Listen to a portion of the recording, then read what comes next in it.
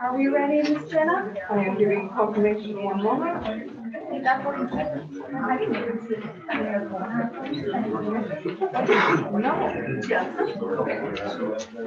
All right, so Jenna has told us that we are operational. Thank you so much for your patience. I have sat in meetings in this room before and just roasted. So if it gets too warm in here, we can absolutely open the door and get a little fresh air. All right, thank you so much.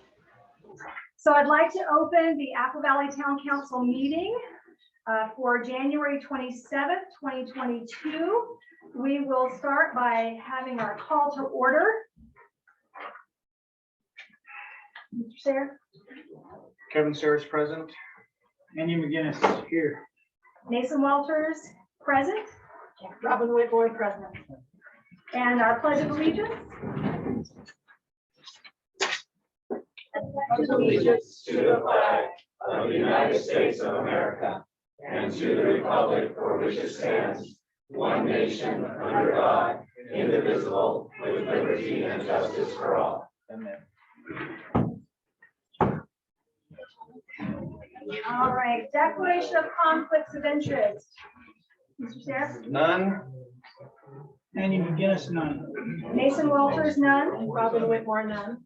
All right, mayor's updates, and this is a very long, potentially long meeting tonight, and I think we're going to have a lot on our plate. I will go ahead and defer that for now. Let's move right into public comments. For our comments, we have a lot of people, and I anticipate there might be a lot of participation in this area. So we are going to limit comments to 3 minutes. And we will make sure that we acknowledge anybody who is online who would like to speak as well. Jenna will be watching for that. And because this is public comments, please absolutely share any thoughts that you have about anything going on in the community, or in particular, anything on the agenda, so that we can hear what you would like us to know for these agenda items in particular. Remember that this is a time for you to share your thoughts with us. This is not going to be a question and answer period. So share any thoughts that you have. Who would like to be first?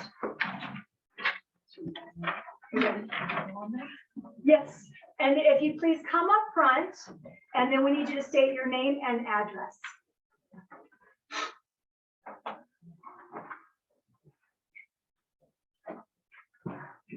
Rich Kopp, 2222 East Ranch Road, over on Bubbling Wells. I just have a concern about the connection from Canaan to the 1 million gallon tank.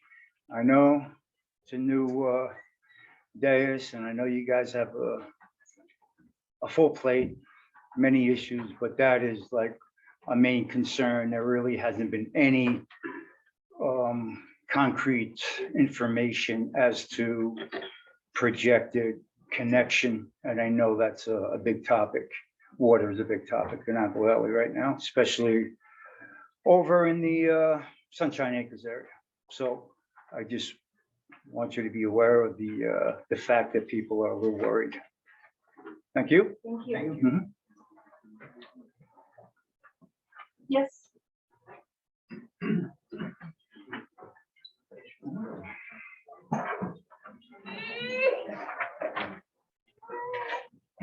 Jason Graham, 1950 East, 2000 South, and I wanted to have opportunity to speak today. We've had an opportunity to speak in private, and I'm concerned about some of the things I'm seeing in Apple Valley. I've only got 3 minutes, so I'm only going to address one particular item, and that's the scandal of you guys hiring back Junior as our fire chief. Now, I understand a new administration coming in and wanted to change directions from the previous system that Mayor Beto had set up. And so I can understand you firing that person and moving on. The process to do that, though, is very specific and very clear. So when you want to then hire somebody back, you post the opening. You follow the rules and procedures that are in the town's codes and manuals, and you hire that person. You interview and you have other people have the opportunity to do that. Instead, you guys just took your buddy deal and hired back your husband's friend to be the fire chief, which is a shame on you moment. And I know my only solace really in this is that I know the Attorney General is paying attention, because that's a problem. There's a way to do things right. You campaigned that you wanted to do things above board, honestly and correctly, but the actions are different than the words. That's all I've got. Thank you. Thank you.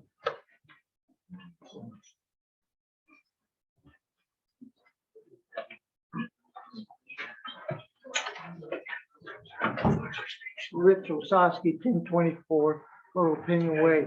Fire station. I would like to speak in favor of Junior. I've known Junior since 2009. He has been extremely helpful to me. He's always been here when was needed. I've never had a problem with Junior.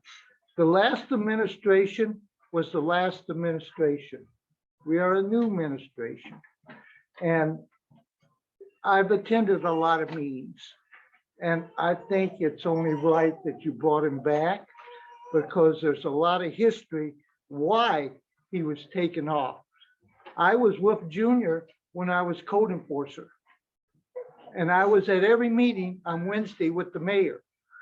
So I know the inside too of why he was let go. And it wasn't because he didn't do his job.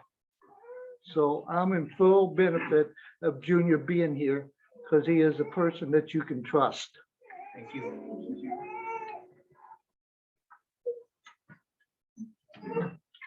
Is there anyone else that would like to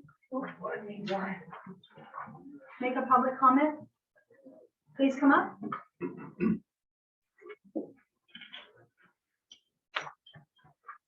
Hello, I'm Patricia Anderson. I hope to be a member of this community sometime very soon. I purchased a 1-acre lot here in Apple Valley in 2020. As part of that sale, I agreed to continue paying a water impact fee of $49, as the prior owner had paid this fee in order to maintain his obligation to the city to help support the water issues here. So I thought I had in place, and with others like me, access to clean water when I was ready to build a house. On the agenda tonight, we are going to discuss, or I presume you're going to discuss, a moratorium on what I consider to be a breach of contract between me and Apple Valley.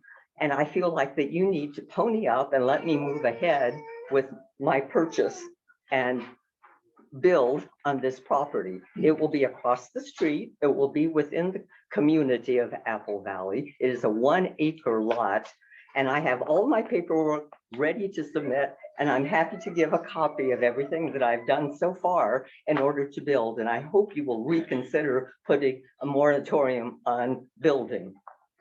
And yes, thank you. Please give Jenna that information. And we will be contacting you now. Thank you. And welcome to Apple Valley. Bye. Travis Home, Husky Lane. Thank you for moving some of my items to March today. And then I would like to request that we move item 11 to March also. We will address that with you when it comes up. Thank you. Okay, thank you. Any other comments? All right, Jenna, do we have anyone online that would like to make a comment? No. All right, thank you. So we will move on to our consent agenda. Item number 1, approval of special town council meeting minutes from January 3rd of 2020. Oh, I'm sorry.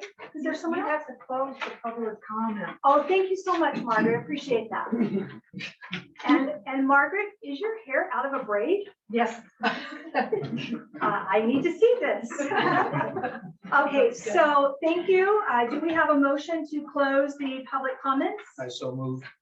Do we have a second? A second. A vote? Aye. Aye. Aye. Aye. Thank you. Moving on to consent agenda, item number 1, approval of special town council meeting minutes from January 3rd of 2022. Have each of you had an opportunity to review those minutes? I've already reviewed them.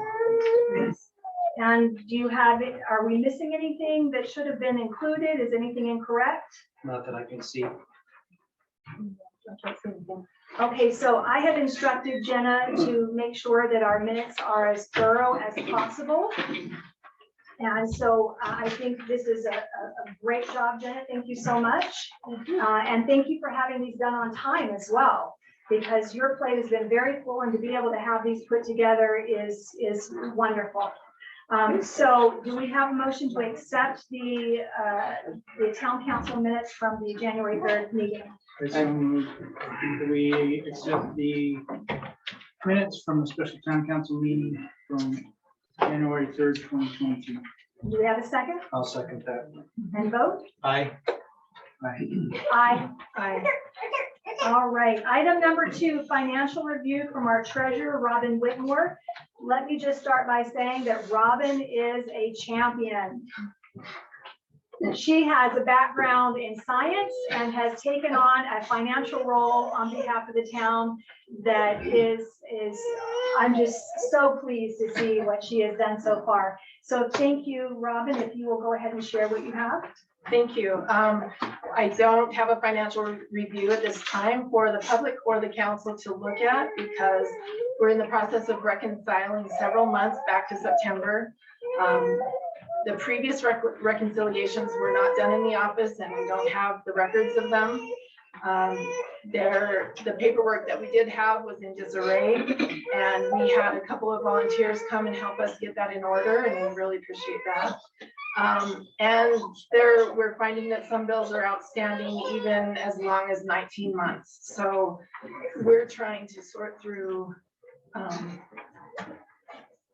all of that before we can present a financial review. Thank you. And what I would say to each of you is that is our obligation as a town to put forward before the residents as well as each of us, so that we can ask questions about what we're spending our money on and why. And so once we get this caught up, moving forward, the residents should expect to see that. And if it's not on an agenda, moving forward, you should ask why and hold us accountable for that. Please do that. All right, so moving on to discussion and action items.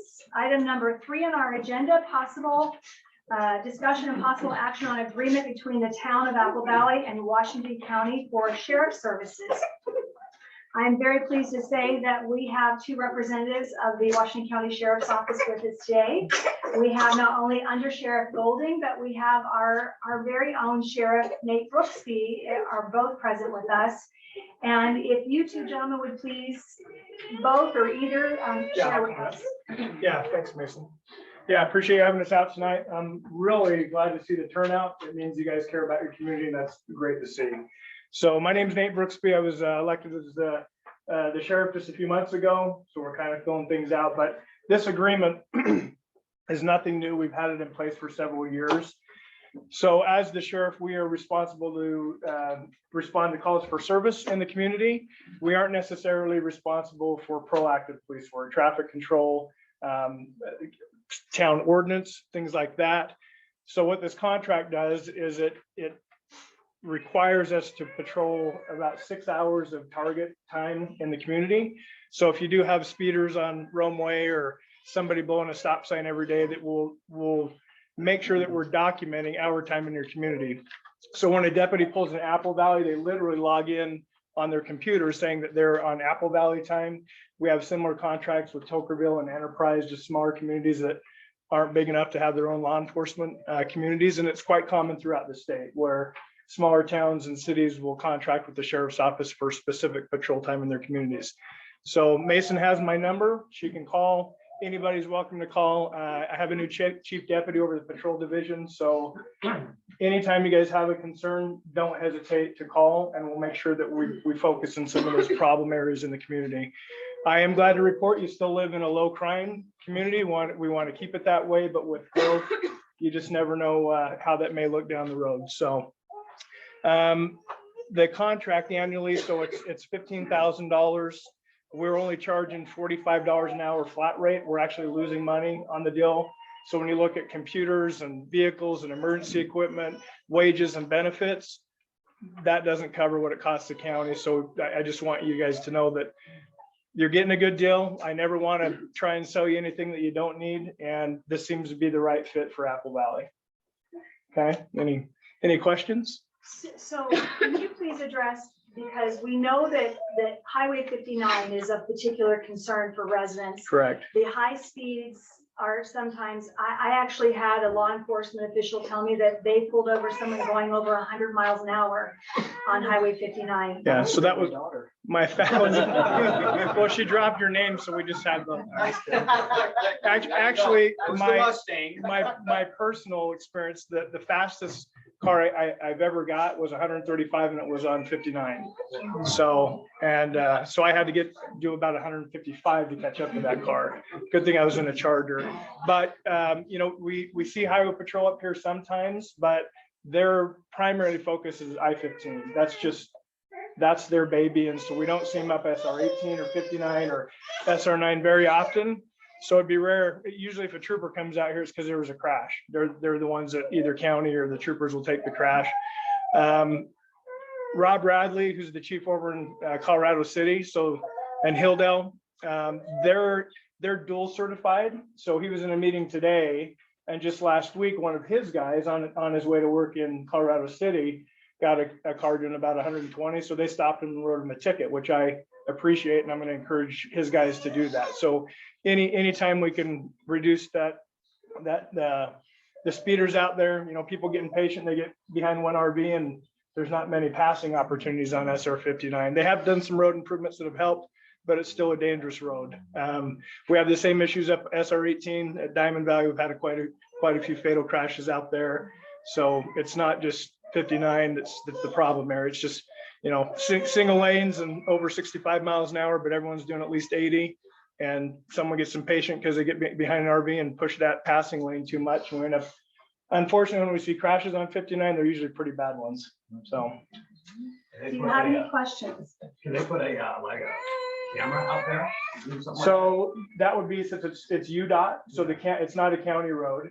So typically if we saw, you know, Diamond Valley is unincorporated. So the county does help out with some of the road and maintenance out there. But typically if we see improvements on state highways, so on 59, it's usually the town working in conjunction with UDOT, and they really want to fix the safety issues. And if you're very nice to them, they'll usually pay for the majority of it. But that would be the conversation with Apple Valley directly to UDOT for any specialty concerns. Have you guys seen any reduction with the 55 mile an hour speed, or people just coming in at 75, 80 still? Okay. Go ahead, sorry. Sorry. North Apple Valley Drive, and because of the little cabins over there, you know, especially you can look forward to the summer because there's a lot of speeding going on down there.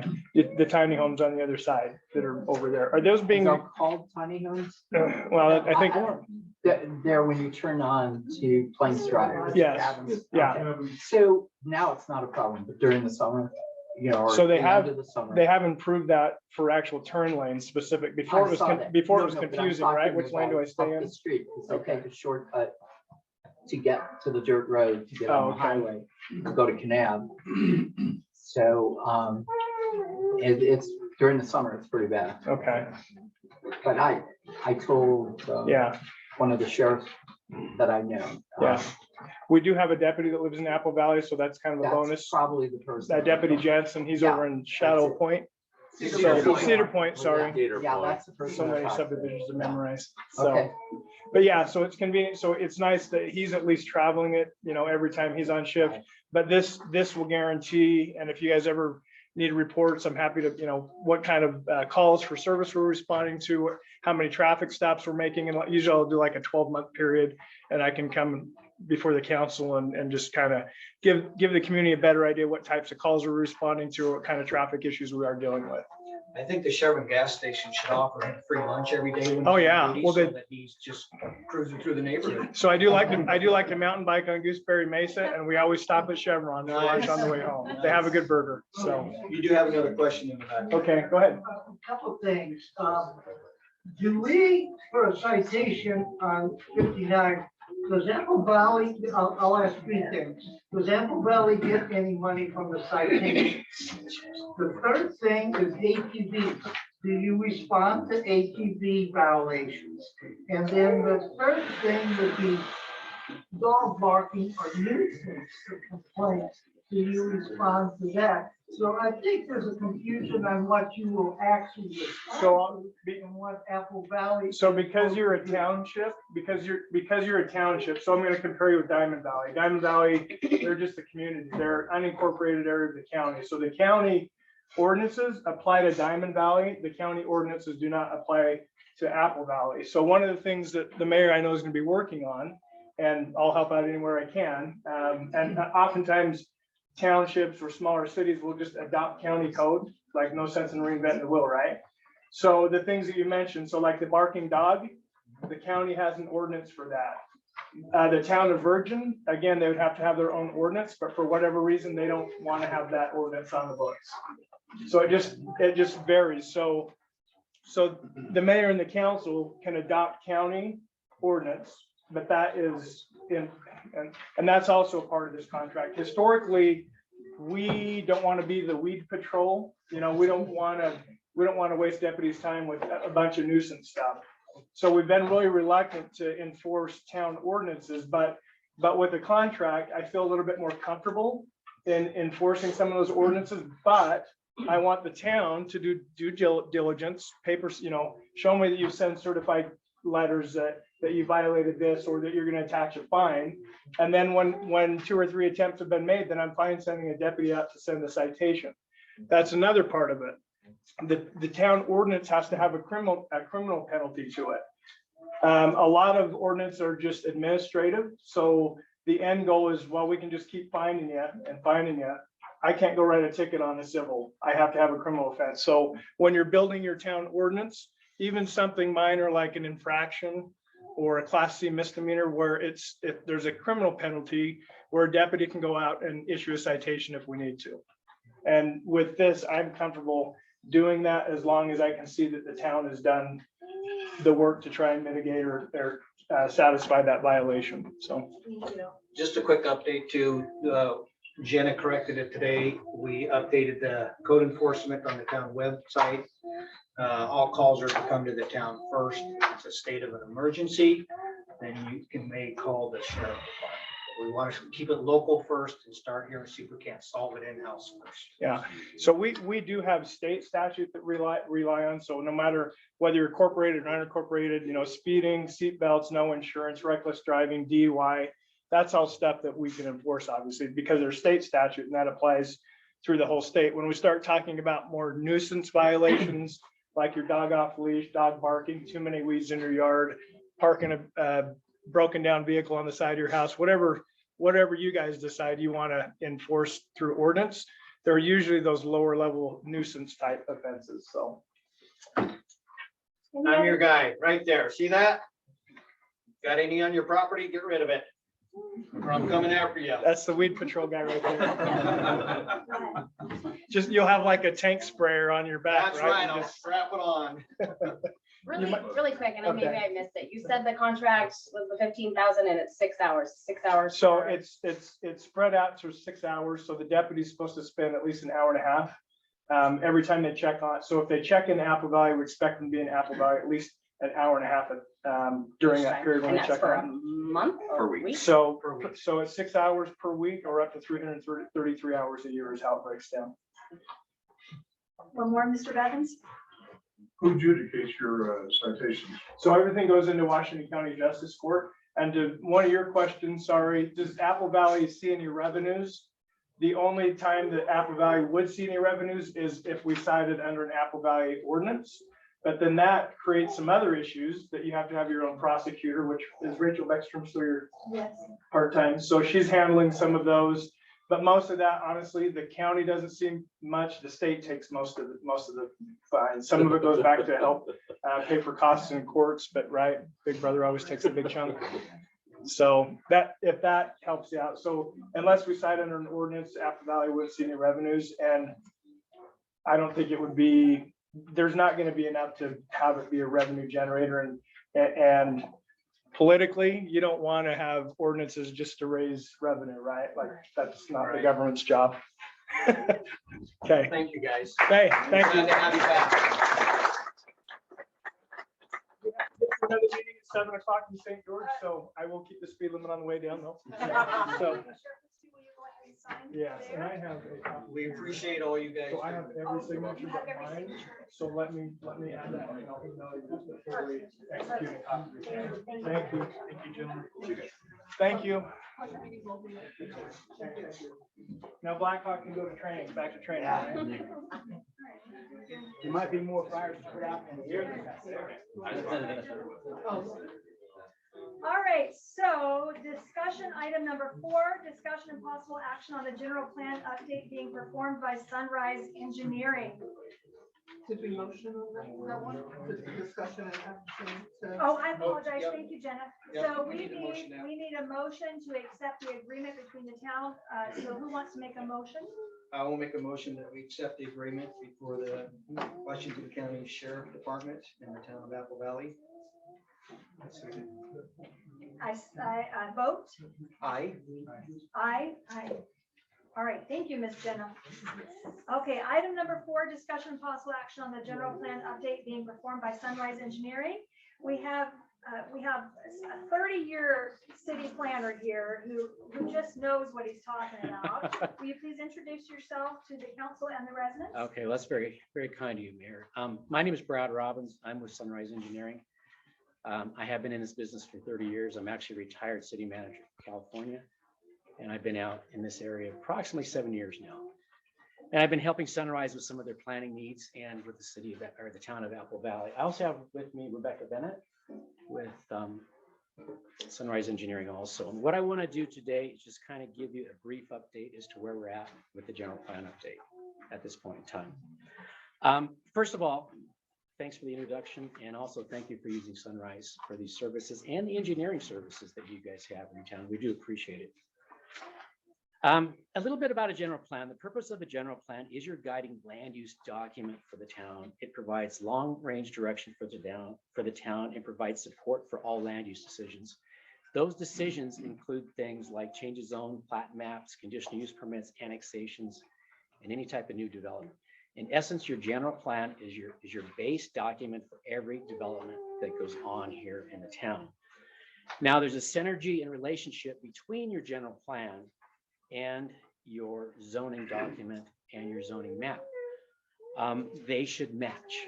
They should match all the time. Unfortunately, at this point in time, from what I've seen in our research in regard to the town, they don't match at this point in time. And that's part of the reason why we are here, to get your general plan and your zoning documents to match. In any type of a general plan, you have goals, you have policies, and again, it's your general direction. A general plan has what's called elements in it. These elements are land use, transportation, housing, recreation, historic element, and then also utilities and public service. When we are done with the general plan update here, you will have those in your general plan, and your zoning and your general plan will match as they should. Now, state law does require 3 elements for you, and that is land use, transportation, and housing. Housing is a little bit different because at this point in time, you are not a community of 1,000 people.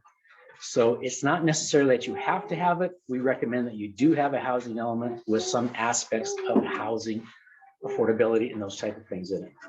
So that'll be part of it. Now, where are we at today? You contracted with Sunrise to do your update for your general plan, as you know. In November, we did meet with Mayor Beto and started the process. Because you had an election, because of the holidays, things kind of went on hiatus for a little while. We have our new mayor, Mayor Walters. We have been talking to her about this process, and we have re-energized it at this point in time. And right now, at this point in time, we have come up with a survey for the town. The mayor has seen it, and I think that the council members do have a copy of that survey.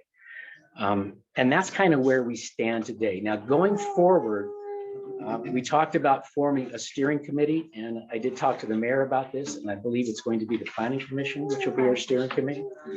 That's important for the community because it gives us the opportunity to bounce ideas off of people that are in a level of authority that can make decisions for us. It keeps the process flowing so it doesn't bog down. So having the planning commission is a great idea, and we do appreciate that. Going from there, we will then, after we do the survey, which we recommend 30 days. And what was the date? The Friday is February 25th, but we could do February 28th, which is the following Monday. Yeah, which is approximately 4 weeks. We recommend that the survey be out for that amount of time. We are going to set up a link from your website to the survey, so anybody in town can go in there and fill that out.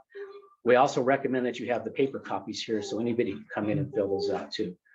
We will coordinate all those different comments and then get that information back to the steering committee so that we can start working on the different elements of the general plan. It's very, very important that the community participate in this. So anybody watching and hearing this, we need your help because we want to find out what the community wants and the direction of this community as we go forward. Now, a general plan is normally good for about 20 years, and that's if you keep on it and you keep updating it through time. So we're really excited about this process. We're happy to be part of it. And I do thank the mayor for giving us some direction to get to this point in time. And that's kind of my update as we go forward. Now, eventually it will go to the planning commission for their approval, denial, or change. And then we'll also come back to the city council. We're hoping to get this done within 5 or 6 months. That concludes my presentation. Are there any questions? No, I've already been at your office numerous times. I remember you. Any other questions? All right, so you have the website address available now. We will have that. We've got it prepared. We were waiting for this meeting tonight to make sure that everything was a go. So we will have it up either tomorrow or Monday. Okay, So, and you'll provide me that information so that we can make it public. well, we're going to put a link on yours. So Perfect, people, perfect. they just go out on yours, link onto that, and then do the survey. Wonderful, thank you So we'll be in much. coordination. I assume it will be with her. Right, Yes. yeah. All right, thank All right. you. Thank you very much. Thanks for your time, you guys. So as far as that goes, for each of you, I don't know if you could hear everything he was saying, but we are updating our general plan. Our general plan is crucial to our vision for our own community for now and into the future. And as he said, it's typically for about 20 years, based on the assumption that you're going to update things as you go. That has really not taken place in Apple Valley for quite some time, but and what he was saying in particular is that we've had issues for, I want to say at least 3 years, where zoning in particular has not been updated. So one of our main jobs initially, so we can even get this process going, is we have to go through all of our records and update our zoning so that they can then move forward. But your input is going to be critical in establishing our overall vision for our community for the next 20 years. So please do either go to our website, or as he said, we will have paper copies here in the office, and we will get the word out as best as we can. With our water bills, we're going to start including a newsletter on the back of that. And so we will include this so that we make sure we reach as many people as possible to get feedback from as many residents as possible for this. So thank you so much for coming tonight. Yes. If my property is in a recorded plat subdivision, is what you're talking about affect that lot? The general plan? Yeah. So the general plan, as he said, is addressing roads. And the three, will you give us the 3 items to answer his question, please? Yeah, the general plan by state law has to address land use, transportation, a little bit of housing, because again, you're a community of less than 1,000. And then there's some optional elements like recreation and historical and those type of things. Your question regarding Will it affect your house? Yeah, the general plan affects everybody's house in one way or the other. Now, is there going to be a change to the general plan designation of an existing home? Probably not. It's more looking at vacant type properties, or if there's some inconsistency that happens to exist out there with a land use, because again, your zoning and your general plan should mesh and come together. Your general plan is the base, and then the zoning implements your general plan. But an existing home in a residential zone, probably no change whatsoever. And if there is, you will know, because you will be notified of that. So in this, Any other questions for Ms. Robbins? Thank you so much for, yeah, you got it. while he's here. Just want to add to that, that pay attention to if you have vacant properties around you, that's how it could affect you. Because that would be future development that would be affected by the general plan and zone changes. But not to your lot, but vacant land around you. I can probably promise you there will be no pig farms next door. Okay, yes. So I was just wondering, I know in our general plan now, we have 1 acre and up. And we have a lot of half acres already been approved for zoning for single residents. And then I know we have a lot on the books that are 1/4 acres. Does that mean we have to change our general plan? I know they've already been approved, some of them. Do we just, well, we did that then and now it's forward? If they are properly platted maps, meaning they're a legal lot of record, there will be no change. It legally exists. So that will not be a problem, regardless of what the zoning is or the general plan. Now, it would be considered pre-existing non-conforming, but if it's legally platted, there will not be a problem with that. But going forward, we could still keep the 1 acre if that's what. If it's legal, if it's been done legally, yes. Okay, thank you. And please, in that survey, you know, you want to share any concerns that you have. There's not just a section for questions, but there's also a section for any concerns that you have, and they will quantify all of those concerns as well. Anyone else? All right, thank you so much. Thank you. Thank you for coming. Okay. Item number 5 is, Can I make a motion? we have a motion to, anyone ready to make a motion on item number I 4? will make a motion that we approve the general plan update being performed by Sunrise Engineering for the town of Apple Valley. I second. And vote? Aye. Aye. Aye. Thank you. All right, item number 5, discussion and possible action on resolution R22-06 residential solid waste disposal fee increase. Kevin, you are I'm your garbage guru. you are the garbage guru. So will Lucky you me. take this, please? Basically, I was forwarded information that they're raising their rates. All we do is pass that rate increase on to the citizens. There's no extra, no more, no forward, no backward. They had a meeting here a few months back. The council determined, this is the Washington County Solid Waste District, enacted a 50% increase to the residential solid waste disposal fee to become effective 50 cents, sorry. Yeah. 50 cents, let's clarify that. Thank you for clarifying that. Hey, we gotta add a little humor in the meeting, right? Just seeing who was awake and who wasn't. And that becomes effective on February 1st of 2022. So basically, we went from $12.50 per month to $13 per month. It's just that simple. And the whole time I've been here in this community, it's probably been raised that amount maybe 2 or 3 times. So if there's no further questions on it. Well, and just so you know, I have read that they do plan to raise that fairly regularly. Okay, well, there you go. So we'll see that again. Okay, All right, do we have a motion to accept this? I will make a motion that we, approve resolution R-2022-06 for the increase in solid waste disposal fees. Yeah, I second. And a vote? Aye. Aye. Aye. Aye. All right, thank you. And now moving on to item number 6. discussion and possible action on resolution R-2022-07, appointment of town clerk and recorder for the town of Apple Valley. This was tabled from last month's meeting. And I think it was tabled to give us, the new council, an opportunity to be the one to appoint this position. In that time period, I have been able to personally observe Jenna's performance. And so I will speak, and then if any of you want to as well. What I have seen in Jenna is a willingness to learn, because this is a big job. As I mentioned before, she is our only staff member.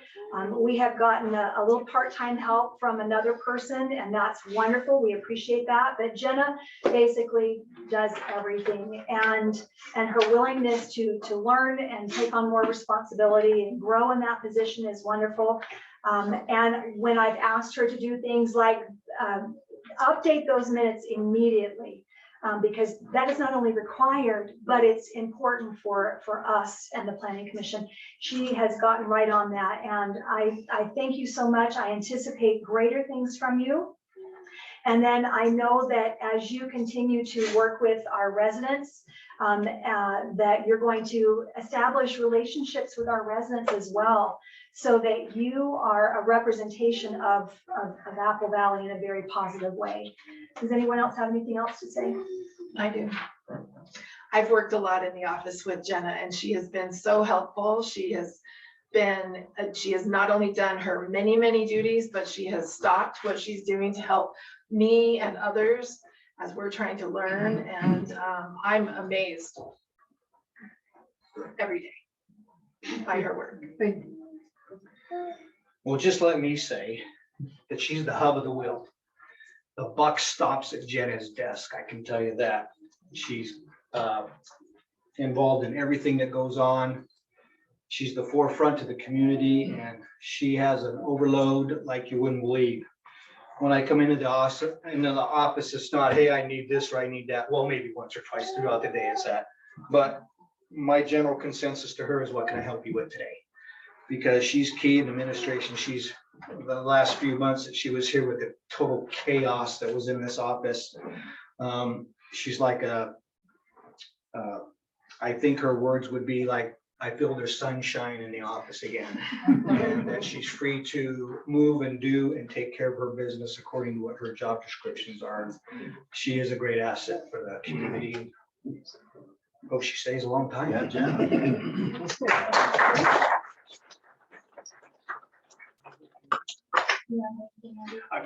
Y'all said it all. Thank you for all that you do. Thank you all. Good job. Do we have a motion? I make a motion that we. I have a question. Yes, ma'am. And or a suggestion. I've dealt with Jenna a number of times in the last month, and it would be really beneficial, I think, for Apple Valley as well as Jenna, if updates to the website would be corrected and useful for those of us that pretty much access everything. Since we don't live here in Apple Valley, a lot of the back and forth of telephones, communications, going to a form that doesn't work, back and forth, really wastes a lot of useful time that I'm sure Jenna could use doing something a little more advantageous. I'll answer that for you. You're right. It's hasn't been touched in 4 or 5 years. Well, And no, so that's we're not working true. on that. 2 years ago, there was a part-time IT person that was here. All right. Because I worked with him when I first came to Apple Valley, when I bought the property here, and he was very useful. And most of what, he showed me and pointed me to worked.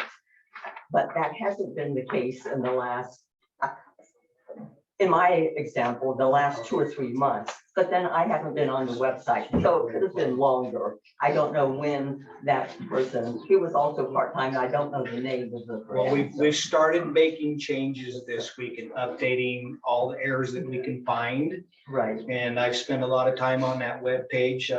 I've gotten quite comfortable with it. I don't make the changes because I don't like computers and they don't like me. But I text her or email her, and when she gets a moment, she goes in and makes those corrections. And so we're going to continue working on that diligently and hope to bring a lot more forward that the As a citizens can retired IT access person, that. it's like Right, so they don't even have to call the town or come down here. You can simply go to the webpage and And stop find If everything. you have anything that you see, just email me. and Yeah, I will, absolutely. you know, For example, the will serve letter that Yeah. I spent quite a bit of time back and forth trying to research, because it's part of the building process. And I was trying to get all of the documentation that was required to submit to start the build process for my lot that's on North Apple Valley Way. And there isn't a one place where you can get all of that information. So for the last week, I spent lots and lots of time, not useful, but going back and forth to Washington County, to Apple Valley, comparing what Washington County says is a lot and 1 acre and the footage and the setbacks and back and forth with my hopefully potential builder. And it's caused a lot of concern and stress that I think that wasn't necessary, All you right. know, for anyone. Thank you, Ms. Anderson. And please, we appreciate that suggestion. Yep. We'll work with Jenna to update that website. At this point, moving forward through the rest of this meeting, though, if you do have a great constructive suggestion like that, please email the town. We need to move through our agenda, so we're not going to be taking comments at this point. But if you do have a wonderful suggestion like that, please communicate with Jenna, clerk@applevalleyut.gov. And we're going to just start working on all of these issues. Absolutely, because we do recognize that there's a need. Okay, so did we take a vote on this resolution? We need to make I have Robin motioned and then. Oh, that's right. I'll second that. All right, vote. Aye. Aye. All right, so 4 ayes on that motion. That is accepted. And Jenna Vizcardo is our clerk and recorder. You get to sign off on your own position. Moving on to item number 7, discussion possible action on resolution R-2022-08, appointment of alternate member of the Planning Commission. So in the last meeting, our January 3rd meeting, we did appoint some regular Planning Commission members. And I asked in that meeting for volunteers to serve as alternates. We also sent out a postcard in this beginning of December asking for volunteers for the Planning Commission. And as of to date, we've only received 1 volunteer, but we appreciate her because in this role, there are times where a regular Planning Commission member cannot be present because they have things that come up as well. And so having an alternate would then allow us to still have a quorum and to move forward with our meetings. And so the 1 volunteer that we've had thus far, and we really would appreciate another volunteer so that we have 2 alternates. But Margaret Osowski has volunteered to serve as an alternate for the Planning Commission. And she does have history. She has actually served in this role before. And you recognize her because she comes to our meetings on a regular basis. She is familiar with our ordinances and familiar with our history, which is going to be important. So I'm thankful that she has volunteered to accept that role. Do we have any questions or concerns, or do we want to have her speak? She doesn't want to speak, but I want to speak. Then I'll take a minute to Okay. speak on her behalf. And I've talked to Margaret numerous times throughout the years, and we've been enemies and friends numerous times, but we're in the friend state right now. And yeah, it's cool. Me and Margaret, me and Richard too. It's all good. We're neighbors. But they have been, sometimes for better or for worse, devoted to this community 100%. I haven't always agreed with them eye to eye, but in many cases, they are quite capable of pointing out errors and wrongs that have gone on in this community, and they have stuck to their guns with those concerns. And for that, I do appreciate them. And sometimes when I was on the council before, it was even against me because I certainly made some errors. I learned a lot back then. I was a greenhorn. Politics is not easy. Being up here on this council is not easy. I've been slapped, slandered, threatened with felony charges. I can go on with the list on and on for the last 7 months, but I endured. You know why? Because I'm here to serve. And I'm here to protect my community and if need be myself. Anyway, Margaret, I'm glad you're coming on board. She's also going to help with crowd control and ordinances for the, yeah, we'll get into that one later anyway. I'm glad she's going to be here. All right, do we have a motion for this? Go ahead. All right, I make a motion on resolution R 2022-08, the appointment of Margaret Osowski to the Planning Commission as an alternate. Vote? Aye. Aye. Aye. All right, so Margaret. Welcome aboard, Margaret. Welcome aboard. Thank you. All right, moving on to item number 8, discussion and possible action of resolution R-2. I put 2002, so that should be amended to 2022-09. It is correct on the resolution itself, however. Appointment of town purchasing agent. So in our ordinances, we do require that we designate a purchasing agent. This person is required to determine the purchasing needs of the town and if necessary to get bids so that we make sure that we are getting the best value for our money, do research on purchases. And so this role is someone that should be in the office on a regular basis, working with functions on a regular basis. And so the ordinance is designating me as the mayor to be the purchasing agent. And that makes sense because I am that person who will be here most often other than Jenna and have access to, the ability to do that on a regular basis. So do you have any questions or concerns about that? Well, my only concerns is that we haven't had one since Ben was here in office, and that goes back a long way. So we've been operating illegally with our own ordinances. I'm glad we're fixing it. Do we have a motion? Yeah, there's a good one, huh? I will make a motion on resolution 2022-09 to the appointment of the town purchasing agent to be Mason Walters. Can you just repeat it back? It's R2022. Did I not say that? Yeah, you did. Oh, it is? Okay. Yeah. Okay. I said R2022-09. Perfect. I second. Vote? Aye. Aye. Aye. All right, so that resolution has passed. Thank you. Item number 9, discussion and possible action on resolution R-2022-10, appointment of a town council member. So at our January 3rd meeting, we did verbally, oh, you just walked in at the right time. Perfect.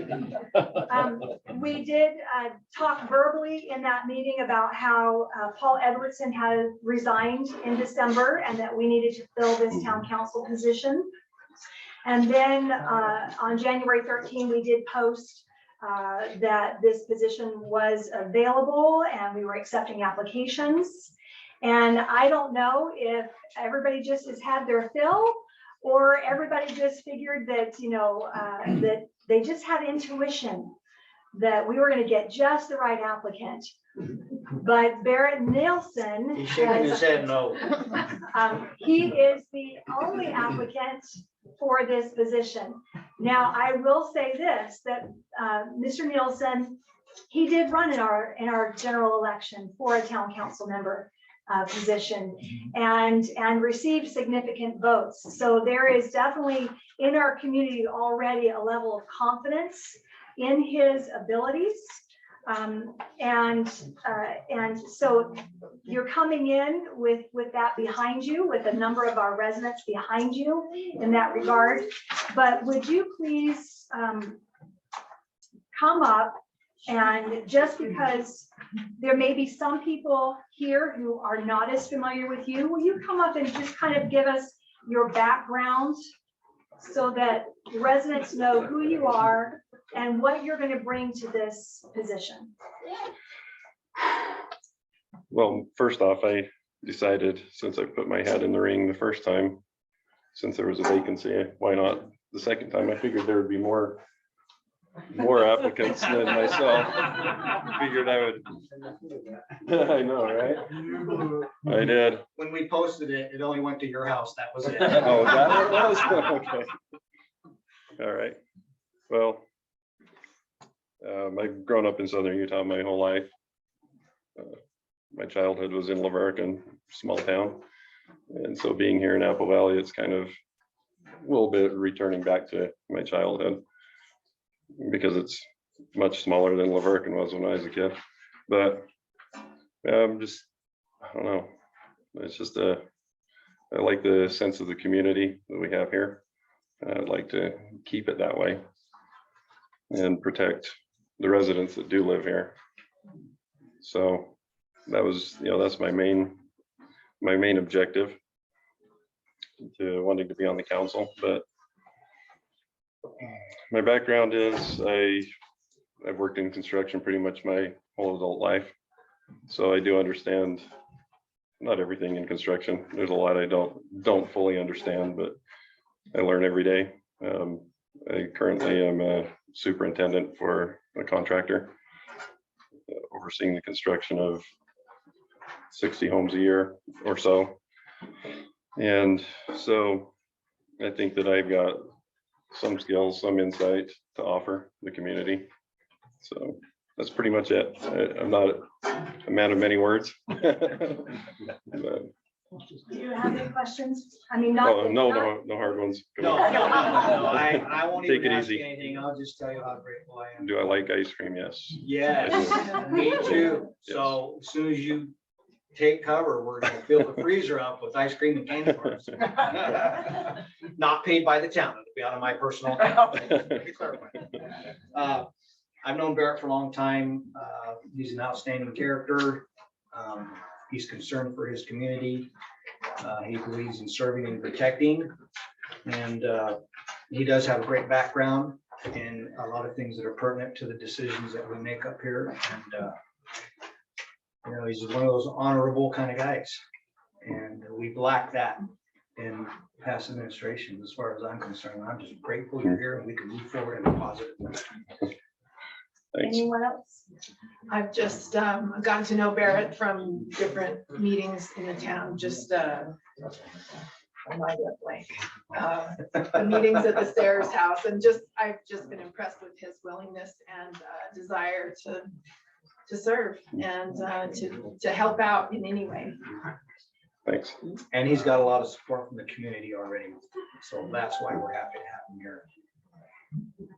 Andy? He's a good man. It'd be good to have him on board.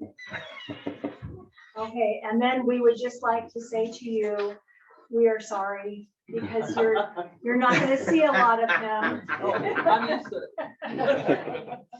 Right. So we appreciate your willingness to serve. Your term will be for 24 months and it will finish January 3rd of 2024, which is essentially the role, the position that you were running for. Right. Is the 2-year term. So get ready, take your vitamins.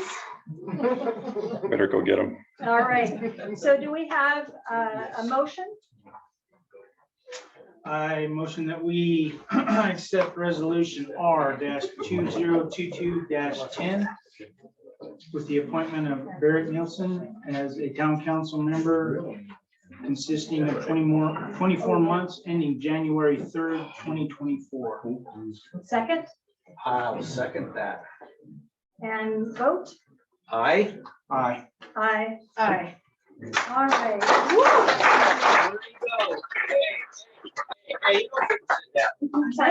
You gotta sit up here. Well, he's got to swear in Yes, first. So we're going to swear him in so that he can actually join us up here on the dais and participate in the rest of the evening's festivities. Come on up. And so You can come over here to Jenna and we will swear you in. Jenna, as our newly authorized recorder, she can administer the oath.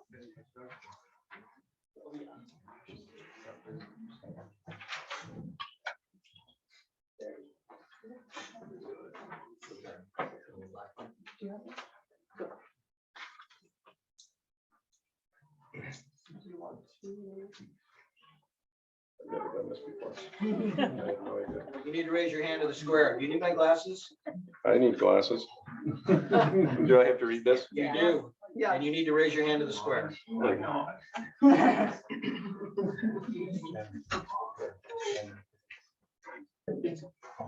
Oh, that's much better. It's foggy. I, Barrett Nielsen, having been elected or appointed to the office of Town Council for the Town of Apple Valley, do solemnly swear that I will support, obey, and defend the Constitution of the United States and the Constitution of the State of Utah, and that I will discharge the duties of my office with fidelity. Amen. Okay. Amen.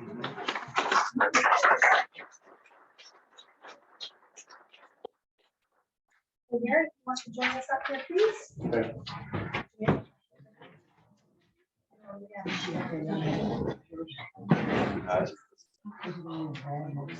All right, so as Barrett walks up here, just want to let you know that we have had some items that are going to be tabled in this agenda. Item number 10, discussion and possible action on AB-1313-D-1, zoning change application, applicant Travis Holmes. Do we have a motion to table this item? Yeah, I will make the motion that we table, sorry, having my glasses on in here. It's AB 1313, right? Yes, sir. Yeah, AB, I make a motion that we table AB-1313-D-1. Do we have a second? A second. And vote? Mayor? Yes, sir. Usually when you table a matter, table means you're not going to bring it back up until some point in the future. If you continue it, it comes up on the very next meeting's agenda. Thank you. When you table it, usually you'd say when, is it until the applicant requests that it be put back on the agenda, or is it for 30 days Thank you or so whatever much. the case may be? You are correct. And It's this, March of 2022. thank you. This got changed at the last minute. So what date was it? March of 2022. All of these tablings will be March of 2022. Okay. Do you want me to repeat it? Yes, please. Okay, I'll make a motion that we table AB-1313-D-1 as requested by the applicant until March, It's actually by the owner. by the owner, excuse me, until March 30th, No, just March. just March of 2022. I second. Vote. Aye. Aye. Aye. Aye. All right, so in some of these cases, the applicant is not the owner. So that's why we're going with the owner as opposed to the applicant. In the next case, it is also the owner that has requested the table. So item number 11, do we have a motion to do the same thing? Well, I'll be a professional at this by the time we stop, so let me go ahead and do it. I make a motion that we table AB-1318 as requested by the owner until March 2022. I second. Vote. Aye. Aye. Aye. Aye. Aye. Item number 12, same thing, and in this case, it would be the applicant is requesting this item be tabled. I make a motion that we table item AV 2184 and AV 2165 until, as requested by the owner, the applicant, sorry, until March of 22. Second, Second. vote. Aye. Aye. Aye. Aye. Aye. That is 5 ayes and 0 nays. All right, item number 13. Okay, we're finally to something that's not tabled. So item number 13, discussion and possible action on AV-1366-D-1, zoning change application. The owner for is Zion Tiny Homes, Matt Jessup. So does everyone have are you up to speed on this particular application? All right. So in this case, the applicant has requested a zone change from the current zoning of open space transitional to single-family quarter-acre lots. And so who wants to start the discussion? Well, the general plan does show that this is a commercial location.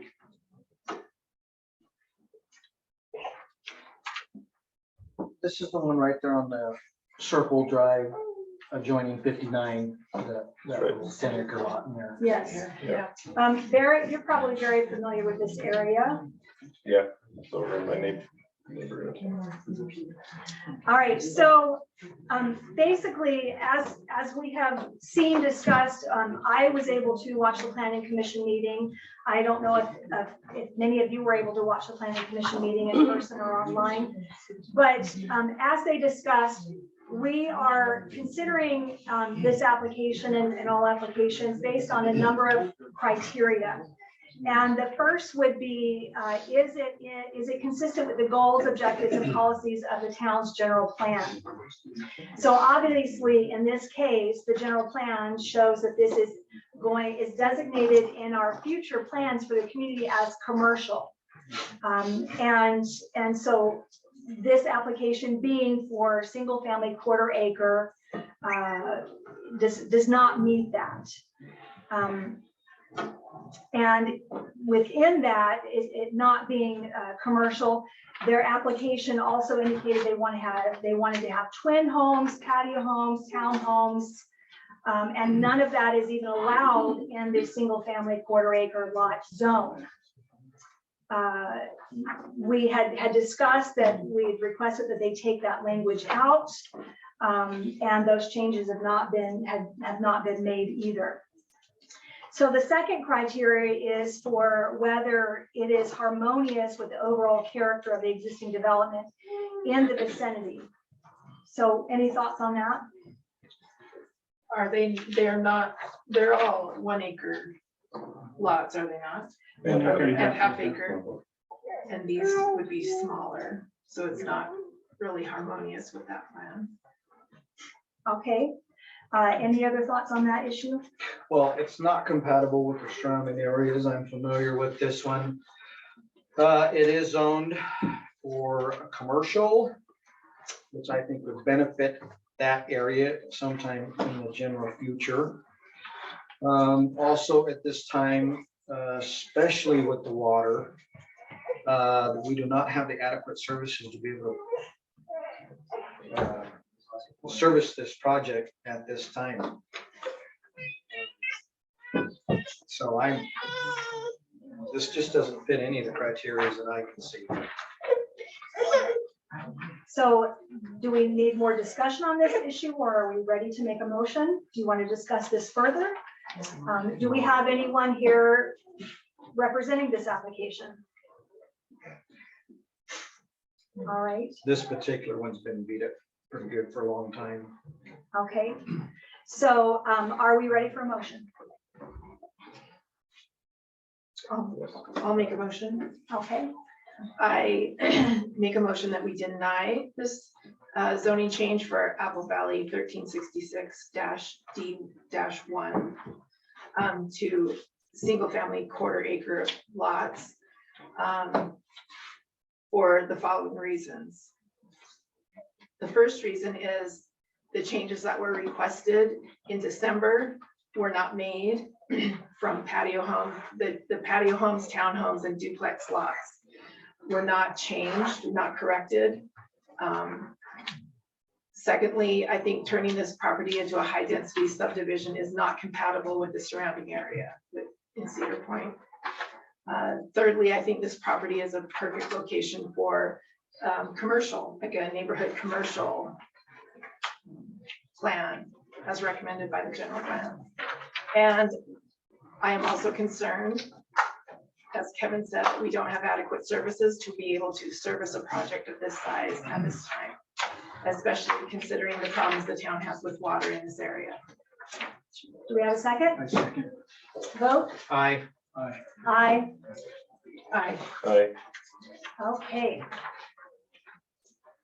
So moving on to item number 14.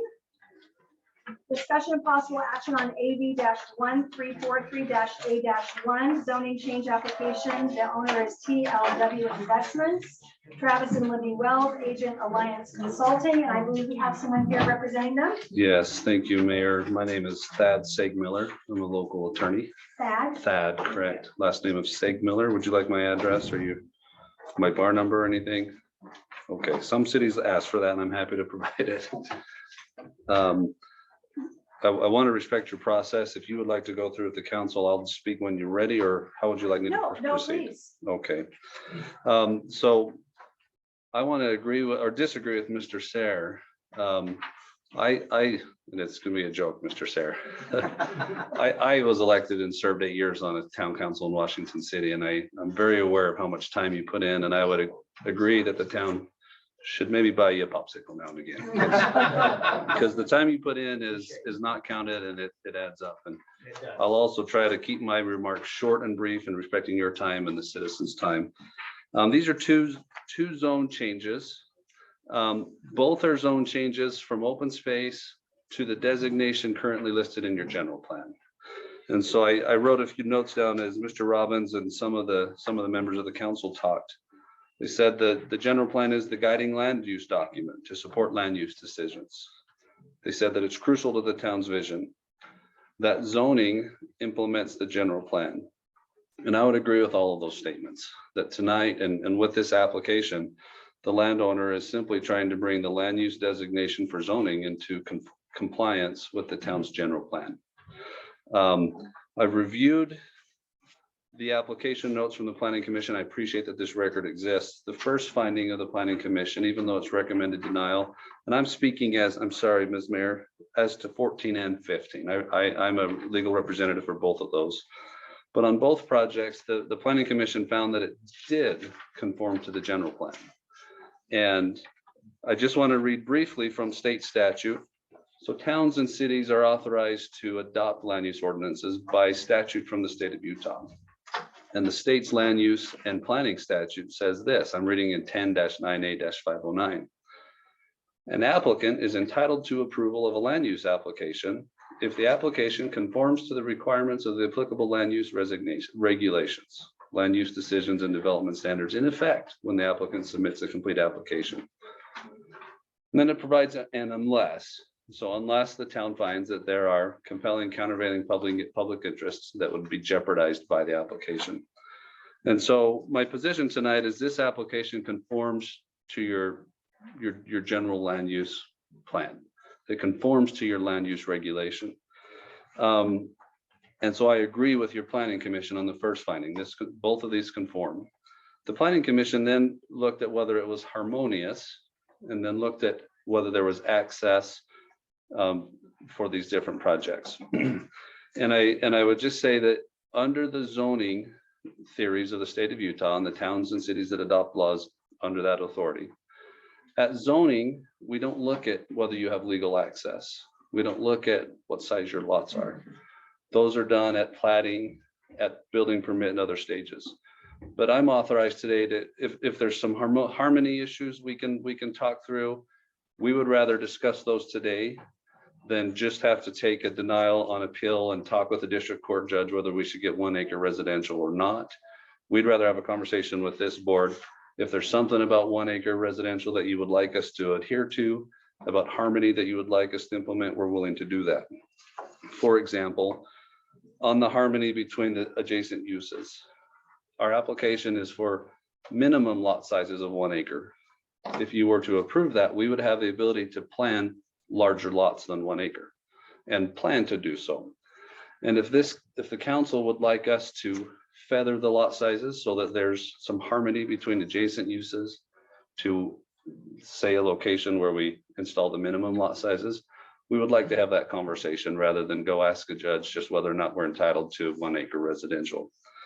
As to access, our plan is to bring you access plans if we were to bring you preliminary or final plats and go and address access at those points. But if there's concerns of access or principles of access that you would like us to adhere to in conjunction with the zone approval, we would be willing to discuss those and work through those tonight as well. Any questions, Ms. Mayor or the council? Do you have any questions? One concern I have is keep throwing out the threat of we're gonna have to go before a judge. Yeah, so So I'll address that because that's fair. yeah. Your Why do ordinance, you have to hold that over us to get us to make a decision in your favor?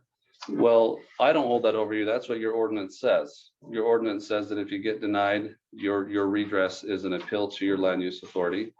And so I don't know who your land use authority is designated to be, but if you deny us, our only redress is to make an appeal. And then if your land use authority denies the appeal, per state law, our only redress is to appeal to a district court. And so the reason I'm stating that is because that's the only avenue left. And the reason it's relevant to these applications is they're asking you to give them the designation that exists on your current general plan. And so if they're denied for an application to your current governing land use regulation, and they feel like they've been wronged, they only have one avenue left, which is an appeal. And so I don't want it to hang over. I'd rather talk about details and principles that might be addressed. But you're right. If there's a denial and the client wants to appeal, that would happen. Thank you. Any other questions? So when you're saying that you're going for a zone change to 1 acre lots. 1 acre minimum residential Yeah, but estate. when you get an approval for 1 acre, then they can all be 1 acre. Not necessarily, because this same council gets to look at the preliminary plat. And if you don't think it is harmonious with this side use, you can still deny a preliminary plat.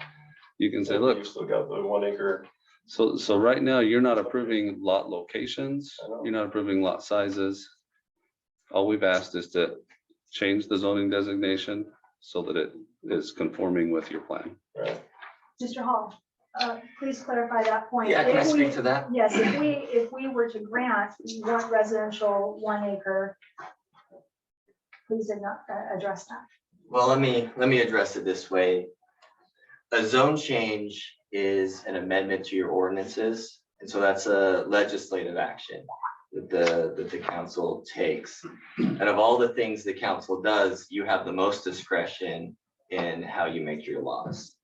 Now, I disagree on the comments about the preliminary plat. It's actually more difficult to say no to a preliminary plat application than it is to say to a zone change application. There's a state code that says that as long as the culinary water provider and the provider over the sewer system approves, and as long as all the other ordinances are satisfied, the town shall approve the preliminary plat. And so of all the times to address these concerns about infrastructure, and whether it's harmonious with surrounding properties, now's the time when the council has the most discretion. I will say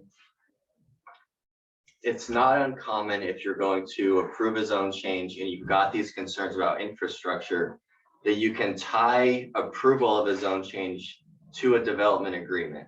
And that agreement can basically the applicant has to agree that they can't develop until whatever the infrastructure is that the council is concerned about is in place.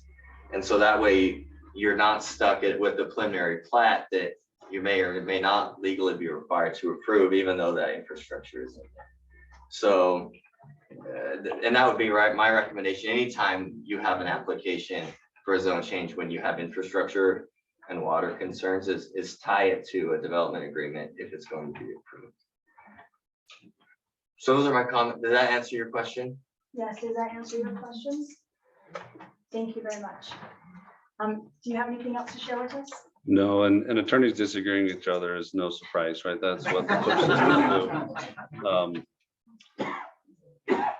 Zone changes are not where you do development agreements. Development agreements don't talk about the designation of the land use. Development agreements talk about the water system and how you're going to pay for it, the sewer and how you're going to pay for it, all of the infrastructure. And so those happen. Those are very common.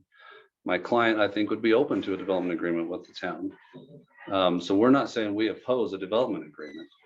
But what are you going to tell us to attach to a zone designation that complies with your general plan? We're just asking you to give us a zone designation so we can start the conversation of what are we going to do to get all of the amenities in here to satisfy the town's expectations, to deal with the town's concerns. Until we have a zone designation, we don't even have a conversation to start with the town. And so we're not opposed to an agreement with the town. I've tried to be open even tonight. If there's principles and things you would like to connect to a zone approval, we're open to those tonight. We would rather that than a yes or no appeal. But I don't believe that the law, I don't know what we would talk about in the development agreement to connect to a zone change. I would love to talk about those details if we can get a zone designation. All right, thank you very much. Mhm. All right, so we need to start a discussion on this. Those were great questions. Thank you, Derek. You're already a great addition to the council. One of the things that I've come across, oh, you can sit down. Okay. Thank you. I apologize. I should No, that's all right. let you know.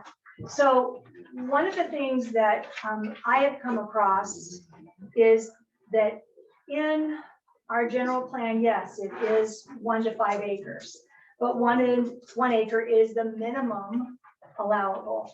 And I have come across that we are not obligated to grant the highest and best use available. That if we determine that that area in particular is better suited to larger lots, then we do have that discretion. So what are your thoughts on that area in regards to larger lots versus 1 acre lots? Well, I think with AB 1343 has Gold's Wash that goes through it. And so it seems like that would be more fitting for larger lots. Gold Wash, I mean, Yeah, it's wash right there. yeah. The main thing I'm still concerned with going forward with all the new data that's come forward and where we're trying to go from here and get ourselves caught up so that we can handle the developers and the builders and the community moving forward. We know there's going to be building. We know that Apple Valley is a prime location for it.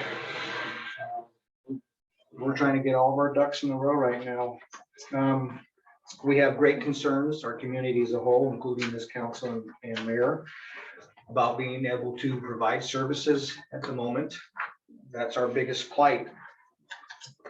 And so we're gonna vote or make motions erring on the side of safety moving forward until we can get all these accommodations straightened out for you guys. Firstly, if somebody wants to build a 5 acre lot out there, I'd be one of your first candidates to buy one because I like to live on elbow room. Even a 1 acre is feeling a little crouched in myself right now. So those are really my main concerns with moving forward with this AB 1343-A-1 and the fact that it's got the big Gold Wash running through it. So that's been the problem all along. We're just kind of at the tail end here of where we should go and what we should be doing for our community as a whole. I just want to state myself really clearly here that we are not against development. We have rights. We also need to make sure we have the assets to accommodate you. That would be really sad for you to go through all this and get all that going, and then it's like we can't accommodate it. No one would benefit by that. So this board and this council and our mayor, our goal is to make sure we have sustainability now and in the future. And we don't quite have all that at our fingertips yet. So that's our biggest problem. One of the things that I did come across is, the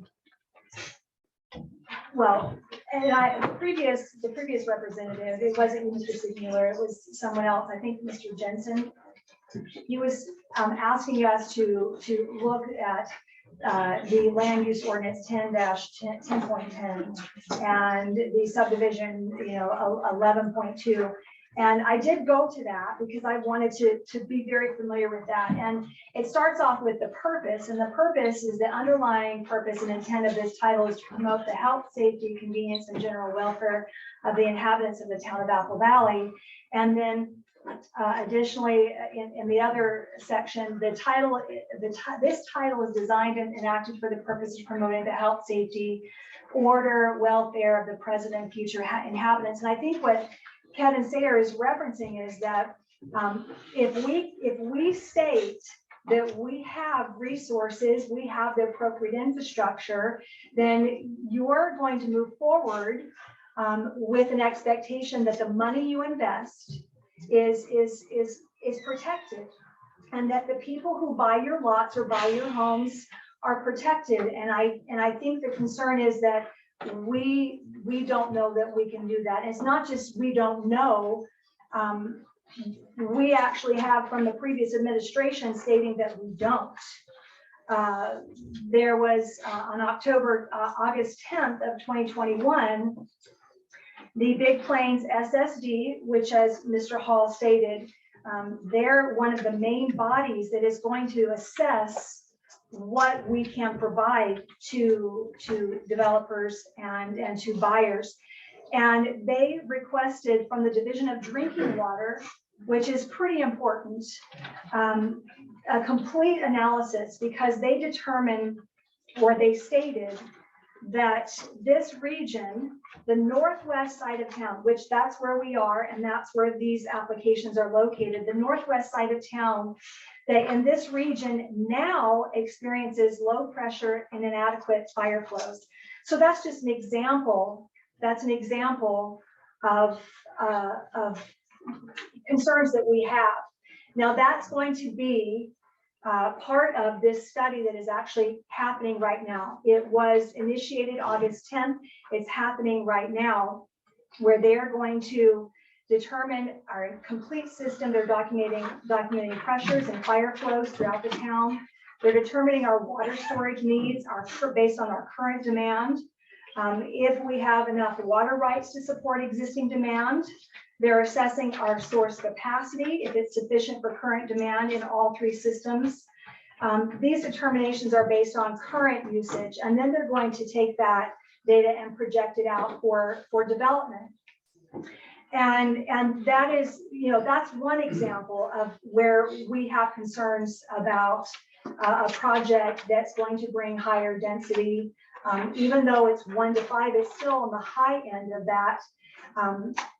Our overall concern is about infrastructure in general, but that is an example of one area where the Department of Drinking Water approved that, because they acknowledge that that is something that our community needs to understand as we prepare for future growth. The sewage is also a concern for me personally. The 1997 Hansen, Allen, and Luce study, which is widely accepted throughout the county, it is the gold standard essentially in the county, states that for the health and safety of residents, we have to protect our groundwater. And we are in the process of, if you stay for the next meeting, we're in the process of discussions with Ash Creek. Because what we have seen, and I would have our water master speak to this, please. What we've seen in the last 6 months in particular is that part-time politicians have been dictating what is happening in town without the expertise of our water master. This study states that there should be no septic system on less than 7 acres. And when I actually met with Ash Creek, they said in Hurricane, they don't permit anything on less than 9 acres if you are not connecting to their transmission line. In Apple Valley, it's 7 acres. And yet in the last 6 months, we have had developments that have been permitted with septic on 1 acre lots. We have had developments be able to retract agreements where they were going to have treatment systems for large parcels and large lots. And so the fact that this is happening without the appropriate authority being able to participate, we need Ash Creek's expertise in this so that we protect our groundwater. We protect your groundwater. That is a fundamental right that you have for safe drinking water. So would you please speak to what you've been seeing? As far as the aquifers and as far as the Well, water. as far as you and I were talking about the Ash Creek being able to take on that responsibility for us. Well, I think it'd be a great role. We need to start doing at least level 3 treatment in the town, like she said. We can't just keep poking hoop holes in the ground out here and putting our waste into the ground. We're growing fast. We've got to be ahead of the curve on this. And we've got to cut stuff off before it becomes a problem. Bringing Ash Creek in for us to grow is a smart idea. For them to be able to enforce that and to give us their expertise and their knowledge of what we need to do to be going forward to keep our groundwater safe. Thank you so much. So as far as that part of the discussion that Mr. Sayre is concerned about, those are just some examples of things that we can't guarantee at this point. We need this data to be able to protect these fundamental rights of existing and future residents and the developers who want to put money into Apple Valley. Because if we say that we can provide this infrastructure and we can't, then that is detrimental to those developers as well. Any other thoughts that?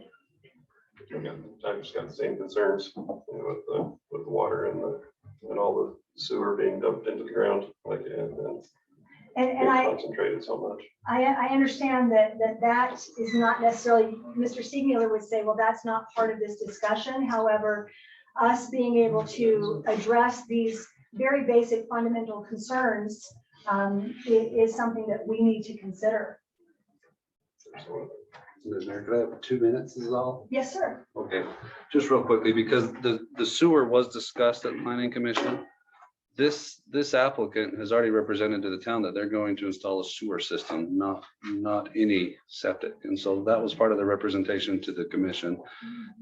That's something they would be, I'm authorized to continue to represent on their behalf. Or is there a system like that already installed? Well, that get information on, because my understanding is there's not very many. So there are some that we can get the technical people to bring to your technical people and have be reviewed and approved if it's satisfactory. But the reality is what you're all saying, those don't exist yet. If the town wants connections to an Ash Creek line, maybe that's what it becomes. The way that little towns deal with pressures of growth is they lean on developers and say, this is what we would like to accomplish. And your project needs to help us get there. If your concern is your water lines don't have enough capacity, when a developer shows up, you tell them, look, you're going to need to upsize the capacity. And so we recognize that we have an obligation to the town to help build and grow. But we also think you have an obligation to allow an application for the general use that you designate. But yeah, we're open to installing a sewer system. We would agree to no septics. We would agree to that. As of right now, from what I understand with all the conversations I've had, is that those level 3s are not completely, they're still in their test period phases, and there are a few out there that have been being monitored for a while, and they're hoping to complete those sometime here in the next 6 months, that they can actually give us some real raw data on this, if they're doing what they're claiming to be doing. Yeah, there are level 3 sewer systems that exist and are functional. Where I defer to the experts. The goal with those is to avoid septic systems that leach into your aquifer, right? You just mentioned that the town would like to have an agreement with Ash Creek. I haven't observed that conversation. I don't know how the discussions are going, but there's ways to take care of your sewer that are better than septic, and our client's willing to work with the town to accomplish that. If the town doesn't want a level 3, let's talk about what you want. Let's see if we can accomplish it. Thank you. Yes, sir. I just want to make sure we're clear on one point. When a zone change is granted, if there are no conditions with it, then the applicant is entitled to whatever the ordinances say are permitted in that zone.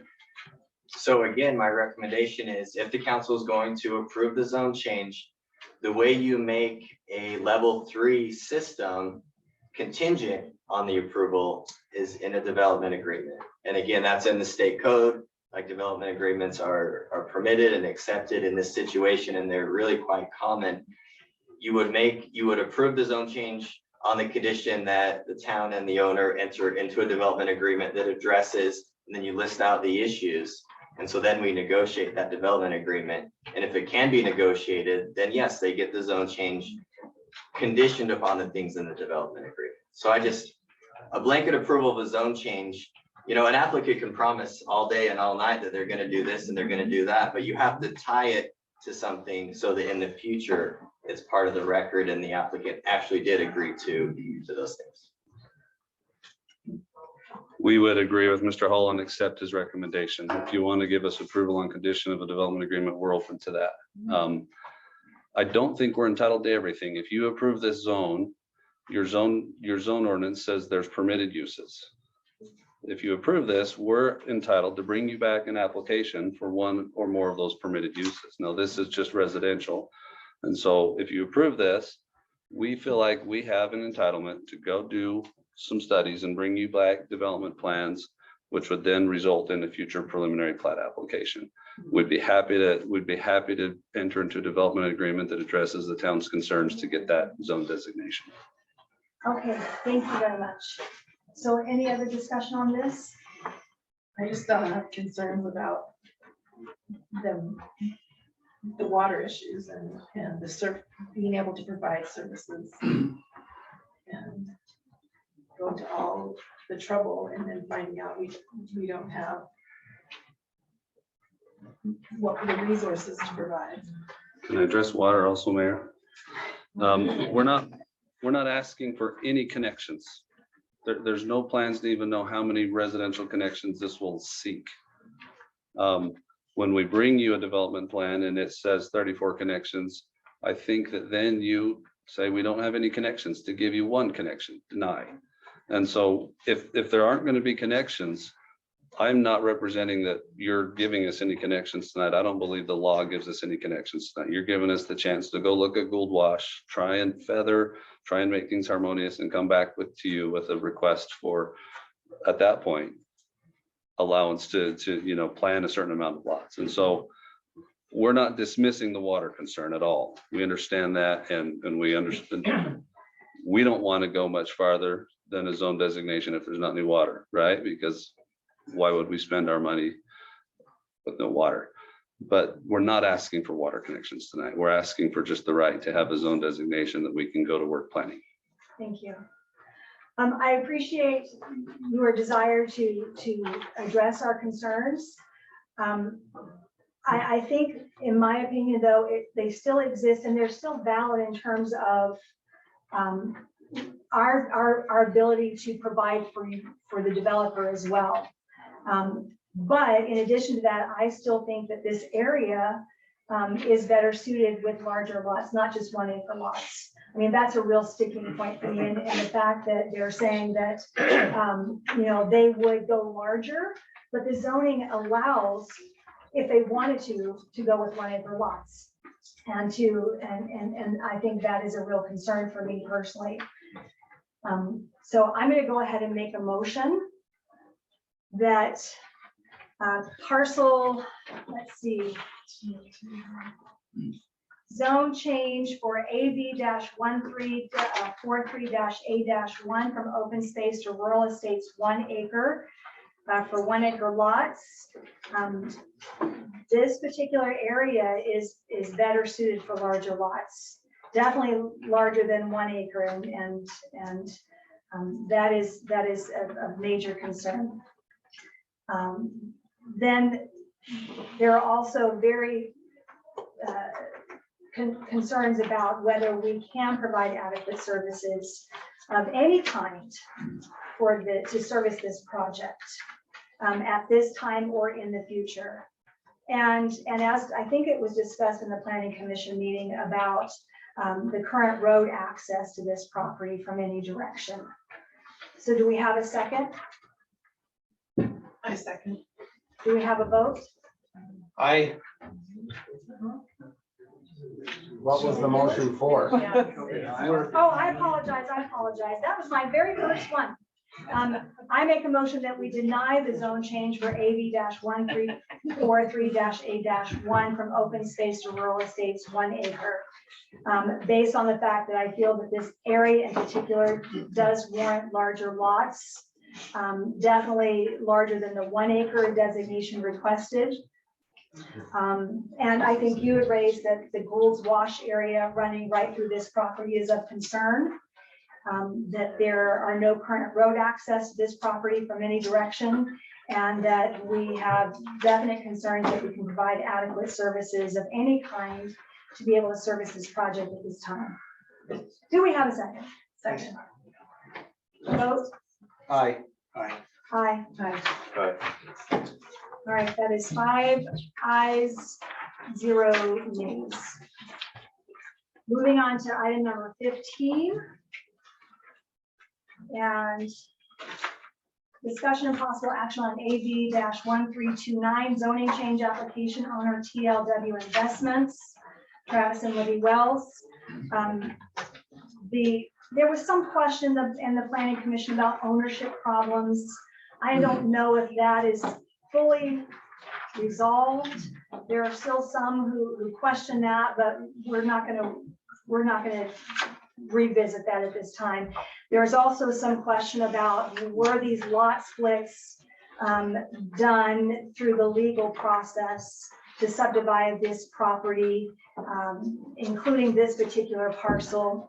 I think there was more to that discussion that could be an issue, a legal issue moving forward, and that under that basis, we really, could deny this application based solely on that legal process to subdivide these properties. But let's just address the merits of it. So this is the request to go from open space transitional to rural estates 1 acre lots. It is currently in our general plan designation as residential 1 to 5 acre lots. So again, a lot of the same issues, but are there any new issues that you see with this particular request? These are side-by-side lots. So it's pretty much the same issues with both of them at this point. I'm personally ready to just move forward with the motion. Discussion will just be repetitive at this point. Well, discussion, there is one difference with this parcel that, that is applicable, and that is definitely that the adjacent properties are over 10 acres and they're zoned agriculture. So it definitely would not be harmonious with those properties. So that is something that applies to this particular parcel. Mayor, if before there's a motion, just simply to state Yes, that sir. I had spoke about this one and the prior one in conjunction, and I just wanted the record to reflect that the comments I made previously were intended to address this one as well. Thank you so much. The applicant's open to feathering, they're open to the concerns that the town might have. Thank you. All right, so we have a motion. I mean, do we want to have further discussion? Be willing to make a motion. Okay, we Then make a will. motion. So further discussion on this particular request?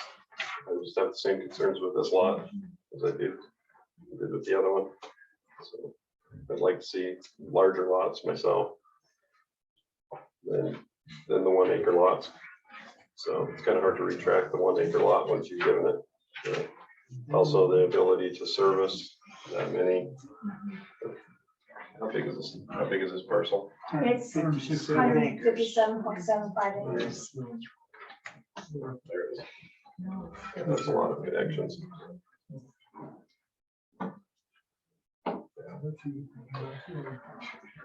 Those are just my concerns. And the access into the property. I think it would be negligent of us to approve something like this, not knowing what our water status is. It's no secret that we've been in a 10-year drought. We are currently having problems with our water system out at Cedar Point. It would be negligent of us to allow this to go through without being able to justify the water going into these subdivisions. I think it would be, it's a hindrance to our current community. I think we need to remember that we have our duty first to those that live in our community now,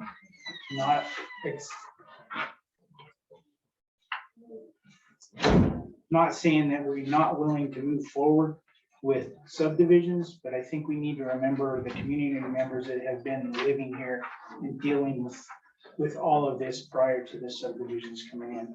We need to take that into effect. We need to take care of those that live here first, in my opinion. Ms. Mayor, just to clarify, this application is not serviced by your Cedar Point water location. It's serviced by your other system. Thank you. And so your concerns are valid in regards to storage, because we know that we have serious storage issues here in this particular area. And as stated, the DDW is providing us information as we speak that was initiated before all of this to help us assess our needs. What I've seen happen with some zone change requests is that the preliminary plat is in the same meeting. And so to say that we can go from zone to preliminary plat and have an opportunity to answer those questions is going to be challenging. There is a question about road access for this parcel as well. There is no other access or connection or any road to this property at this time. And then as far as this high of density, because it is 157.75 acres, and as Councilman Nielsen stated that by permitting 1 acre zoning, they can put in 1 acre lots. So that's going to be high density in an area that is not really harmonious for that, because it is directly adjacent to these larger parcels. So that's not going to be harmonious in that area as well. Any other discussion? Do we have a motion for this? Anybody want to choke this one down? There's a lot there. All right, I'll go for it. All right, I make a motion that we deny zone change for AV-1343-A1. No. Oh, sorry, 1329. Start that over. My bad. I make a motion that we deny the zoning change for AV-1329 for open space real estate 1 acre lots for the following reasons, as stated in previous discussion over AV-1343-A-1. Including the minutes of the planning commission with the legitimacy of correct ownership of that parcel And the subdividing. and the subdividing The lot splits, I'm sorry. of the lot splits. That was a big one. Are you going to continue with our other concerns? That's probably it. No, I think we should continue with our other concerns. Oh, yeah, well, we've all stated it. We went through there and the other ones too. Is also you've got Bull Wash running through there. This area is best suited, we believe, for larger lots, and without saying, we just don't believe we have adequate services at this time to be able to service that project. And also, the small lots are not compatible with the adjacent 10 acre lots, or larger lots, and the agricultural lots that have large acres. Do we have a second? Vote. Aye. Aye. Aye. All right, so moving on to item number 16. This item was requested to be tabled by the owner.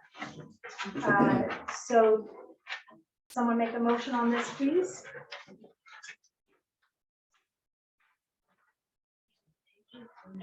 I make a motion that we table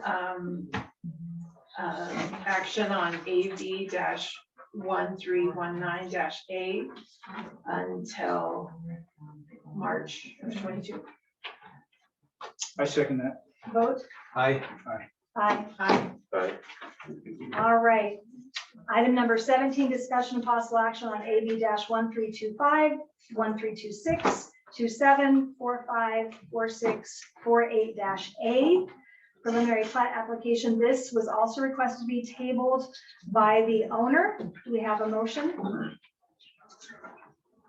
Motion that we table action on AV 1325, AV 1326, AV 1327, AV 1345, AV 1346, and AV 1348-A until March of 2022.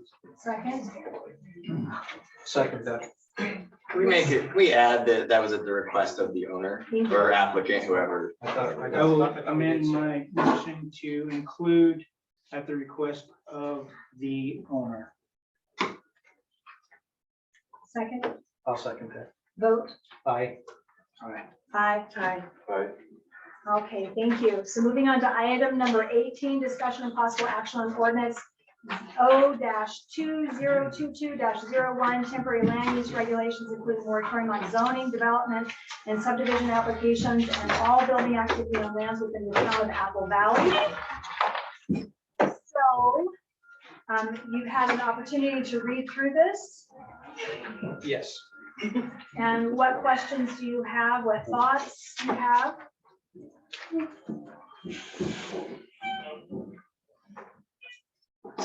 I have no questions or thoughts. I don't believe that. Never admit that you don't have thoughts. Okay,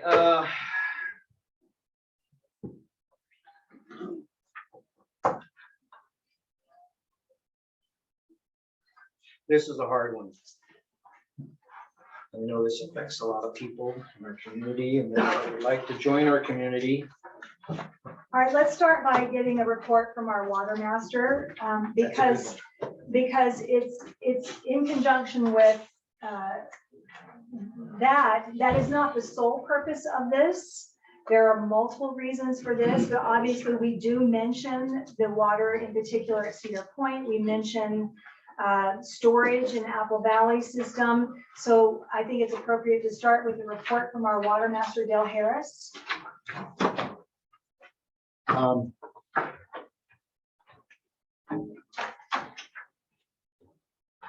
We essentially have no water in Cedar Point. We're supposed to be producing at least 146 gallons a minute. For the buildings that we have there right now today, we're producing 35 gallons a minute. We attempted about 4 years ago and was in the process, about 80% done with paperwork, to bring the Canaan water over to Cedar Point. The SSD was ahead of this problem. Somebody won a popularity contest and celebrated that they cut that water off. That has choked me out beyond belief in Cedar Point. It's one thing for me, for folks not to get a drink at night or not to be able to take a shower, but we're not going to be able to fight a fire in Cedar Point if we don't get any more water over there. The SSD threw some money at some different wells over in Cedar Point. Jessup well turned to petroleum on us when we deepened that. Well 59 test pumped at 100 gallons a minute, operated the first year, which is 2 years ago, at 80 gallons a minute. We have now been shut down by the state because we're failing on manganese and radium because of the iron algae that we have in there. So we're down to 35 gallons a minute, folks, and we need a minimum of 146 gallons a minute. Very irresponsible to be throwing any more sticks up in Cedar Point or Canaan. Have plenty of storage over in Cedar Point, but I have no water to put in my tanks. I have an opposite problem with Canaan. I have no storage, but I have water. That's why we needed the water over in Cedar Point. Apple Valley, I've got a storage problem over here. I got a storage and elevation problem with the tanks that we have. About a year ago, the study showed from with the state that we had enough room for about 30 more houses until we needed to greatly upgrade our infrastructure, mostly storage, specifically storage, so we can get the pressures and flows, most importantly for fire. The fire chief has been around for the last 2 years running our hydrants, and we have very few hydrants in town that even meet those minimum requirements. So I hope everybody understands, from the water standpoint, this is to help everybody out. It's to keep your houses from burning. It's to keep your family safe. If we don't have any water, none of us can be in this town. It's an essential that we have to have. Fix it. That's your job. Fix the wells. Anyways, we're in the middle of being able to, we're trying to rehab 59 and trying to treat that. And on the comment, I'm not God. I can't produce water. And I can't get water into an aquifer. It has to rain for that to happen. We have literally thrown hundreds of thousands of dollars at the wells over these last 10 years. There hasn't been a year that we haven't tried to get water. And I want to reiterate again, we were ahead of this 4 years ago, the SSD was. We wouldn't have been in this problem if we would have had somebody not stop a water line that was actually coming from Canaan to alleviate these problems. So Cedar Point, no water. Apple Valley, we have water. We have water today. We have the ability to produce almost 600 gallons a minute, but I have nowhere to store it. So we need storage over on this side of the system is the pertinent thing. Cedar Point, we need source. We're in the middle right now, once again, of restarting our paperwork with the USDA to get a grant and a partial loan so we can get our water to come over from Canaan so we can alleviate part of this problem. If we don't get well 59 up, if we can't find a treatment for the radium that's in there, we're going to have a long summer. I'm only going to be about 80 gallons a minute if we can get Canaan over before summer. But we all know that that's not going to happen. We're still looking at 4 to 5 months before we would even be able to start construction on that if everything went well. So that's where we're at with our water. Any questions? That's a lot of information. So what do I understand in terms of the grant, the USDA grant? So it'll be an EQUAC, which is an emergency grant because we are in an emergency situation with what we've got going on with Cedar Point. If Rod was here, I'd like him to explain that a little bit better than me so I don't lead people astray. But the bulk of that is going to be a grant. Okay. And so that is, where are we in that process? Rod gave us an update the other day and he said we were about 30 to 40% through that process. I've got him some paperwork for the wells that we have over in Cedar Point, so that can be turned over to the USDA that shows we're in a situation with those wells and we need this help. We need this money to be able to get our wells and those springs into the tanks so we can be able to service the community. And will you give us a better picture of the storage here? Because we know, because we've been hearing from residents about the water quality. Now they understand about the water quantity over there as well, and how that's going to impact not just culinary water, but fire suppression as well.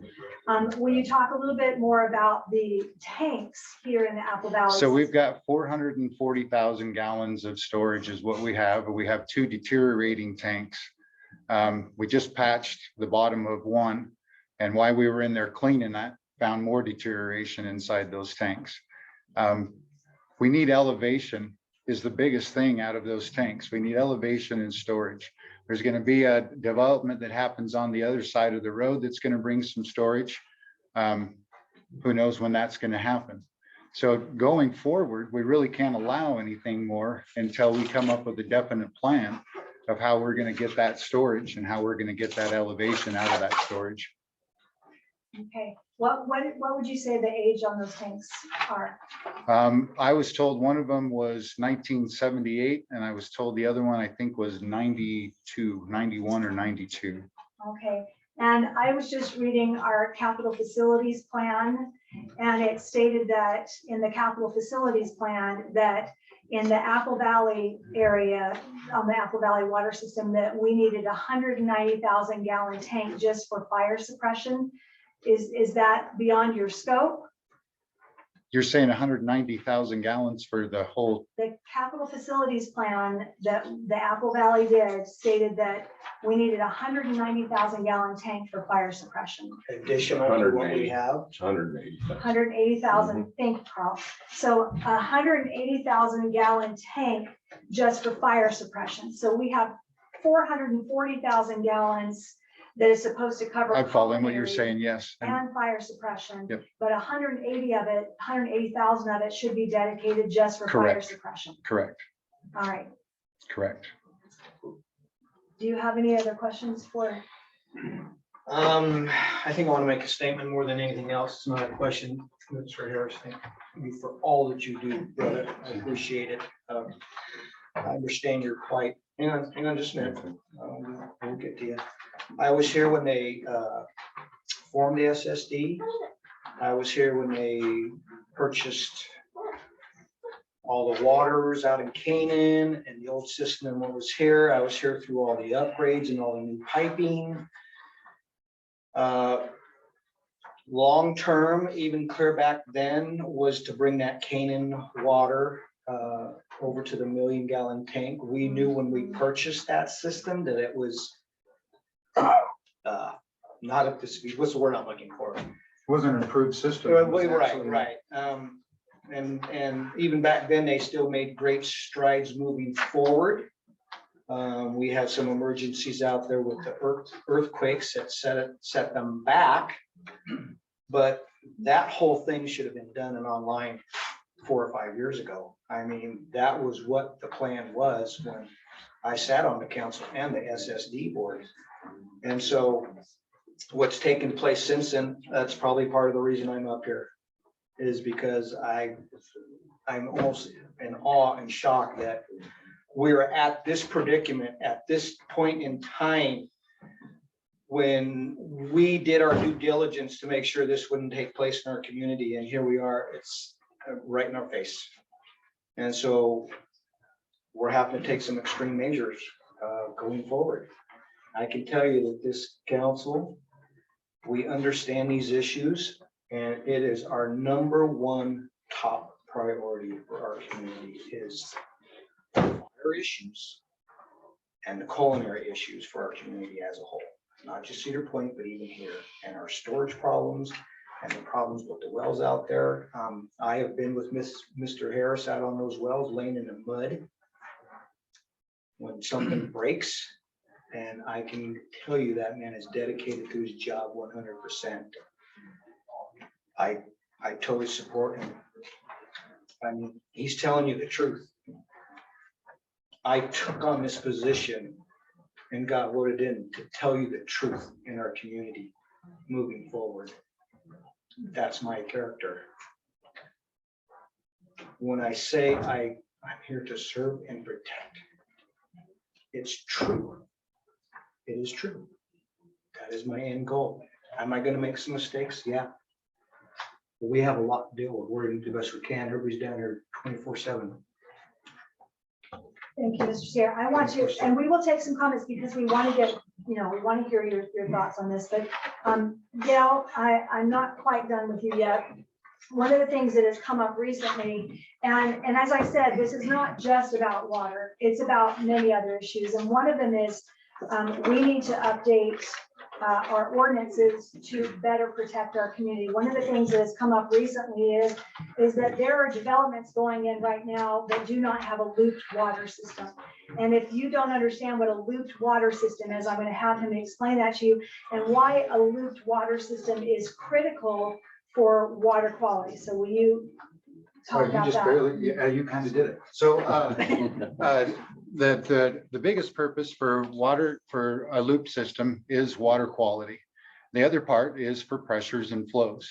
We have so many dead ends on all of these systems, and we can't allow any further development without people being willing to loop systems back in to existing lines. We have one going in right now that should have a loop in it. It's a big one, and it should have been, I was removed out of my position. There should have been a loop put in that one. Going forward, we can't keep creating dead ends in this system. The biggest thing for me is, Junior will argue his side. My biggest thing is water quality. Secondary is those pressures and flows. When you have those dead ends and people are pulling before you get to that end house, that's where that water is going to go, is take that path of least resistance. When you have that loop, in theory, you're going to have that better pressure and flow. And in my perfect world, we wouldn't approve anything else at all anymore with water line, main line extensions without them looping back into an existing system, existing pipe. And so the water quality, that's going to cause illness. What's it gonna Exactly. cause? Well, it's stagnant water. It can have the ability to create bacteria in the water. Coliforms, most definitely in the water. And the other situation that I have to deal with, since we're in this drought, is that trying to flush hydrants is a delicate thing, especially over in Cedar Point. I don't have any water in Cedar Point to dump on the ground. That's all I have in Cedar Point is a bunch of dead end lines. I have one big loop over in Cedar Point. Everything else is dead end. And I have nowhere to put water because of the way that everything has been built, not for me to be able to put. I have nowhere to take a hose to be able to flush anybody out. But the biggest thing is in the previous years, I was able to turn my system over every summer over in Cedar Point. I haven't been able to do that for the last 2 years because I can't dump that water onto the ground because I know I can't get it back in the tank. Okay, thank you. So that's one of the things that we came across that's in our policies and procedures and ordinances that should not be there. And that's just one thing. We've come across numerous things that need to be addressed in our ordinances and how we move forward with our community infrastructure, our community growth. And so again, it's not just about water, although that is still water related, but it's about deficiencies in our ordinances that have to be addressed so that we are ready to say to future developers that this is the way it needs to be done and this is why. And we have the ordinances to back us up in that. I might call you again. Okay. So our general plan, we've already addressed that our general plan is being updated after 17 years. That needs to be done because it addresses our vision for the future. Our water infrastructure study is critical. That is in the process. It needs to be done. All of this information is critical for us to have, and it's in the works. We're not saying give us 6 months so we can just, look over our ordinances. We're saying give us 6 months so that we have a plan, an actionable plan. Give us 6 months so that Dale Harris can work on critical infrastructure for these water needs. But we have an actual plan based on data, based on real life, engineering studies that we need to move forward appropriately for the future of our community. So do you have any other thoughts before we start taking some comments? Okay, so Carl, you had raised your hand a couple of times. Yeah, thank you. Thank you, Mayor and council members. I'm here to talk about the water issue because every client I've been trying to help up here, I've known about your water issues. I've known them since even Cedar Point was created, the issue. Yeah, there was more water. Now that it's depleted, that becomes a real issue. So I actually have a solution to the problem. Yeah, we can go study it. It's good to go get the grants, go get the money, try to drill another well and stuff, but I've got a client that's already punched 2 wells that has a significant amount of water. And he is willing, we've even submitted drawings to Paul Wright, the state, to put up a water tank, which will solve and can solve the 2 tank dilemma up here and create higher head. And it can almost push water. It's not quite high enough for the big tank over there at Cedar Point, but a real simple booster pump would get the water there. All that I know is takes more infrastructure. It's more money. My clients asked you guys if we could just sit down with the district, with the board, before you even do any moratorium, and work out a deal so we can help you guys get and solve these water needs. And that's my request. It's a request from my client. And we'd like to see it's doable. He wants to get going on things. He wants to get that loop in over the Gooseberry Way, get the crossings in over the 2 washes. That will help our secondary access through this area. And wants to get going on some things. Moratorium is just going to shut everything down for 6 more months and even delay what he wants to do with the money that he's sinking in the wells and in the tank. And we'd really like to just sit down with you and I think we ought to, when the state comes down and do their study, well, let's just get together and say, hey, we got these resources. We got these developers that, and I know one of them's got money in the bank right now, wants to get their infrastructure in, wants to get a tank up on the hill. Let's get together. Let's make something happen, because the more we sit back and we keep pushing it back, this makes people more ornery, more mad, more this and this. And why can't we just come together? There's an easy solution here. I'm presenting it to you. It wasn't my idea, it was somebody else's. So I just wanted to present that to you. And I will even, anytime you want to call me, talk to me about it. I've done the capacity analysis. I had to do one for the 29 lots the client wanted to do down here by the service station.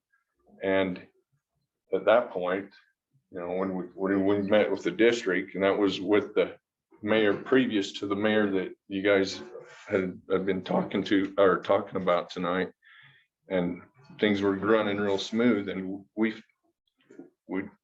I was even concerned that, yeah, we need some more water. We needed some more source. And this person that's drilling wells has got approval to drill 3 more, and even a 3 right here. And you know, I know we're over by Main Street, but I'm talking 3 right here in this part of the valley. And so we want to do them. Every well that he's drilled, they've been certified by the state. Paul Wright comes and inspects them. They have to have a 100-foot grout. They have to have the right casing. They have to have a preliminary evaluation report, PER, before they can even drill. And he's hired, I think it was Hans Down and Loose. He's hired the guys up north that are professionals at it, that know the geology of your system, to help him out. He's hired professionals on the geology of this to find where the avenues of the water are, where the good water is. And I just say, let's come together. Let's have a work meeting on this before you even vote on a moratorium, please. Thank you. Who is the person you're talking about? Travis. Okay, so Travis Wells doesn't own any property. No, Travis Home. Travis Home does not own any property in this valley, correct? And do I understand that correctly? Some parcels, not very. Okay, so he cannot promise us anything. Unfortunately, he can't promise us anything. And what's happened in Apple Valley for too many years is that we've accepted promises with nothing to back it up. We've accepted promises of tanks. We've accepted promises of infrastructure. We've accepted promise after promise with nothing to back it up. And what we're saying now is that we're going to chart our future. And that starts with our general plan. It starts with updating our ordinances, because again, we have so many deficiencies in our ordinances that don't protect the town, that don't protect the residents. We are in discussions right now over a preliminary plat requesting that things be done according to our ordinances, and we're still getting pushed back. So how do we protect ourselves if we don't go through ordinances that have not, they don't even match? There's one here that says, this is how you do it. And there's one here that says, this is how you do it. We have to take control of our town and our future through this process. And it's not shutting people off. It's actually preparing us so that we are able to take on these developments appropriately at the end of this period. I commend you guys for doing that. That is awesome.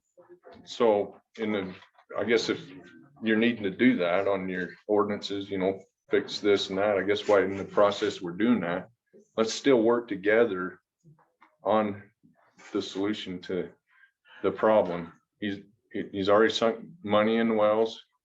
We already got the site for the tank. It's happening. And so, I mean, let's get together.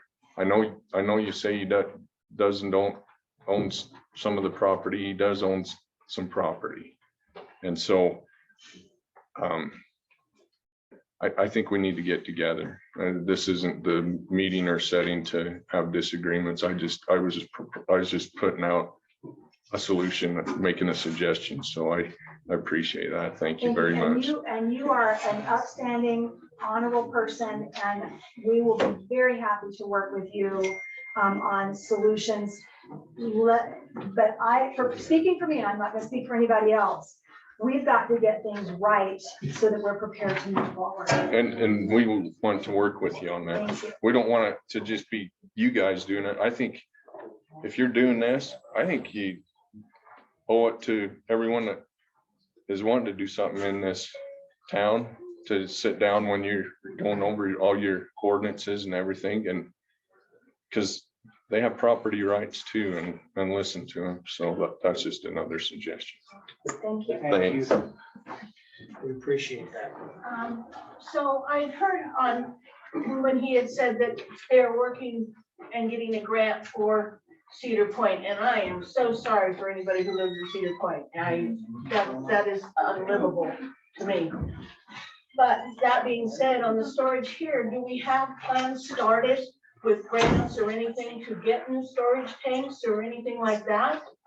And that's a good question. Part of this, actually, with the Division of Drinking Water, is there is a financial component involved in that, and they have they're going to put forward a financial plan, and that is a component of all of this. How do we do that financially? So yes, I mean, what we're seeing now at this point is we need to have an understanding of what we need infrastructure wise, although we already know we have deficiencies. I mean, we already know that, but we need to have a clear plan, and that's going to come through this process. And then also within this plan is they make recommendations of how to financially address these issues.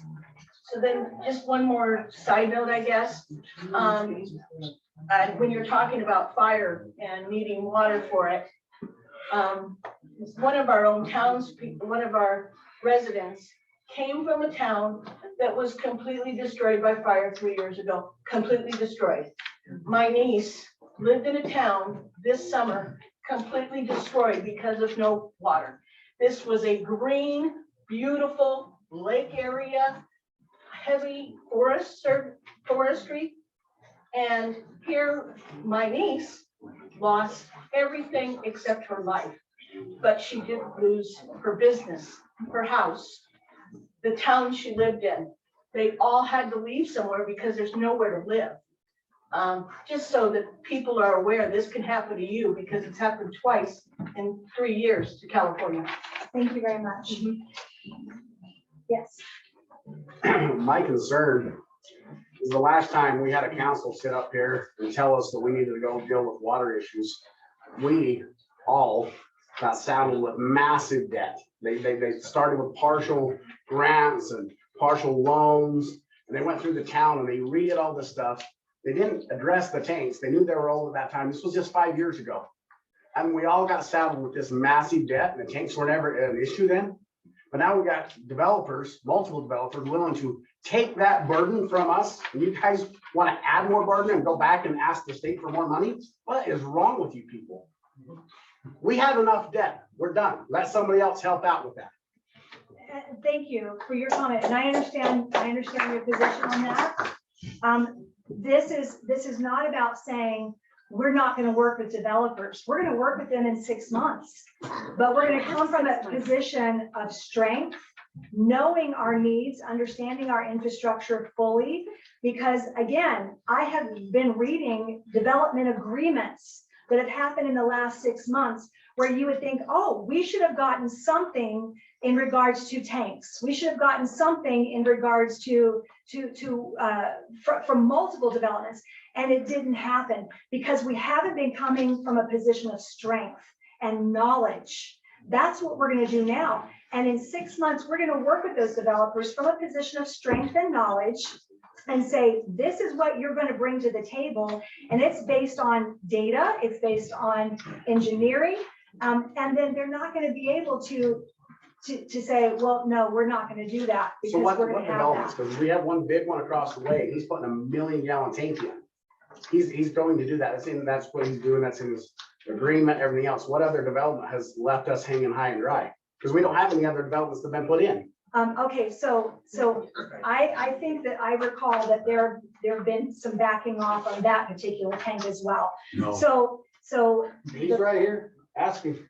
We can address Are that you- if you'd like us to. no, that's okay, because that's not We're that's not already what this is funded about. for that. We will start that tomorrow. That's wonderful, thank you. You want a And solution? and you're already in your solution, thank you. And you're already in your process. We're Absolutely. addressing future needs Right. from a fully informed position. All right, so we're getting, I thought, yes? Yes, please. Apple Valley has been a town of broken promises when it comes to development. We should have 9 tanks in this town if the developers actually stood by what they agreed on. And the second comment is, Bill Harris had said that the best a water system should be a loop. Now, supposing there's been a project that's been laid down and a loop has not been put in, is he going to be, the developer going to be forced to, in fact, put a loop in?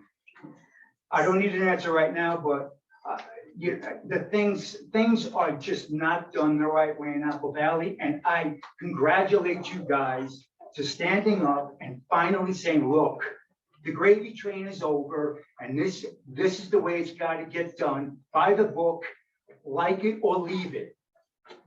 Thank you.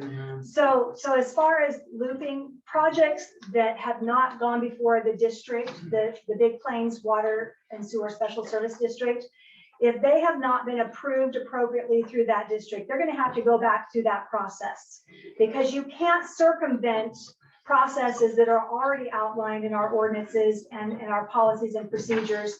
So they're going to have to go back through that process. And at that point, if we find that they have not done things the way they should be done, we're going to be addressing those issues. Thank you. Mayor, one last comment. My name is Brandon Hanson. I think some of you know me, I know some of the council. I am the property owner for the old Desert Rose that we're now terming Crimson Peaks. So we certainly are the title owner, clear and free. We certainly are trying to work. My planner, who used to be the city planner for St. George, met with Franklin Art yesterday. We certainly aren't going to do anything in that development that's not going to add value to the city. I can promise you that. I know developers get broken promises. But like Carl said, he is our engineer. We do have solutions. We have standing water. We have paper water. We can contribute to the city. I'm not specifically saying, because I'm only part of the project that's already been approved. But granted, if we're going to bring value to the city, which I promise you I am, we can grow that water and we're not going to tax the city. So I just want to introduce, I'm Brandon Hanson, and I will cooperate. We're working with Frank, we'll work with the city, but I promise you, we're not going to tax the city on this development that's already approved. And thank you, Mr. Hanson. Nice to meet you. Ms. Horst. You mentioned a water infrastructure study, I believe. Yes. Are we going to study water in the ground? No, that's not a part of this study. I understand that, but are we and going to? go ahead. Well, are we going to in the future? Oh, I apologize. So yes, I've actually met with the Washington County Conservancy District, because if you look at your taxes, you pay taxes to them every year. And so they actually are working with me to obtain grants. Now, I know that there's concerns, and there are valid concerns about, grants and the process and so forth. But this particular water study through the Division of Drinking Water Infrastructure Study, that's 100% grant. So they are available. They are attainable. And that is part of the picture. You did hear Carl, he's an honest engineer. He really is. And you heard him say that he actually has observed our water levels decrease. And we know that that is happening. So understanding that component is important. But as of right now, our infrastructure is critical. So understanding water component is important. Developing a plan for infrastructure is critical. Developing our general plan that serves the future of our town is critical. Updating our ordinances so that they meet our needs and they don't conflict with each other is critical. And remember, we're doing this with one staff member and a volunteer, no money, a volunteer planning manager, development planning manager.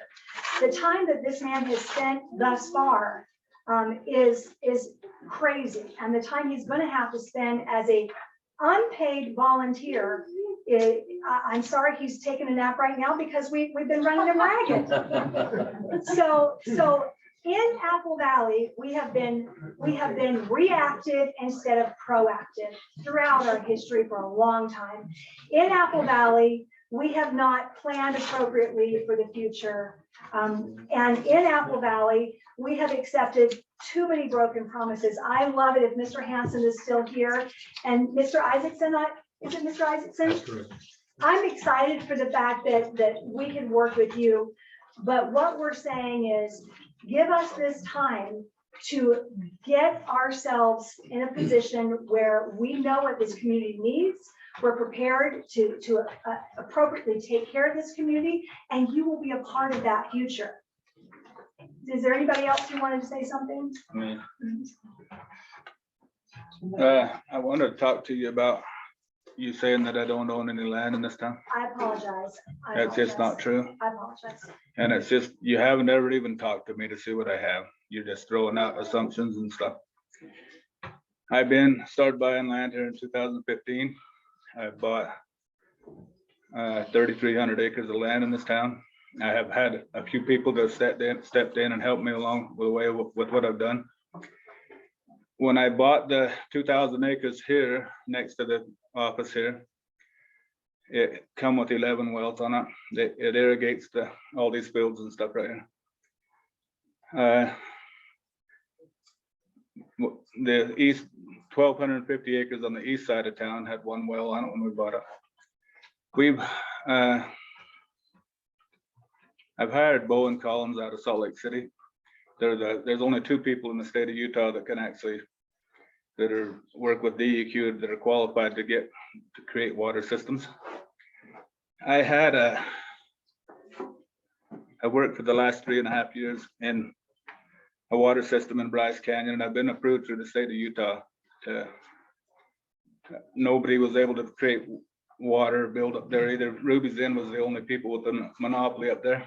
And through the last 3.5 years, I've got approved for a system. I just went in yesterday to the water division in Richfield. They gave me the proof and paperwork that I'm permitted for 919 motel rooms now in a situation where they had no water. I took that same idea and brought it to Apple Valley. I've got approval now from Paul Wright. He's the guy with drinking water for the state of Utah, and he works with the Department of Environmental Quality. He works with Jeremy Roberts with the Health Department. He works with Robert Beers, that's over the DEQ approvals for large underground systems. I have recently hired Gardner Brothers Drillers. And we drilled a well up on Main Street.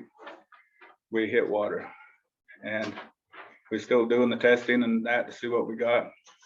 We're happy with what we got. I had the people move over to the, up where the windmill is on the east side of the valley. Asked them to drill up there.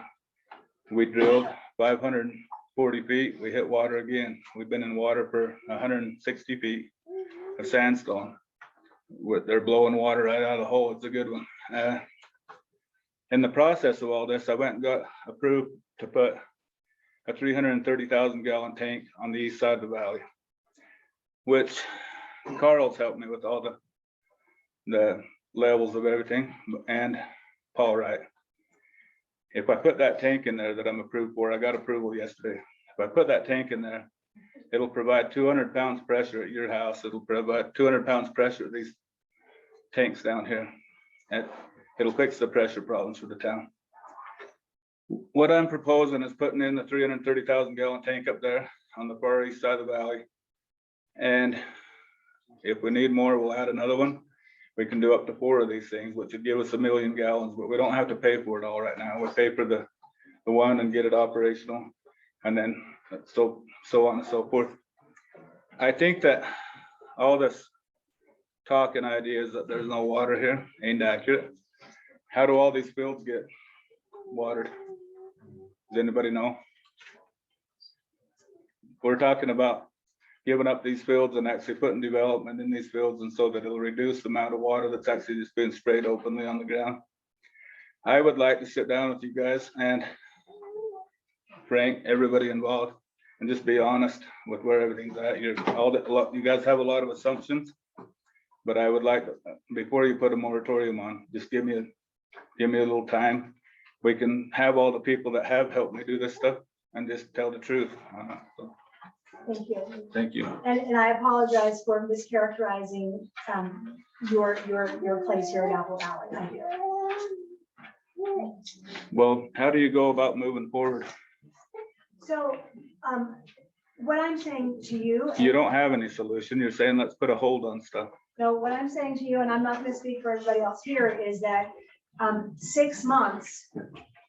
6 months, I'll go figure out how to borrow some money from somebody. You can still move forward with your plans during that process period, because we're not saying to you that we're shutting down. Apple What part of Valley. the plans are you going to allow me to move forward with? We're not saying that we're going to shut down Apple Valley. We're saying that in 6 months' time, when we have a knowledge base, when we have a plan. Why don't you get some knowledge base before you put the moratorium on? Wouldn't that make better sense? You don't even know how many meetings she's gone to and met with so many people. She has. Well, you might ought to meet with the person that's actually bought up a bunch of your town and bought up a bunch of the water rights in the town, so we know what's going on. We're going to be happy to have meetings with you, Mr. Holm. When? Absolutely. When? And we're going to be happy to work with you. Absolutely. Can you do that in the morning? We're going to come at it a place from knowledge and understanding and having all of our. I have knowledge fixed. I can share with you. You We're want to gonna have meet in the our morning? ordinances fixed.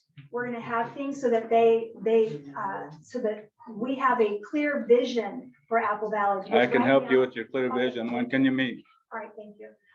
You email Jenna. You email Jenna, and we're happy to meet with you.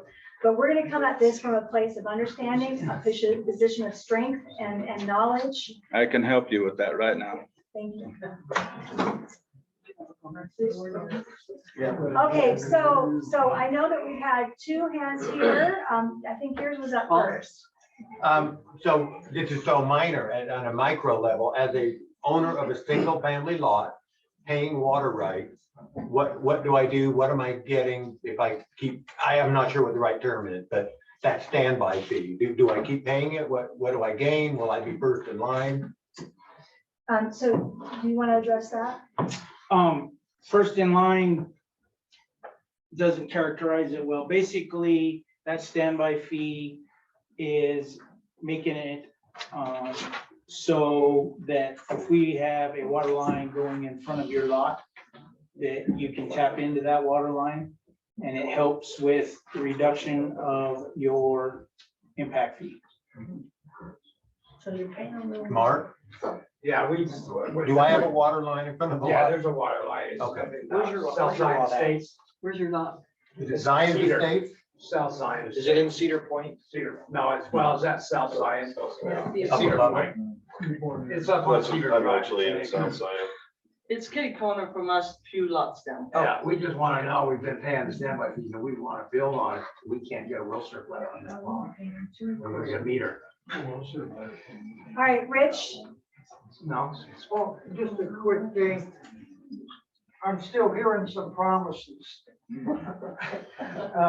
Maybe we should find out how much water we have in our aquifer. I'm just putting that out there. We're saying we're drilling wells and we're drilling wells. How many wells is there in Apple Valley? You go to the state and get a permit for a well, I'm talking. You're getting the state and getting a permit for a well and drilling it. And hopefully Apple Valley will find out you're drilling a well. I don't know all these wells that's being drilled if Apple Valley is aware of them. And they're going into an aquifer that has, and our water master knows more than anything. I think with all the mistakes that have been made in the past, and all the agreements that have been broken, and the ones that haven't been smart enough and been taken advantage of. I've been here a while, I've been at the meetings, and I haven't seen a lot of you people here. So now you're here, and you got all you people. And so I think we need to kind of pause for a minute, get our head collected, and have some good agreements up here that protects me as a property owner. I figure I'm living here for a while. And so I'm fully behind what you guys are doing as a temporary fix. And these developers can work with you meanwhile. But meanwhile, from what I hear from my water master, that's pretty scary for me and gooseberry. So I don't want to turn that tap on or get sick off my water. And I want agreements that we have some teeth behind. thank you. Instead of the ones we've let go by, and we've sure let a lot of them go by with a lot of good deals for the developers. The number one thing that the citizens have requested in this community is for an aquifer study. And we have applied for that and are moving forward with that to get that done. But that's not what this is right now. And what this is right now is we know that there are some very fundamental rights that are being challenged right now. And some very fundamental basic questions that have to be answered right now, some very fundamental basic things that need to be done with our ordinances, our zoning to protect us right now. So the aquifer study is going to come later. That's not a component of this. This is about their very basic infrastructure questions that have to be answered, things that have to be done. And obviously the water component in Cedar Point and here for storage, those are very important and critical. And we are going to be happy to be working with developers even through this process so that we can be ready to go. But we have to address a lot of these ordinances as well because they conflict with each other. How do we enforce ordinances when they conflict with each other? That has got to be cleaned up so that we can say to a developer, this is what is expected, and they know what's expected because they have to operate off of, I'm coming in here and I know what's expected of me and I'm going to plan for what's expected of me. And yet we can't say that because our general plan is not updated appropriately. Our zoning ordinances, our ordinances are not updated appropriately. We can't give anybody clear guidance on what is going to be expected of you. And that should be more than, I know that more than anybody does. I tried to work with the ordinances of Apple Valley for almost 2 years, and they were so messed up. I didn't know if I was coming or going. And now they are so messed up because everything has been changed. And I've read in one section that contradicts another section. You can't even work with what you got now. Right. We know the developers are key in the roles moving forward and that they can provide all these things that we're talking about for this community. They have the ability to do so. And many of them, I believe that's their desires. We're not going away. We don't want the developers to go away either. We're not anti-development at all. I want to clarify that for you gentlemen, that that's not our goal here at all. We're gonna need you in this community moving forward. There has to be growth or you're stagnant. There is no town. There'll be no reason to even be here. Development is the future of any community. We just want to make sure that we're all, using common sense about it on the way. And there's some things that we need to get straightened out for you before we move forward. It's that simple. I think one of the questions that Paul had on that lot was the existing subdivisions that are platted and the guaranteed water that pay the standby fees. Are they going to be on this moratorium as well? Is this moratorium going to put existing lot owners at risk here? Okay, so if you have an opportunity to read it, you're gonna see a section about Cedar Point. You just heard our water master Right. state that we're operating on 35 gallons per minute right now. So there will be no building permits issued in Cedar Point. And that only makes sense. And we will work as quickly as possible to address that. He's working with the state about rehabilitating well 59 to put more water back into that system. In Apple Valley system, our storage capacity is an issue. And so building permits, we will issue up to 30 building permits right now. So if someone comes in right now and says, I am ready to start construction on my lot and I want to get my building permit, then we're going to be issuing 30 of those on the Apple Valley system through this process. And we So- put a new tank on the hill there. We're going to talk to you, Mr. Holm. Yeah, we can't wait to talk to you. Do it. Love it. All right. Building permit. Yes, yes, Mr. Garland. I just had my name's Anthony Sparrow. I just had a couple of questions I thought maybe you want to consider. I'm just wondering what assurances these developers have that you're gonna have the job done in 6 months and they can move forward. Exactly. Because they're gonna need something. They can't just be left out to dry forever. That's a wonderful question. The other Please thing, repeat the question. I was just saying, what assurances do these developers have that you're gonna have your job done and that you're gonna be ready to go? The other thing is, what you're talking about, the ordinances and what needs to happen. It's almost like open heart surgery. I mean, you can't just kill the patient, work on the heart. You got to figure out how to keep them alive while this is happening, because it's a big process, what you're talking about, fixing all the ordinances. I was vice mayor of Colorado City for 9 years, just barely resigned a year ago. When I went on as the vice mayor, there was a lawsuit already started over a moratorium on water. And my feeling is I'd caution you, because if you think you got a lot to do ordinances and to try fighting a lawsuit and that. And not only that, it'll break the city. That lawsuit morphed into many other things, but it started on a water moratorium. It cost the city millions of dollars. So I don't put it out as a threat. I'm not saying that, but I just think you need to consider that, because litigation it's not fun for anybody. And you've got people that have invested a lot of money, and you got to figure out how to keep the body alive while you do this work. Okay. Thank you so much. So one of his questions was, how do we give assurances to developers that we're going to have this work completed in 6 months?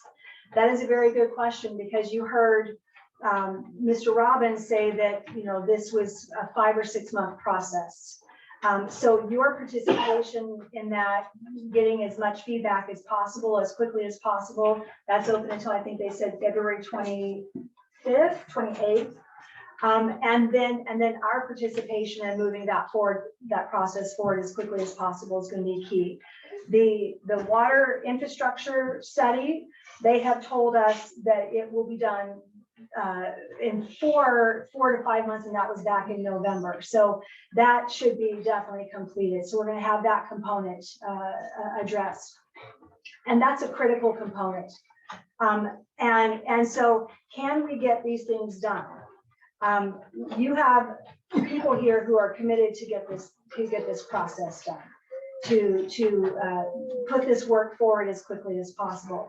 Now, do we know what those answers are going to be? No, we don't know what those answers are going to be.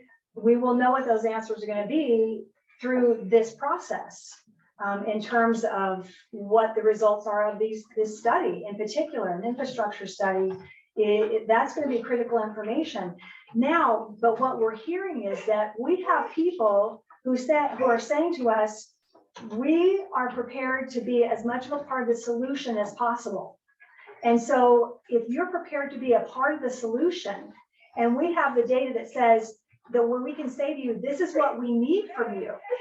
This is what we need you to contribute for your development, then we can work together because we know what we need, and then we can come to them, to the developers, and say, this is what we need. What are you willing to do to support those needs and those deficiencies that we know already exist? So it is going to be a partnership moving forward. We're not going to be able to do it without them, and we're not going to take those steps until we know what our position is. Because again, we're done being reactive. We cannot be reactive in Apple Valley anymore. We have to be proactive and know where we are so that we can know what our needs are. I just got one quick one. I know a couple people personally who started a loan process because they bought a lot in Cedar Point months ago, who just recently got a construction loan completely approved. They're on the clock for their construction loan, and you're going to deny them a permit. You're going to put them in default on the construction loan because they will not make it if you make them wait 6 months. All You right. need to keep that in mind. Thank you so much. And I think that is a valid concern on their part. But I want to say, I don't know how many people in this room live in Cedar Point and rely on the Cedar Point water system. But if you asked any one of them, they're going to say that they've lived for years with this water situation. And it is actually our obligation to address their concerns as well. That community cannot survive on 35 gallons per minute. Absolutely not. It needs to be addressed, and it should have been being addressed. That's why we have a water district. That's why the state allowed us to have a water district. They've been collecting funds and they've been taking grants and other things. They should have already addressed it. It would not BS politics aside. They had one job. Right now they failed at it. So they need to come through with whatever needs to happen, and they need to fix that issue. End of story. And they know that, and we know that there's no more room for excuses. We just have to fix it. We just have to fix it. All right, so. Like right on the well, man. Let's get it going. I'm ready. Getting out there. So you've heard, and I want you to know that a temporary land use ordinance does not require a public hearing. So we didn't have to put it on the agenda as a public hearing, but we wanted to hear your comments. We wanted you to be involved and have your and hear from us as well, because it was not required for us to do that. But we've heard their concerns. You've heard me talk a lot. So what issues do you still think that we need to discuss? Do you think we still need to discuss? Well, I just wanted to reiterate that it's not just about the water, but it's being made into it's just about the water, but the moratorium, the regulation isn't just about the water.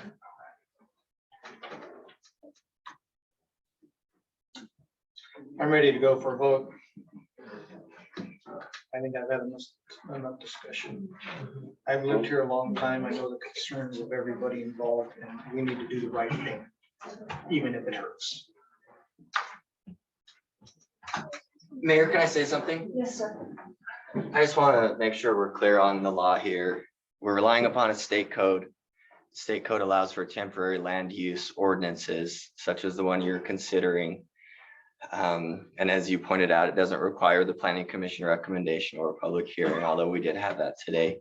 There is a limit of 6 months, which is why the draft ordinance that you have in your packet limits it to 6 months. To pass this, there needs to be a finding that there was a compelling, countervailing public interest to do this. And so we know what compelling means. Countervailing, it's synonymous with offsetting. And so the idea is see, this is a pretty strict ordinance, right? This is a moratorium. You're putting restrictions on property rights. And so you need to find, and you need to decide and find that the reasons that you're doing this are important enough to offset the restrictions that you're going to put on people's property rights. And so if you look at the recitals in the draft ordinance that you have there, the things that we've been discussing tonight are recited in there. And if you adopt that ordinance, what you're doing is you're making a finding as a legislative body that this is important enough to put a temporary ordinance in place for the reasons that you've been talking about tonight. If you don't think that the reasons we're doing this are important enough to do that, then don't make that finding and don't pass the ordinance. How does that affect residents? So I'm talking to the council Hold on, here. let them finish. So anyway, I just wanted to make sure we were clear on the law here. That's, that's in the draft ordinance that you guys are considering. I just want to make sure that it's clear on the record that when you adopt this ordinance, you are making that finding that there is a compelling, countervailing public interest to support what you're doing tonight. So if you have any questions, I'm happy to take them, but. Do you have any questions for Mr. Hall? That's the drive. You know how to deal with that, the stuff that's already been permitted. All right, so if you don't have any questions for Mr. Hall, do you think, I see Kevin's looking at it again, do you think that we have a compelling, countervailing public interest argument? Take in that consideration, that's the drive.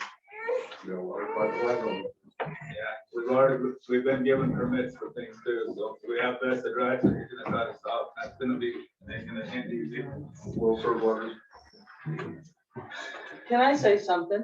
Notice to proceed. Go ahead. I would like to say that I have rights too. If I have a fire at my house, it's gonna burn down without any water. And so as much as I agree that we do need development. So we're talking about. Let me finish, please. I agree with you. But let's be smart about it, because some of you are talking about suing the city and you can't afford it.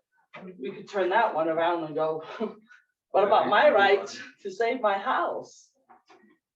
Could I sue the city for not taking care of me? So consider that end too.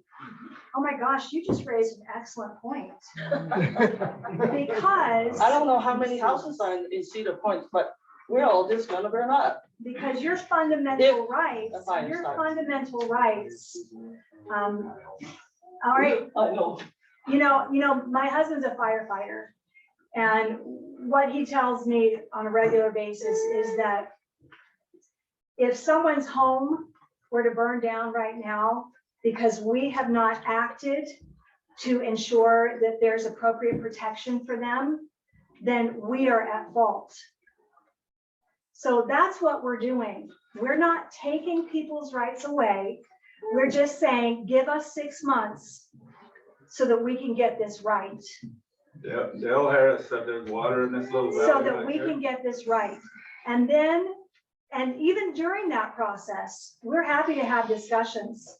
We're happy to work out plans. Even during that process, what we're asking is for you to allow us to get this right, because there are basic rights that even existing residents have that are not being met, that we are responsible for protecting. So let us get this right, and then we are very happy to work with you. I have a few public comments that people want to have online. So they want to. I'm gonna unmute you, Justin.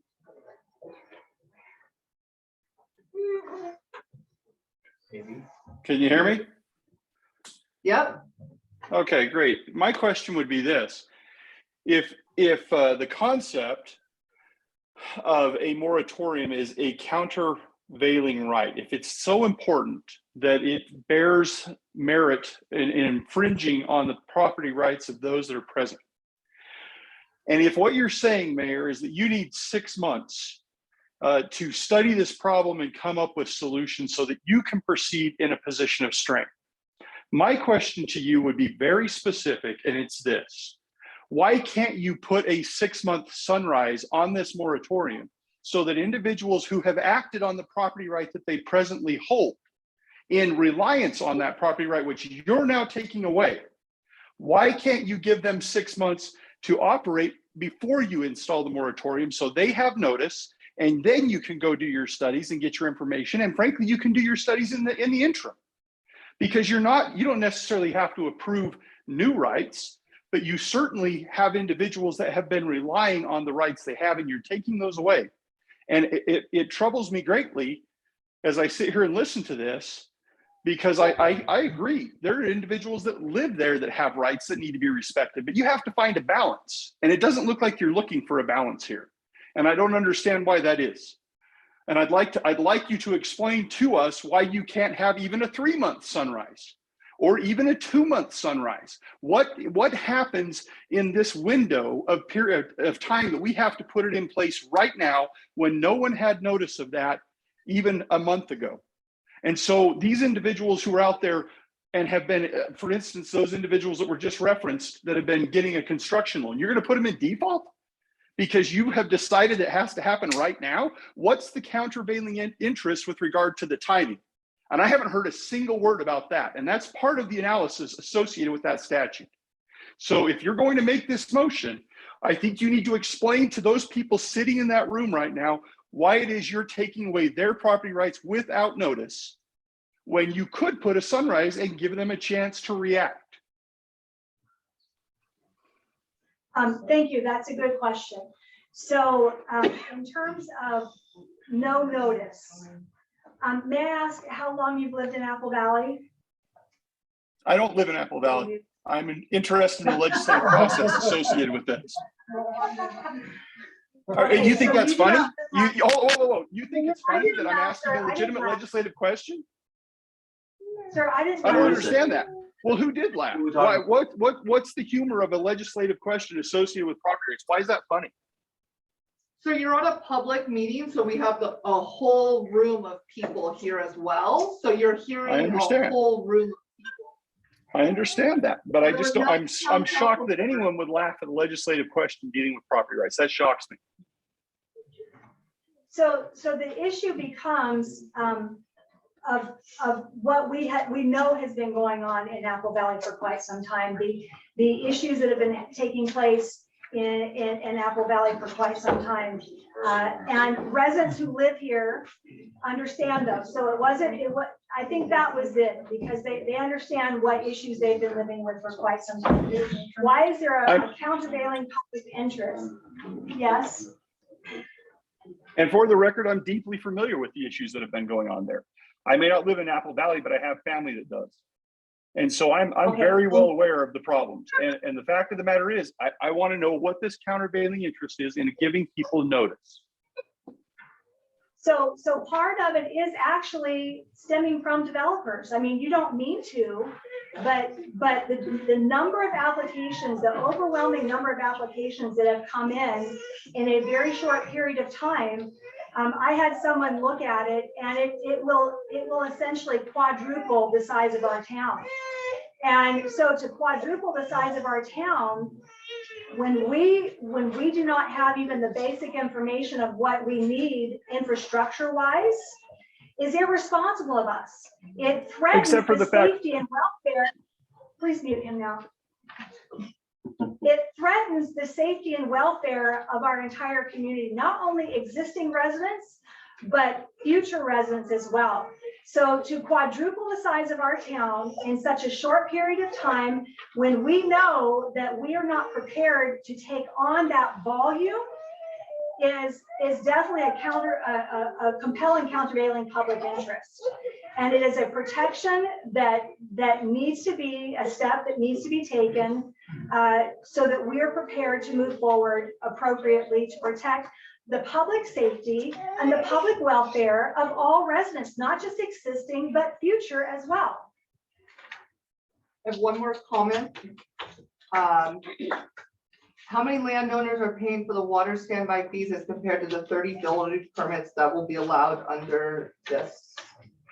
So I'm gonna ask him to unmute himself if he has a, Brett Daly, if you have a, you're unmuted, if you have a public comment that you'd like to make.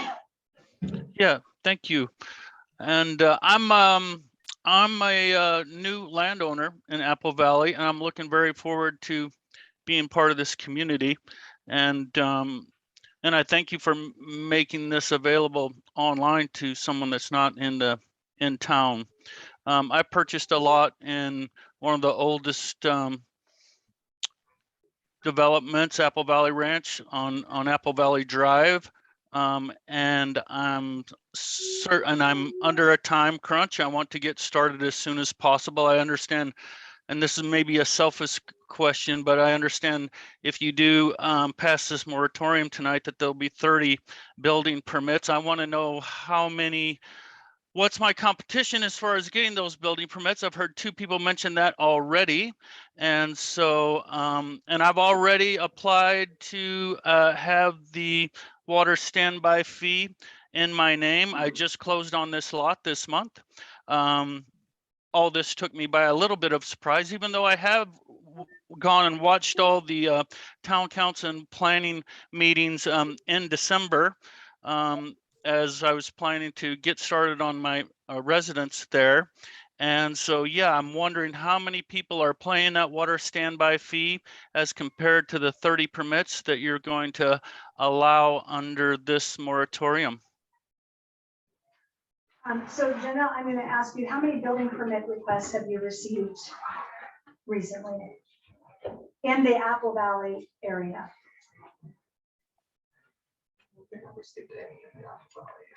I have to check.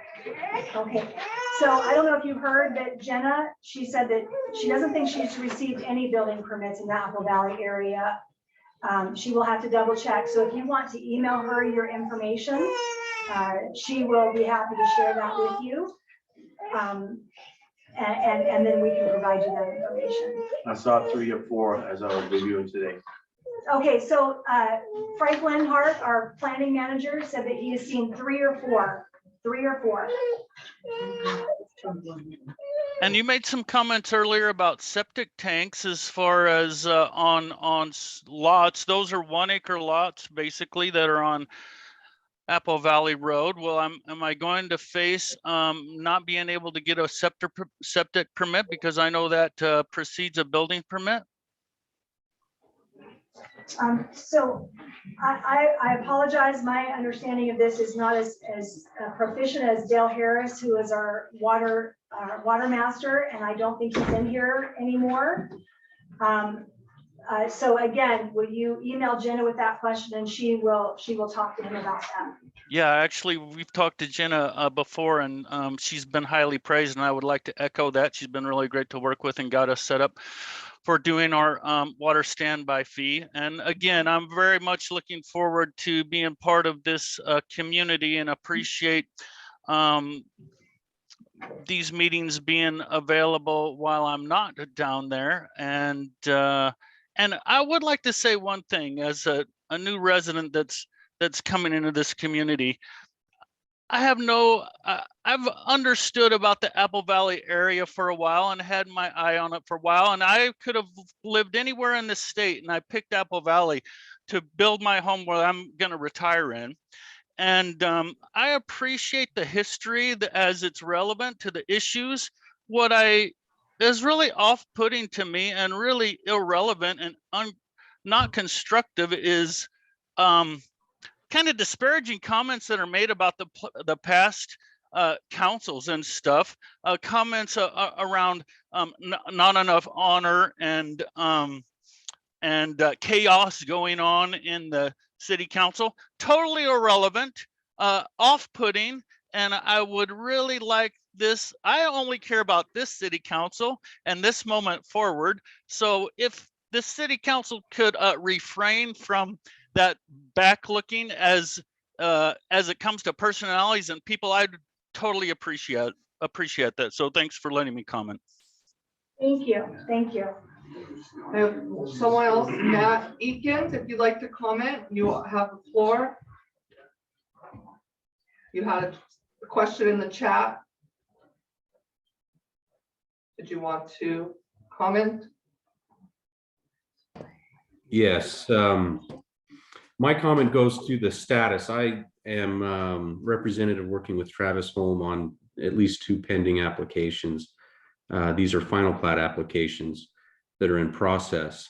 As I've looked at the draft language, it does not differentiate between hitting the pause button on new applications and still allowing any pending applications to go to final decision, whether they be approved or denied. So my comment is, can that be clarified as to the stage of any application? It just talks about the types of application, not what stage these applications are in. My recommendation would it be applicable only to any new applications for zone, preliminary plat, or final after this is in place, because you're dealing with conditions that arose after the applications have been filed. My other comment goes to the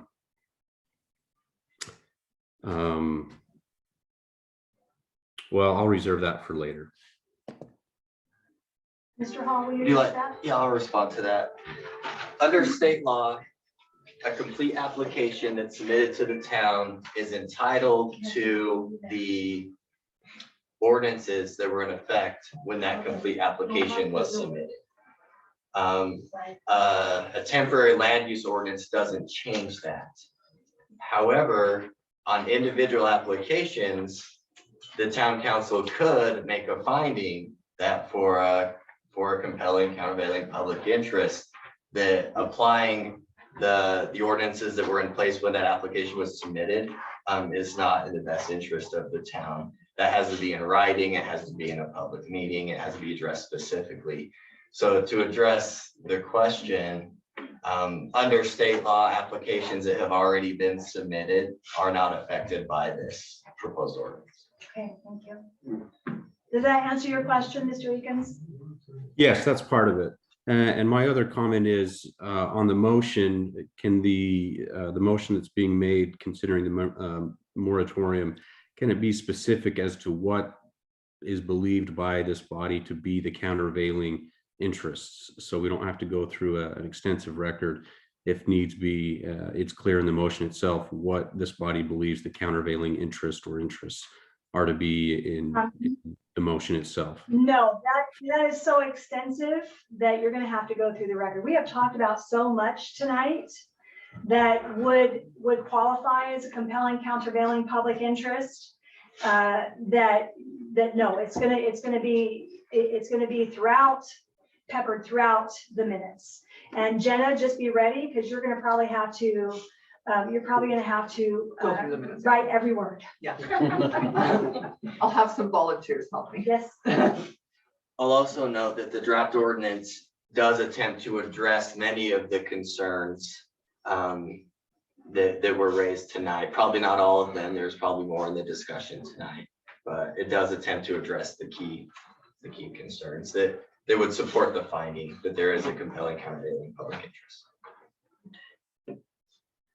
Okay. Trying to be brief. Just two quick questions. First, does it have to be a blanket moratorium?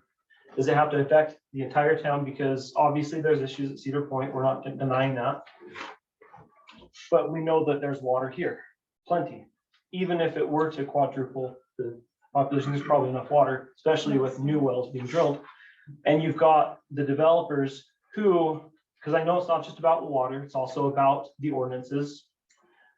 But those developers that have already have their applications that have already gone before the town council, they're subject to the current ordinances now. And from what I understand, maybe I'm wrong about that, but I'm trying to speak from some experience. But because they have already started the process and come to the town council, and they have the vested rights as far as the current ordinances.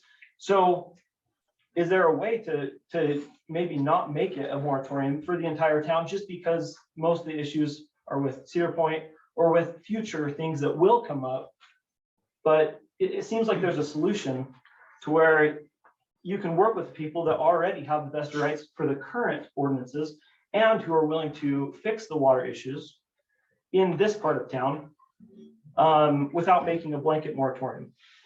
So thank you for your comment. So I have a couple of responses and I have a couple of questions for Mr. Hall. So one would be that we have already encountered pushback when we're trying to enforce existing ordinances. And that should not ever happen because we're just trying to enforce existing ordinances. And then secondly, we know that there are ordinances that need to be fixed across the board because developers, there are some that will come in and they're going to play by the book. They're going to go through all the steps necessary, and we're going to end up with a wonderful subdivision, or we're going to end up with a wonderful final product. Basically. Why prolong it then? But there are some that won't, and we need to have those protections in place, not for the ones who will, but for the ones who won't. And then secondly, let's just get clarification on your question about those who've already had their applications in. And you were saying who've already had their approvals. no, that have already started the process of, have already come to the town council, previous town council meetings, and have already been on agenda items for their projects, their developments. From what I understand, whatever, maybe I'm wrong, but if ordinances change, if zoning ordinances change, does that affect them or just any applicants that start the application process after that ordinance changes? Grandfathered in. From what I understand, it seems like they're grandfathered in, yeah. What this draft ordinance does is it prohibits future applications for a period of 6 months. It does not address pending applications. Applications that are complete, the fees were paid, and they've been submitted to the town. This ordinance does not address those. I understand. Is that your question? I'm referring to the people that are currently in the process that haven't been approved, haven't paid the fees, but that have presented their properties, their developments to the town council or previous town councils that are in that process.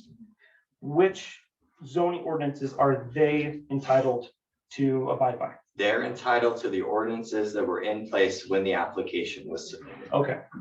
So it wouldn't, so the moratorium, even if you allowed the developers that are currently in that process that are subject to these ordinances that can fix the water issues here in the main part of Apple Valley without having to be affected by this moratorium, doesn't that seem like, without doing a full blanket moratorium? I understand there's issues, but that's addressing both the water and the ordinance issues, isn't it? You're assuming that we have all the information we need. Now, I'm going to address the last part of your question or observation, which is, can we and I'm going to ask it of Mr. Hall.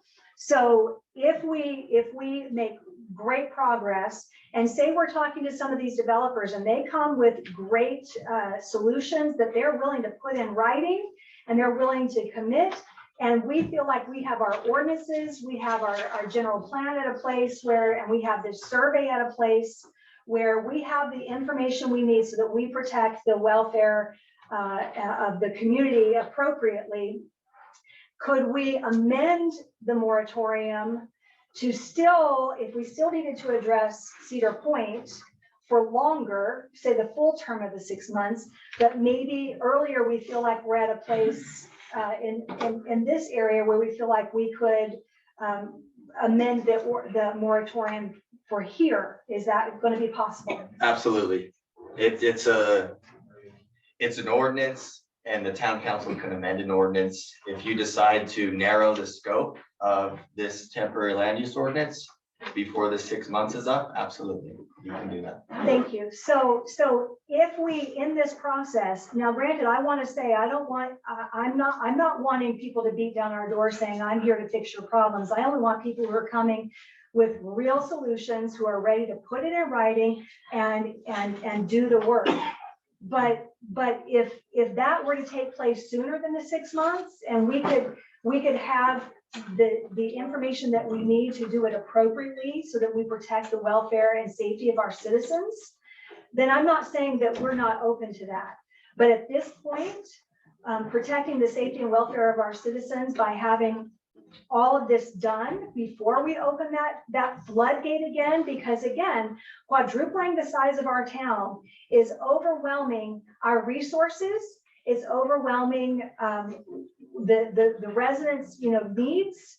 And so we're not going to just open the floodgates unless we can get some of this done to protect the residents. But if we get it done earlier and we can amend that, I personally would be open to that.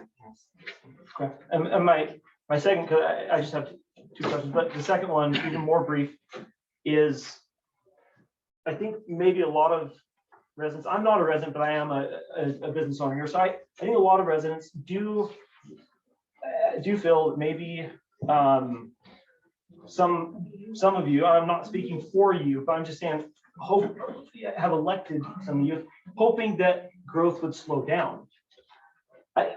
I'm trying not to jump to any assumptions or whatever, but I think that's what is on a lot of people's minds is hoping that would take place by some of electing some of you guys. So the question is though is how does the town go about fixing these issues? Because it's not all on the developers. The town has a responsibility to pay for some of this stuff without generating any revenue, because that's taking out more loans. I've heard that concern a lot tonight. Doesn't seem like the right solution.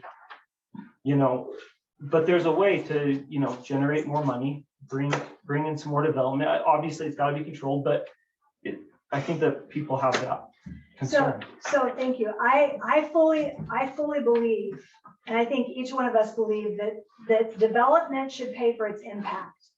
And so if the impact on our infrastructure is that they need to bring a tank, then they need to bring a tank. What we're saying is that we're not in a position right now where we can have those conversations with the multitude of developers that are waiting to come here. The multitude that are waiting to come here, we're not in a position to be able to do that in such a way that we can protect the safety and welfare of our community as a whole. So that's going to happen.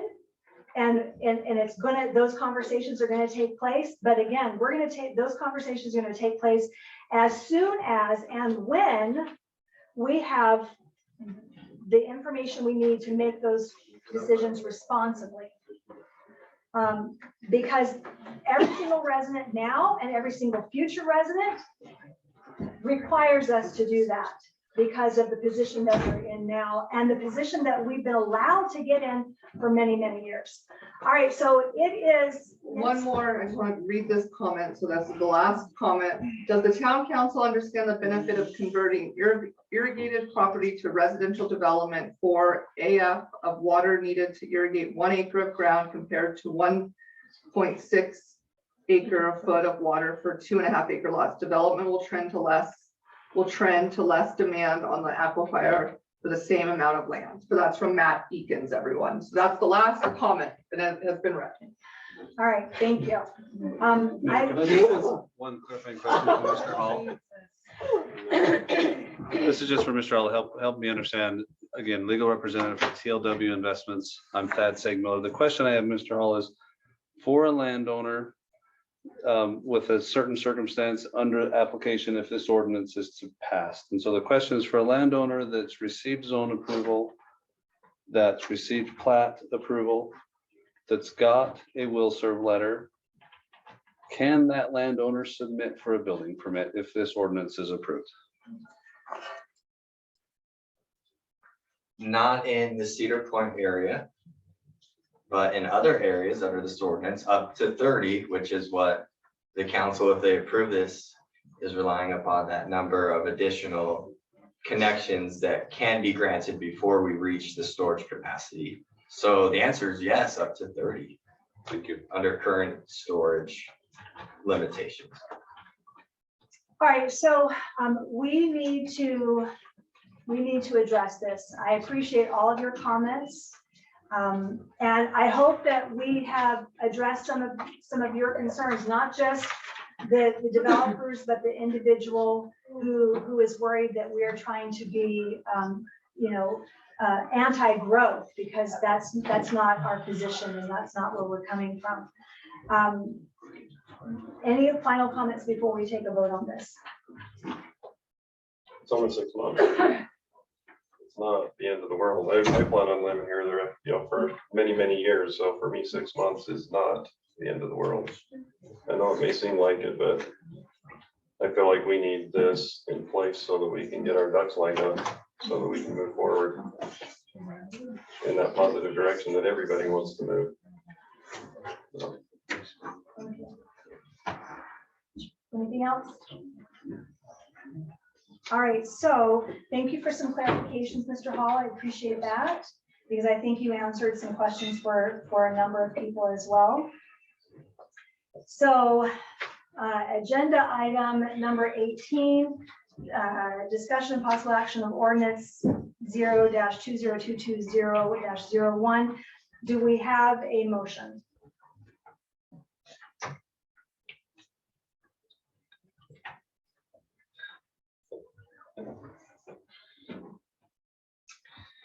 I'll do it if I can get some coaching, I guess. Never made a motion before. So I make a motion that we pass ordinance 0-2022-01, temporary land use regulations moratorium. Is there anything else I need to say? The whole thing. Which part? This whole thing? Okay. Including moratorium on zoning, development, and subdivision applications and all building activity on lands within the town of Apple Valley. Do we have a second? A second. Okay, do we have a vote? Aye. Aye. Aye. Aye. All right. So, we're going to do some, are you guys up for a little bit more, or do you want us to breeze through this? We are going to, all right, so community events, is Debbie Kopp here? Yes. So Debbie Kopp, if you will please.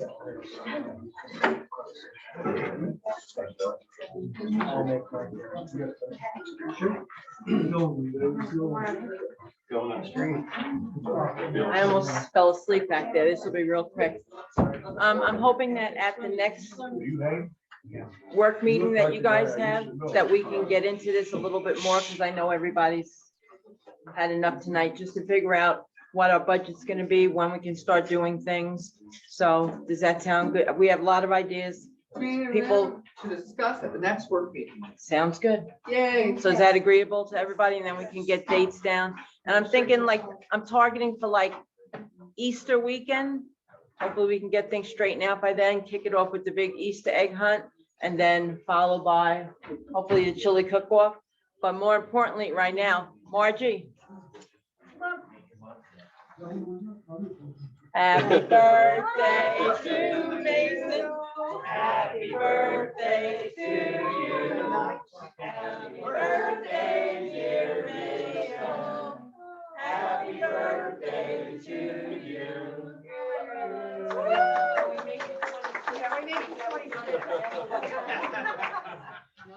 Thank you so much. My 50th birthday, the big 5-0 on Saturday. So thank you so much, and that looks delicious. This is your third 50th birthday. Yeah, that's right. All right, so Dale Harris, he basically shared his report with everyone earlier. And so Fire Department Chief Zoll. Keep it short. So I've had a couple requests actually I've had a lot of requests. A lot of stuff has been just sitting around. So we're going to get going. We're going to set a community CPR date for March 26th. I'm going to probably try and get the Jenna to possibly put it on the mailer, on maybe the bill, the water bill or something like that, on the back of that. And what we're probably gonna do, I'm still trying to figure out how we're gonna do it. Maybe I'll have a sign up sheet in the office for everybody who wants to come and be involved and get certified in CPR. It'll be a 1-year certification for the community members. So, and we'll hold that here in the town council office. Time's not gonna be at, No, I don't have an exact time yet. I gotta talk with the instructors and then I'll get a time, but it'll probably be roughly it'll be in the morning. I'll try and get it in the morning so we can get everybody out of there before 1 or so. Is there a cost or? There will be a cost, and I gotta talk to the instructors on what kind of costs they're gonna push forth to our community, so. That was my question. Okay. Thanks.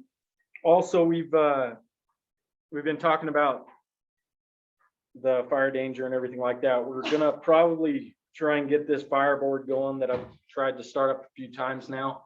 The fireboard's gonna handle pretty much all of our residential cleanups and stuff like that. So we'll probably be taking volunteers in the near future. Maybe the next meeting, I'll actually have something put together so that we can take some names for any community members who want to come in and volunteer on the fireboard to get some community together to actually go and help out some of our residents. And in that service, it'll help our MOU as an in-kind service that we have to provide that money towards that in-kind service on the MOU. So that's something else that we're going to be starting up here soon. Also, chili cook-off. We've nailed down a date for the chili cook-off this year. So it's going to be a real special event. So April 23rd is when we're going to do the chili cook-off. So we got that nailed down. Also, let's see, we got a lot of training coming up. This season, I'm sure is going to be a bad one for wildland. We had a good buildup last year, not a lot of fires, so we got a lot of fuels build up. So we have our refresher courses are coming up on February 24th for our RT 130. That'll be to keep all our guys certified in wildland. Some of these guys will be moving on to squad boss. I got 2 or 3 guys that'll be moving on to squad boss, which I'll be training up to that. And then I'll be going to, I got accepted to some engine boss classes, so I'll be taking those in March. And once I reach the engine boss level and am able to finish that task book, I'll be able to sign everybody off up to 1 level below me, which will get our wildland program pretty ahead. So we have a decent amount of new volunteers. We've taken on 4 or 5 new volunteers in the last 2 weeks. So they're doing really well. They're doing great, actually. Also, we have a lot of other training coming up. It's really just starting to come out first of the year. So, and then fire season, well, burn season, March 1st through May 30th, unless the state or the county puts some restrictions on. So if we're getting real dry, they probably won't open it like they did last year. So if you have piles, it's best to stack them somewhere away from your structure and haul them off if you can. Or some people have means of burying stuff, you know, backhoes. A lot of us have tractors and stuff around here. So that's about all I have. Anybody have any questions about anything we got going on, or any concerns, or any questions? Yeah, thank you. I got one question real quick. Moving forward, part of our WUI program, when do you think we can get a community field day, for lack of better terms, for cleaning up, doing our 40-foot radius stuff? Is that something you've looked at, I guess is the question. So our WUI, which everybody doesn't know, that's wildland urban interface. That's pretty much exactly where we live. We live in an area where the wildland is right up against us. So that's why we call it WUI.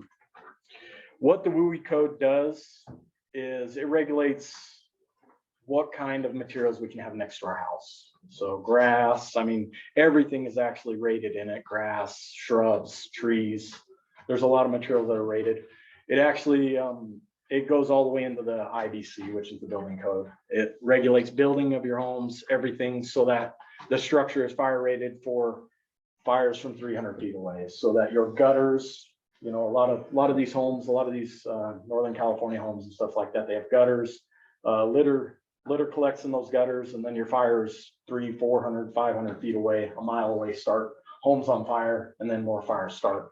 So that's what the WUI code protects. So when he talks about our distances around our homes, it's a safe space around your home. So if we get a fire in the field across from the Gold's Wash, we know that the homes just on the other side are possibly going to be okay because they don't have anything up to their home if the hammers are landing close to their home. So that's what he's talking about. We don't have any dates nailed down on that. That's why I want to get a fire board together and possibly get them lined out on what they would like to do. I want to give them ownership in that and let them run wild with that and find out. In the past, the fire departments went out and did a lot of it and used our own resources and did what we had to do to clean up around people's homes who couldn't get out there and do that stuff around their homes. We know we have a lot of elderly in our community that can't get out and clean up what we have out here. We pretty much have trees growing in everybody's yards that we call weeds. So it's hard for a lot of people to clean that stuff up on their own. So we've been hindered from COVID and we've been hindered from a lot of things lately, but we're hoping to get past that this year and get out and help a lot of our community members with the defensible space around their homes. So no, I don't have any dates right now. I'm hoping to possibly nail down some dates and then get some volunteers interested in canvassing the neighborhoods, taking a look at people's properties, and then maybe even getting with the church and seeing who needs help. So, and this will also help towards our MOU, any in-kind service, anything we do. So. And if someone needs help, please reach out to me. Yeah, also. During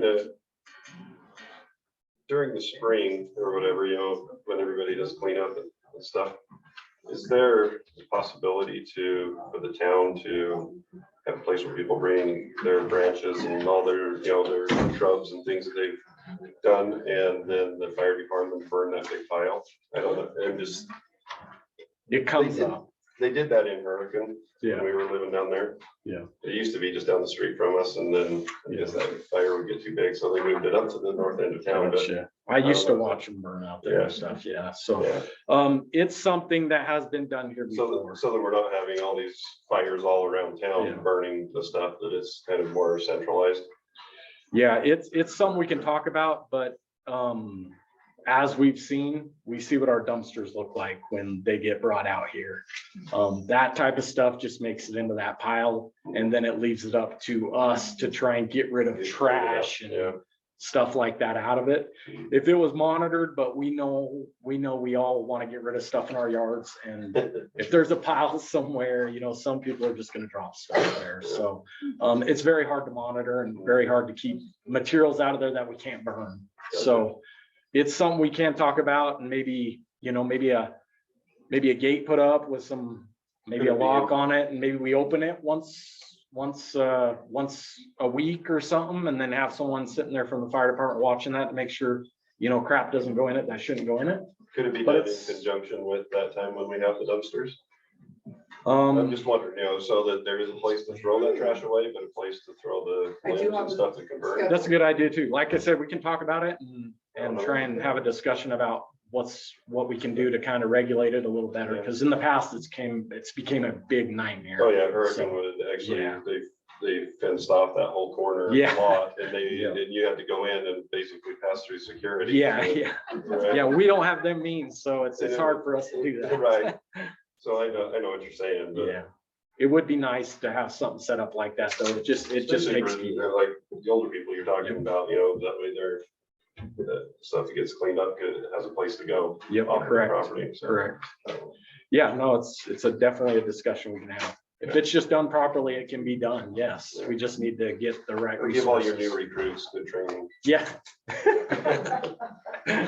Lose your eyebrows? Yes. Well, we don't want none of that. I'm volunteer. Just on how you learn. On that note, real quick, we need to just get some organization on that. I'll be down here with the town backhoe assisting, but helping dumping all that and getting it into the dumpsters, so it's not just all over the ground, and if someone's trying to drop off a washing machine, they just need to put it back in their truck. So moving forward, those are some of the things I was hoping to address tonight, but we'll sidetrack some of this until the next meeting. The burn season is March 1st. If prevailing winds don't stop it, but we do have the dumpsters March 18th through 20th. So I will be, or anybody who wants to help that's certified and can drive the town equipment besides myself, which there are a few others, that we will be assisting in pushing that forward as best we can as these cleanups come on in. And in the past, yeah, I've been involved in all the berms down here in the fire department. It can get kind of hairy. I think Junior's comment to me one time was, I never knew you were kind of a pyro, Kevin. I think you're enjoying this. So that said, for that part anyway. All Thank right, you, Junior. Right. thank you. Thank you, little boys like fires. Yeah, and if I can just take just 2 minutes and I'll cut it short. I did have some stuff for the agenda tonight, but we'll move it back to the next meeting. But just to give you some idea, we'll be addressing moving forward with the storm drainages and those issues, the code enforcements, the road repairs around town, fire prevention that Junior's been talking about,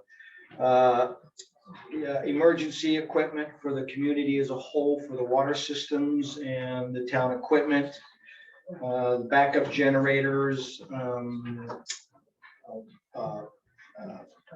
emergency fuel sources, and sustainable funding for our fire department. And there are some things going on where there's possibilities of finally getting a new truck. I don't have my notes with me, but the thing is 32 years old. The tires are pretty much non-drivable. And so we have some real issues to bring to the town that we need to consider as citizens moving forward. So All right. that will be hopefully on the next agenda per Thank se. you. So at this point, we have a request for a closed session. I don't want anybody to wait that doesn't want to wait, because we need to do that. Can we adjourn the meeting? Well, no, request for a closed No, session. we will make Do it we have very a quick. motion for closed session? I move for a closed session For the Second. for the purpose of discussing threatened or pending litigation. of discussing threatened or pending litigation. All right, so A second. second vote. Aye. Aye. Aye. Aye. Okay, so if you want to wait, we're gonna come back and we're gonna have the SSD meeting. Okay, that was my question. Yeah? We done?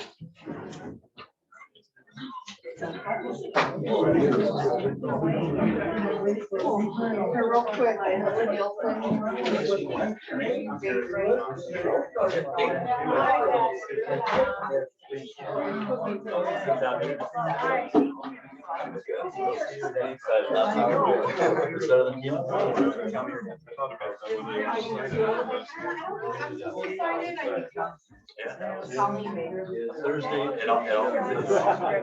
It's a pleasure to meet you.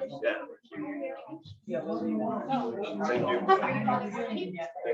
Well, the way is blocked.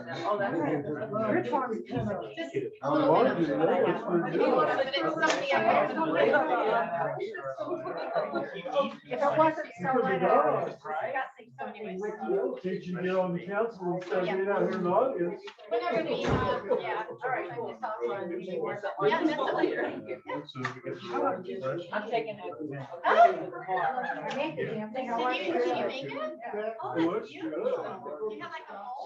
It's a cupcake. Oh, it is? But it looks like. Did you put like that on the outside, like, or is that it? No, it's, well, I did frosted, but the butt cake is like that. Anyway, Kevin, nice to meet you. It's nice to meet you. I love putting face with the name. Yeah, they do. We want to move forward. I have one. I have one that has all these little squares in it, and I thought it might not come out. You know, You never know. yeah, you know. Oh, thank you. I'm so. Yeah, I don't know if I'm happy. I told him, like, I spent 9 years. I'm only part of this. Well, he's gonna give it. I know we have the best he can. We will. And he will. We'll see. You know, he's a good man. He'll be back, right? And he doesn't react. Okay, so we're gonna make it really fast. We want you guys to know we want you to come back. But we're really honest people, and Barrett is not one who jumps to conclusions. He's very thoughtful in everything he does. Yes, So, right there. and he does his homework. Yeah. He's been doing his homework for a long time. Oh, what a good Right? I think she should. I'm like, oh boy, No, he's got 2 jobs and. Well, I love the. You know what? I support it. Yeah.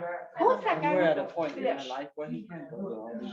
Who's the Oh, guy he's with the big. fish? I saw that. Who's the guy with the fish? Oh. Justin something. I told Carol I said.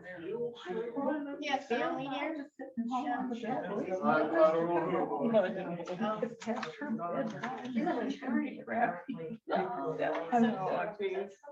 Yeah, there's a lot of. Anyway. No, I'm happy. Is this on? I don't know. It almost seemed like you invested in. I'll bet. Well, when he said he needed, look, oh, I got relatives here. Yeah, bullshit. So I'm wondering what's his angle. Angle, yeah. But the angle. Yeah. What's this? It's definitely needed. It is. If it wasn't needed, there'd be one thing, but it's needed. Listen, I want Farmer Jason. And we've got. Him and Richard. That one guy that's not. Farmer Jason. Are you hungry for it? Is there still gonna be water? Yes. Oh, Yes. Poor guys. Farmer Jason.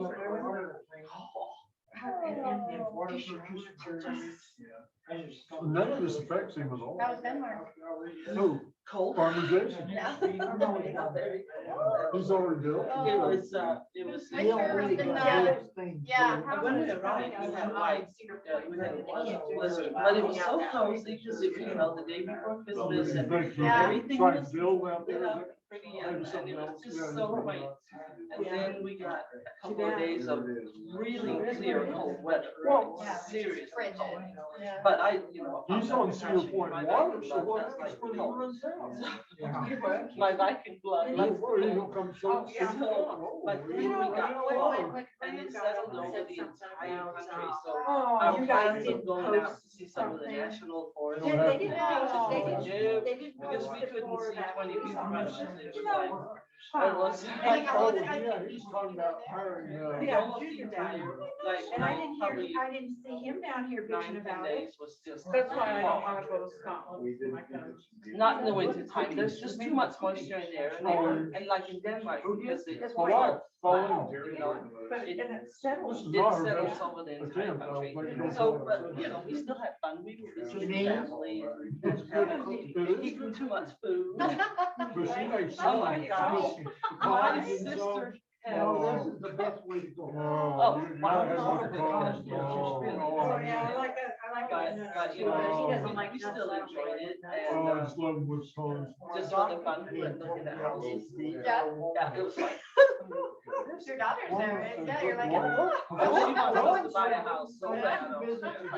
But, When I told my you know, daughter, we had a I was going to to Oakville, buy her. and she said, Oakville's not Get that a house that she could move into for about You need $100,000. to put some pecans. And that would be. Nuts in it, or something like that.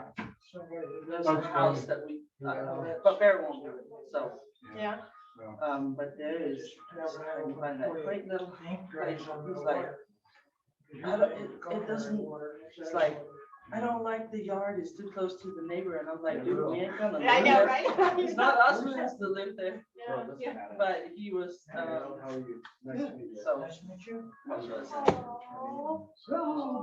That little place, 6 bedrooms, 100,000. So like. And it's like right next to the. Oh. I know. That's where you live? No. Oh, I wanna buy that house, Barrett goes, no. Because there's a, there, in Denmark, there is a, I mean, you're almost on top of the others, like the driveways are right there next to each other. And I said to him, who cares? We're only gonna be there a couple of weeks a year, but anyway, he was like. And what, rented out the rest of the time or what? Yeah, to our daughter. That's cheaper than an RV. It is. It's like, hey. But we were also looking at another house that was even cuter than this, and that was only about $40,000. Same lot size, but Barrett couldn't even stand up inside of it. Because these little old houses are like, yeah, right. So we would have to take the lid off the house and lift it up. We have to have a roof raise. It would probably cost us, at least 60,000 just to get the roof raised, and then we looked at the report of the wall structures, and it had beetles in it. Oh, no. And I'm like, we need to replace beams as well. So, yeah. The Money Pit, you ever see that show? The Yeah. Money Pit? Yeah, exactly. That's what that would be. Tom, wasn't it Tom? Tom Hanks, maybe? No? Yeah. It was, It doesn't matter. that Keaton guy, Michael Keaton. Oh, right. Michael Keaton, I think, Right. and, who's the girl? Well, that was a good movie though. Oh, was it? I don't know, but yeah, it was funny. You think of the one where Michael Keaton was the renter? No, what he did? Where they buy a house and then it's just like. It falls apart. Yeah. Everything falls apart. I know, we actually kind of had a house that turned out to be a money pit down cultural. And we were like, wow, we had no clue what we were getting into. Living You on. don't have time to go through and have a. So we're having another closed. We had a really good inspection, Sure but it has was to do in with the the, moratorium. in the time where they were actually, what's it called? They were passing without when they should have. About, Lawsuits and stuff. We were young too. We were Why just would you? Why would you? But it was fun. We looked around, we looked at houses. Because they want to slow down. Well, what do? You can't go, you can't be a tourist, so. Oh, gosh, there's this little house out in the forest. This little old lady, she had lived there her entire life. And her husband had died. And she no longer could take care of her, And so she's just trying to get out of it. And she couldn't drive. So she's kind of stuck out there. Well, they're up on the bikes, but but she's getting to that age where even though she's not gonna ride a bike. Well, it was fun for her. And so she relied on her children sheltering her. And I almost wanted to just buy the house just for you guys. Oh, let me help you out. Oh, wait a minute, I don't have $100,000.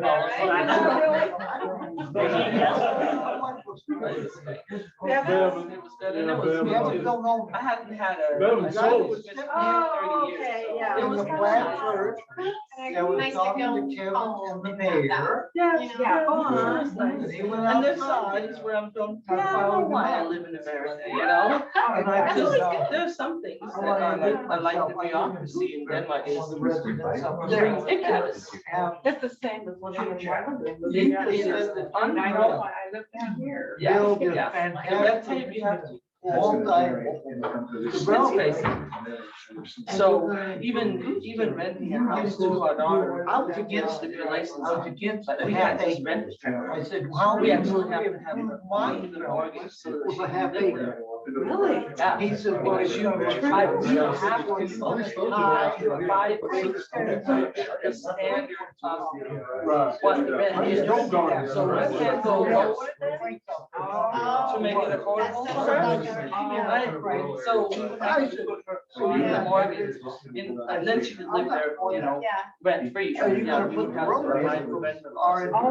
Yeah, no, it's really. But he said you can really increase, I think. I get that.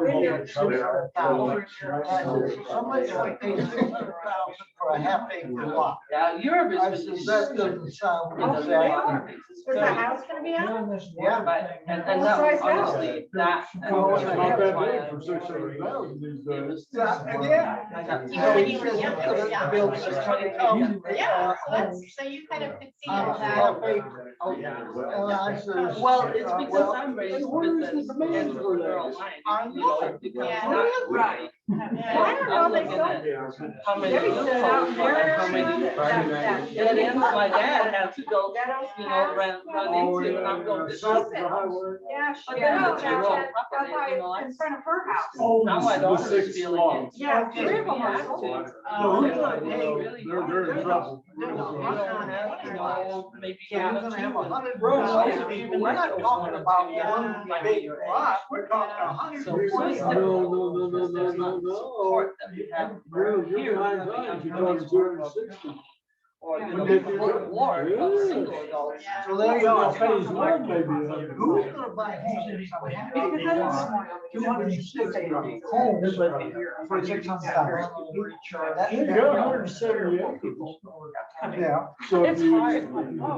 And then it's 340. But at least, I know. But at least, the majority of my parents, I dare say, is faith in God, believing in God and there's a superior. And that is not the case. in that. So it's really hard if the state is that. They're not. They don't believe. Kind of, They're not. but I mean, that's like the ultimate authority and the higher power is science. Science. Yeah. Yeah, there's a gate, they're gating it. Secular humanism. So there's no But access. but, He lied. I mean, Yeah. you're considering. He's hoping not only that, If you know, the you road rely comes out on- southwest and goes to the You're highway. really not that strong. You're not one. That's Oh, fascinating. It's been there Use that argument for how many Older, centuries? longer than we've been around. Doesn't look water, but that's, you know. No bridges. That's how it is. Goes over I the, knew I didn't want my kids. goes over the wash, but there's no bridge. That's hard. It's Yeah. hard to not being a kid and having to always stream up, swim upstream, you know. No, always because fighting they nothing is- have to, you know, that's a good plan. Pass the gate. Well, I think they were they're really like strong. Well, he didn't tell me that. Yeah, well, where's he at? I'm talking. You're sure? Yeah. There's no one. They're so good. So where's he at? He's not here. I have But a- I had to talk to him about that. Because when he said. He's lying, so nice. Yeah, when he said he feels like beautiful access. road, they must have been our access road. You know, like, sometimes people, they don't everything out, or sometimes. You know, but do they still But they, believe in oh, God? yeah, yeah, Yeah, yeah. that's endless. Oh, yeah. Well, we come back. He was talking Every to knee Kevin. shall bow and every tongue Yeah. shall confess that Jesus is the Christ. Yeah. Whether you believe it now. I'm not supposed to. Yeah, you better not. You know, whether you're stuck with it, you know, when you with it now, Of course, that's. he got it's way- evil. See your reason, take some home. And he's I'll 61. put it in my napkin. And it would be so fun. Oh, yes, it would. His dad, I wrote to this long story how we kept in touch, but I kept in touch with his father's mother. It grew my mother. Oh, you said no. Yeah, she got it, kept it up, you know, and so his dad passed away. Chocolate chip. His dad was sort of my age. He passed away, All right. like last summer. Over here, Forrest. Oh, no. And so, Stay away. no, Thank you. and so he sent me, yeah, I know, she was a genealogy online. They do. And there were things on there that I needed to correct. So I said, I don't care. Off in the mail, I thought, I told him, I said, I'm gonna send you a snail mail because Yeah. if I get one of those flash drives and you don't have it central file, it won't. Well, he might not know, I might not, and add things here and there, and explain things. That's who he's working, sent the whole family group sheet of that man. But anyway. Well, the guy owns the Yes. property now. I love the way they. I think that's the guy He was that telling made me the deal with, you know, he's in that financial problems. We're just And so that really, guy really bought bad gospers. He called them curtain twitchers. Not yet. I don't know. No, yeah. And everybody's listening. They were It's actually very good. I know. I love. I told him, I said, we were so. I told him, and he's struggling with where he is in his life. You know, So I said, that is I didn't know when she passed away, but he has struggled with alcoholism and stuff, but that runs So I around. said, You not really. Yeah, it's Presbyterian, and that's okay too, because I was raised Congregationalist, and it's like, yeah, okay. You hashed it out. Can we wanna cut into? Anyway, Because we wanna go home. Wow. I've been writing him all these emails. and I So said, beautiful. "You're gonna be so proud." Because I said, all of a sudden you have just unleashed this fountain of information that I want to give you. But I had him go to the church website to watch Tyler and Taylor they were talking about genealogy, and I had him watch that podcast. You know, but and of course, then I had to go on the internet to see where there was even a branch. There's a ward in there, Hollywood, it's area.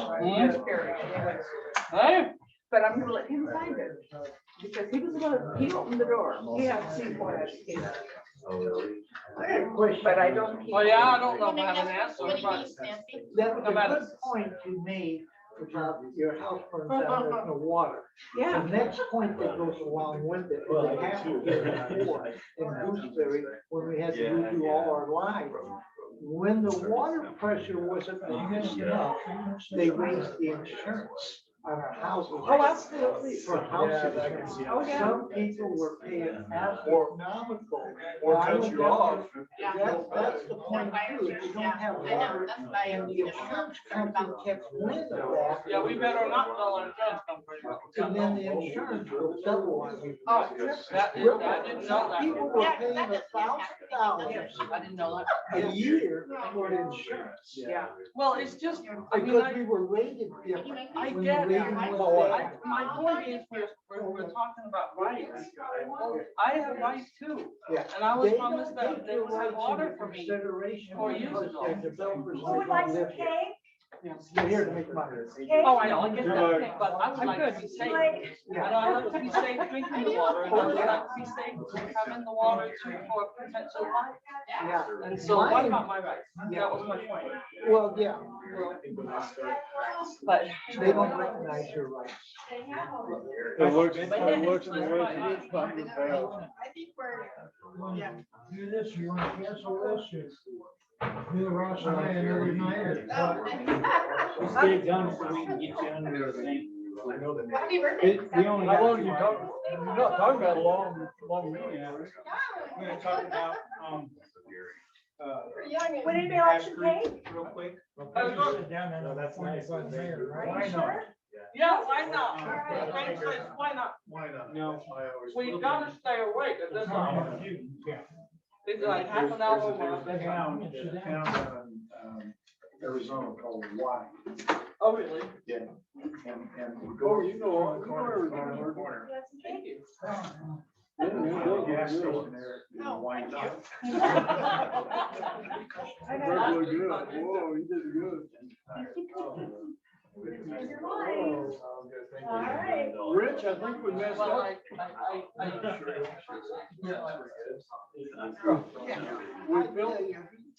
Hopefully we can walk through our, we just gotta come out of our, closed session and then. I'll tell you, you're still in there doing stuff. Oh, yeah. You can't break. Get out of there, we'll adjourn. Move to the next meeting.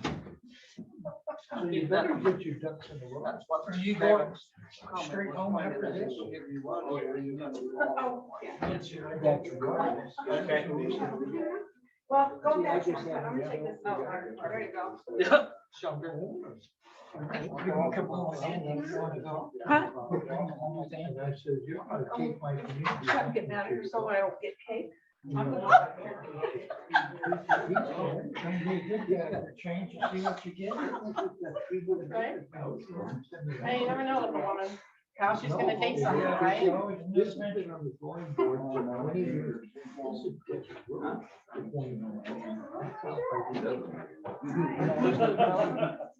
Wayne Bill owns something. He came and tried to develop. Can you start on 70 acres?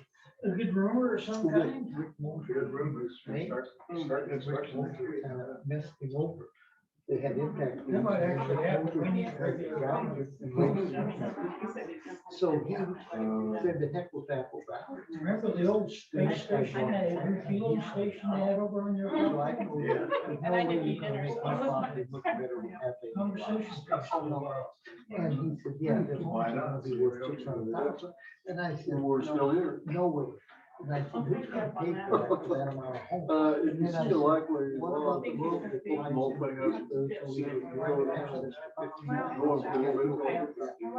They just Smallish approved within the last year. Okay, you're doing all right? A little bit that's gonna be blocked Okay. off.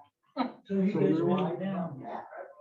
So there's a. We're down to Cancun or intermission anything like that. Travis. But he either doesn't know, which is still. Oh, yeah. Bad, or he just flat. Talk to you later. So they're, Bye. that's typical. I have some friends that went on a cruise that got Well, I just, a 2-week extension. If they didn't. we will have growth. Well, yeah, but it's gotta be controlled Yeah, we will have growth. with the infrastructure. Yeah. So that's the bottom line. We gotta have approvals. What for? Yeah, what we haven't had so far, have we? Yeah. Why not? That's probably a good question. Why change the wheel? Everyone. Because it was working so well. Well, I think he was, laying it on a little bit, you know. Actually. Right? We've seen this for years. Oh, on and on and on. But you know, I mean, years and years, 4 mayors. I told Barry, I said, 3.5, we only had a half in the last one. Oh, that's true. that water is so bad up there at Cedar Point that we have, I don't know how many thousands of dollars we spend on water filters. None of them fixes it. There's not a single one. I'll tell you what I'm gonna do. I'm gonna go buy a big storage tank. I'm gonna pull it full of water so in case my house catches I fire. know. I'll have water to put it I out. know. This is Mr. Isaacson. Great to meet you, sir. Yeah. And he was like, you and I were talking about sitting down and just bringing us up to date on what's going on, and he would like to be a part of that. Okay, should I come back up? You don't want to stay till midnight? Come on. Come on. Tomorrow. Right, I can back tomorrow. Oh, it's been a very long week for me. Monday, Tuesday. Wednesday's your vacation. Wednesday. And Wednesday, we have that meeting with So the then- engineer's office. Sunday. So We still have some decorations up from Thursday. holidays.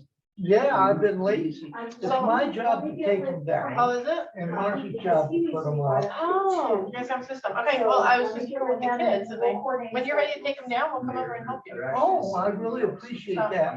But if I did that, then I'd really be in trouble. Yeah, Then she she's like, really- where's my help, huh? No, she'll say, "Boy, are you lazy. Oh. You hired those kids," and I've done that before. And I said, well, the weeding. So I hired somebody to do the weeding and she says, you know, you need to do something. So We wouldn't be paid for it, but just to help. No, well, kids need money and I'm good about that. So I appreciate that help. As long as you don't care about the money, But I was a little bit surprised. He's a big self-confident, boy.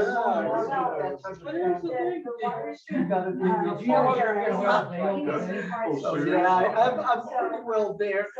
But I'm being there. And catching up with him at 11 o'clock at night. Really? Like, I figured that's your garage, you guys have so much stuff, I figured that's where you put all your stuff. I mean, it is, Christmas stuff and then shed on the So he roof. does some work. And the And shelves then he are goes. full. I'm trying to make room for it. Hey, but you know what, I don't have any little children right now. Yeah. I think it's Well, we don't time. have the garages, but I got two little kids in there. I've been fixing for the last 2 years. But it's still broke down. So it's Anyway, an issue. we're kind of. You know what? I still have my Christmas stuff up. I don't mind putting stuff up. Take it down. That's so fun. No, no.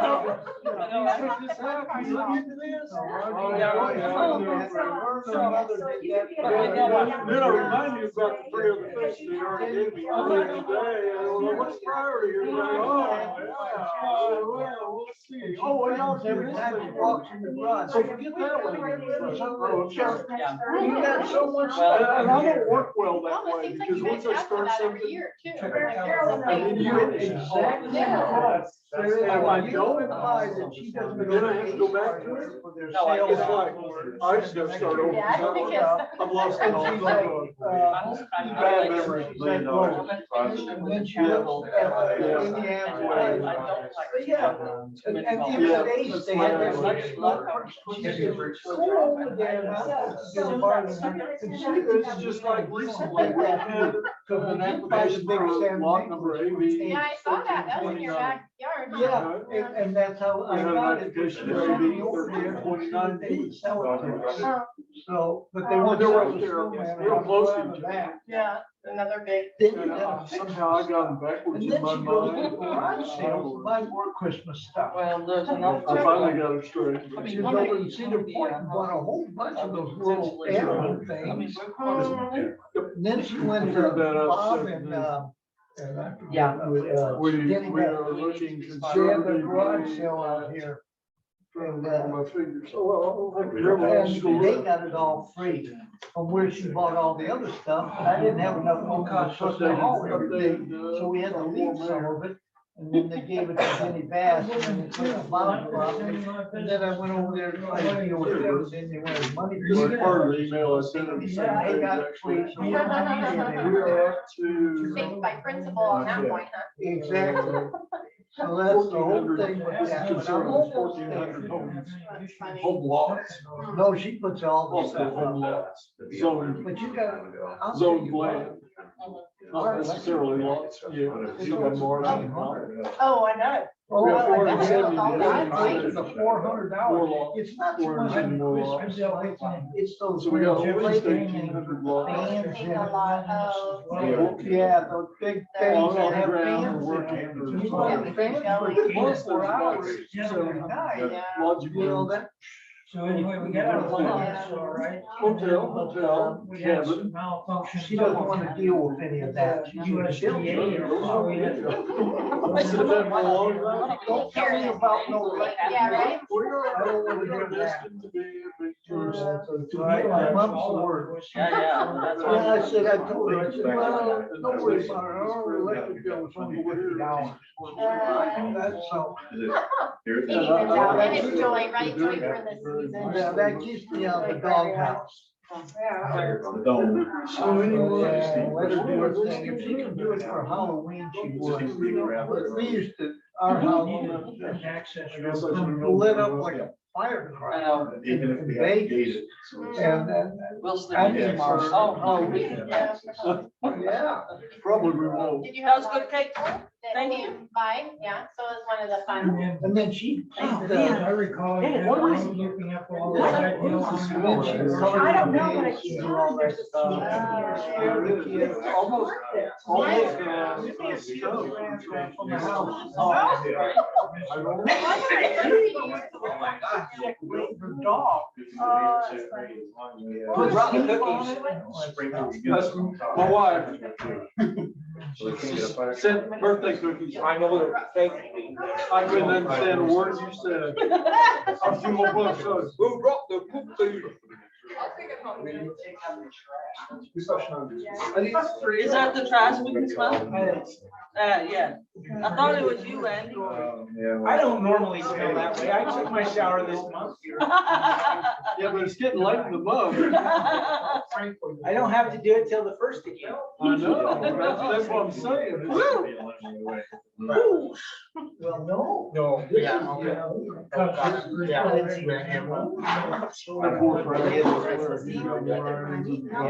I did already. He's just. Jump in and help them out.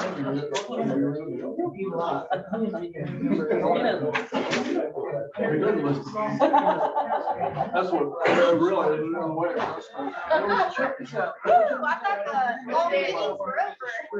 Ooh, I thought the long meetings were over. So it's gonna be short.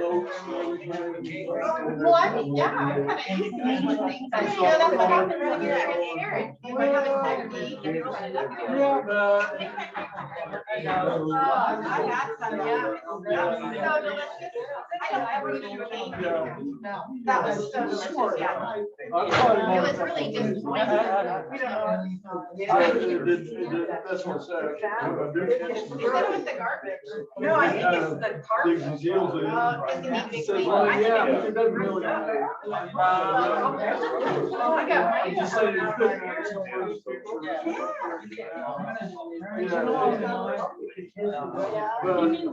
Well, I know. I can scratch my foot up here. I have like the ideas in my mind and I just speak them. I'm like, right? Yeah, what? And the heckle. Oh, yeah. I thought it was a fun night. Past my bed. Way past that, I know. Well, especially when they still got.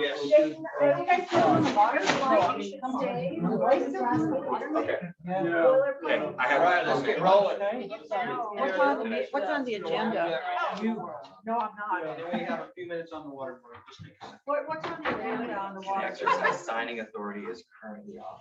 So the point of that is. I don't- Currently has Harold Marion and Ross Rogers, and this is authorized signing. Part of it, they wanted us to bring that back. Because they have a history with that. And so that, only in regards to. Here's my concern, the blanket statement for signing authority. And you can just say, you could approve this subject to changing paragraph 3, limiting it to whatever.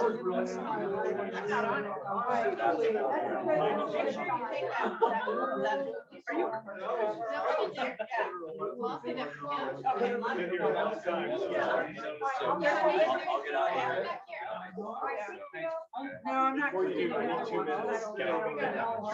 want to talk outside? You ready? I'm ready to kill. You ready to go? And Jason Graham, I'm ready to go. Yeah. Is that big enough for you? They're gonna go into a sugar shop. Okay, all right, let's finish this and Jenna can go home. And then we can break out the cards and games start, right? I thought you meant the carrot card. We do that too. We just need to make the motion to close, don't we? All right, yes, we need to make a motion to adjourn this town council meeting. Do we have a motion? A motion we adjourn. Second? Second. Vote? Oh, sorry. Aye. Aye. All right, thank you so much. Moving on to the Big Plains Water and Sewer Special Service District meeting of January 27th, 2022. Let's see, call to order. Kevin, Sarah present. Andy McGinnis, present.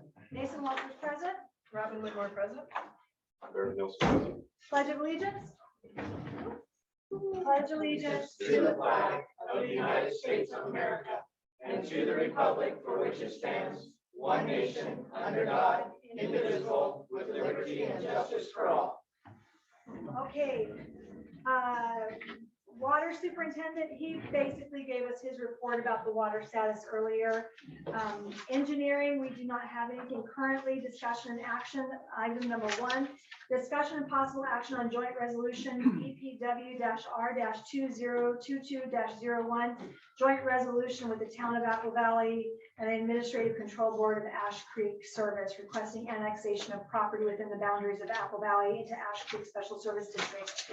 So this is not an agenda item in which we're making a decision tonight. This is simply an item in which we are going to have a discussion, put together any thoughts, questions, concerns, so that we can then share those with Ash Creek. They're having their meeting tonight and they're discussing this as well. They're going to share their thoughts, questions, concerns with us. And then the next step would be to put it on the agenda next month. And then if we feel that those have been resolved and we're comfortable, then we could make a decision on this. Otherwise, we could table it again for additional discussion. So having read this, what questions do you have right off? It's 10:30 at night. I'd like to just make a motion that we table it, deal with this another evening when our brains are fresher. Okay, so the only problem is that they are expecting response from us. We're not there. Gives them more sugar. Okay, so let me just make a couple of comments for the official record, Ms. Jenna, is that in my initial discussion with Ash Creek, with Mike Chandler, who is the Ash Creek manager, was that we as existing residents, we weren't interested in having them come in and install sewer lines everywhere and require everyone to pay their impact fees and connect to it. This is about new subdivisions where they would be responsible for approving systems, overseeing installation of systems, and managing systems moving forward. If a system is put in and your home is within 300 feet of the system that they put in, then it would kick in a couple of things. And that's not specifically stated in here. So I would want to have things clearly stated. One is that if you're within 300 feet and you apply for a building permit, then it triggers that you're going to then have to connect to that system. And 2, if your current septic system fails, and you have to make improvements to your septic system, it triggers it that you have to then connect. Only applicable if it's, to me, like within reason. What is in reason? Well, I mean, like at my house, if it's running down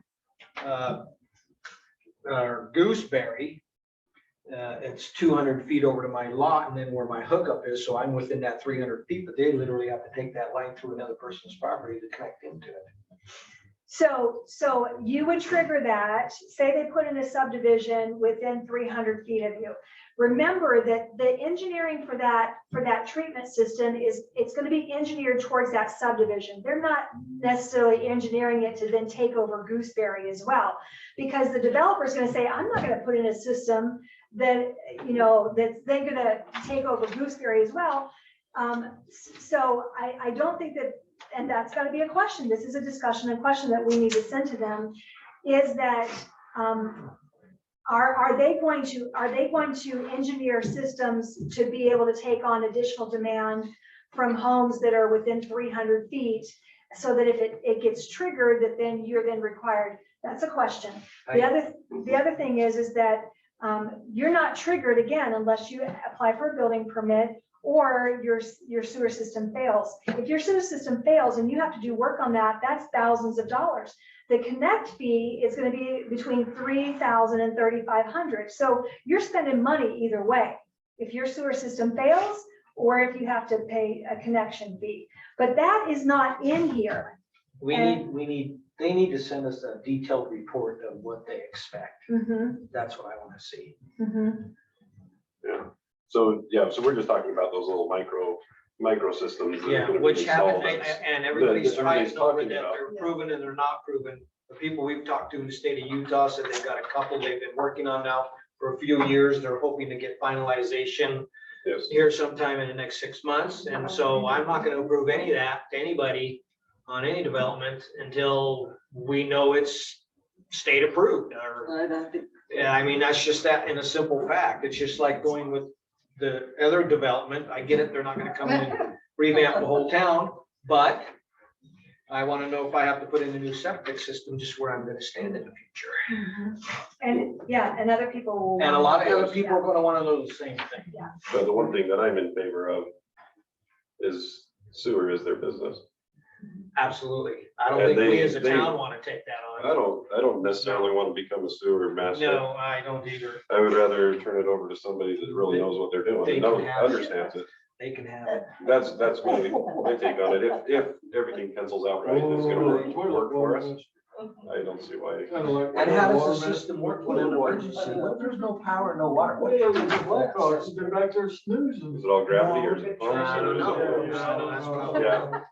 Yeah, there's a lot of information that we need about these systems and how they work, so. So, do you That think is it would be valid. appropriate, for Harold and Dale Harris to put together a list of questions that you would like to have asked of them? Do you think that's Can they? appropriate? Can they come to one of our meetings?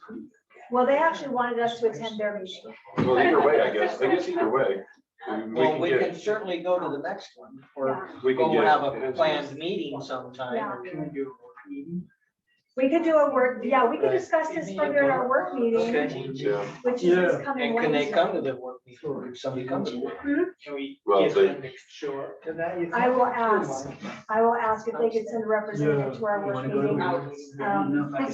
But Harold, do you think that's appropriate for you and Dale Harris to put together a list of questions that you think we should ask of them? Certainly, we've been through this a couple of times. We went through with Hank Isaacson a couple of times on his projects over the years. And as someone said, there are probably a half a dozen systems out there and everybody says theirs is the greatest.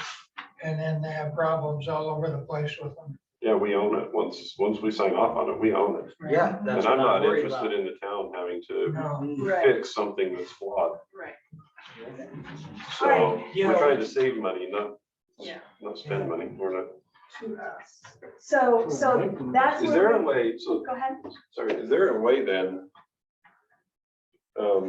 Developers have to get bonds for their stuff. Is there a way that they can get a bond for that system?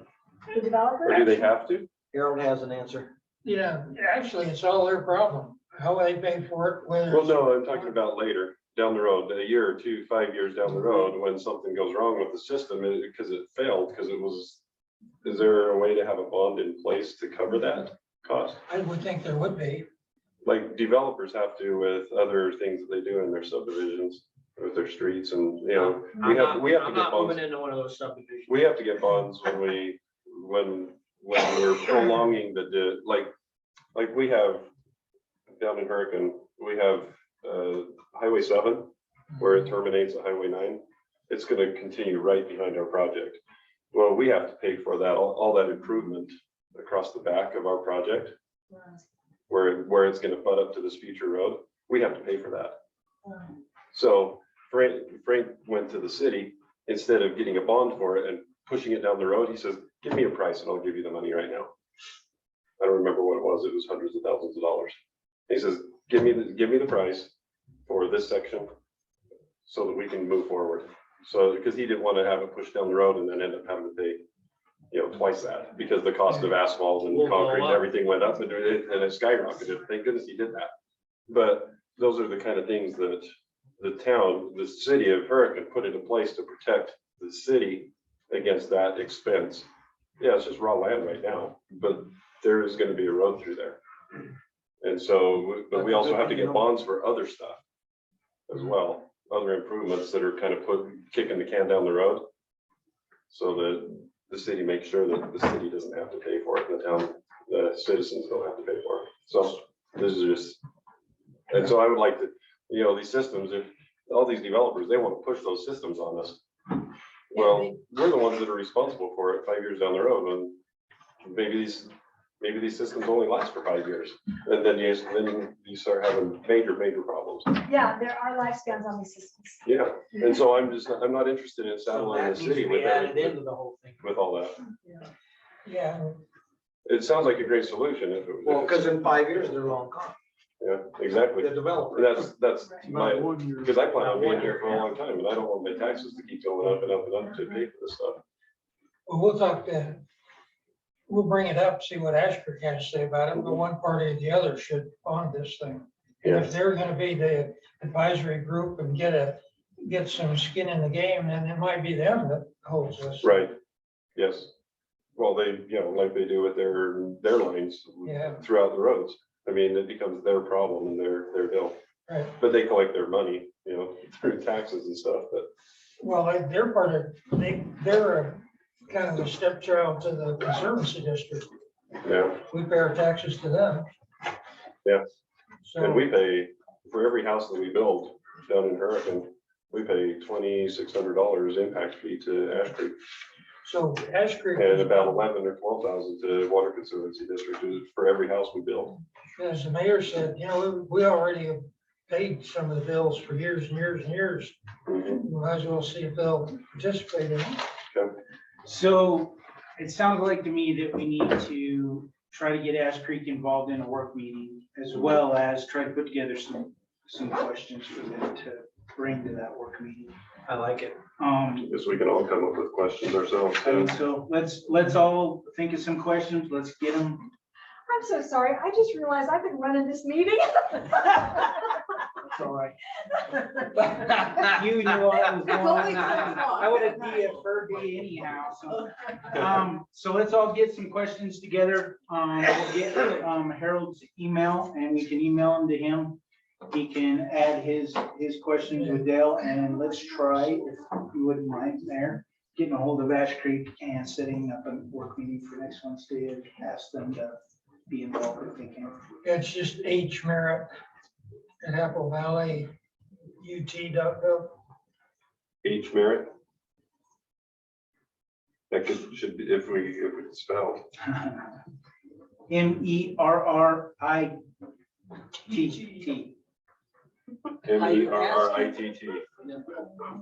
2 R's, 2 T's. Yep. Okay. So do I have a motion for that? I make a motion that we move off. You want me to?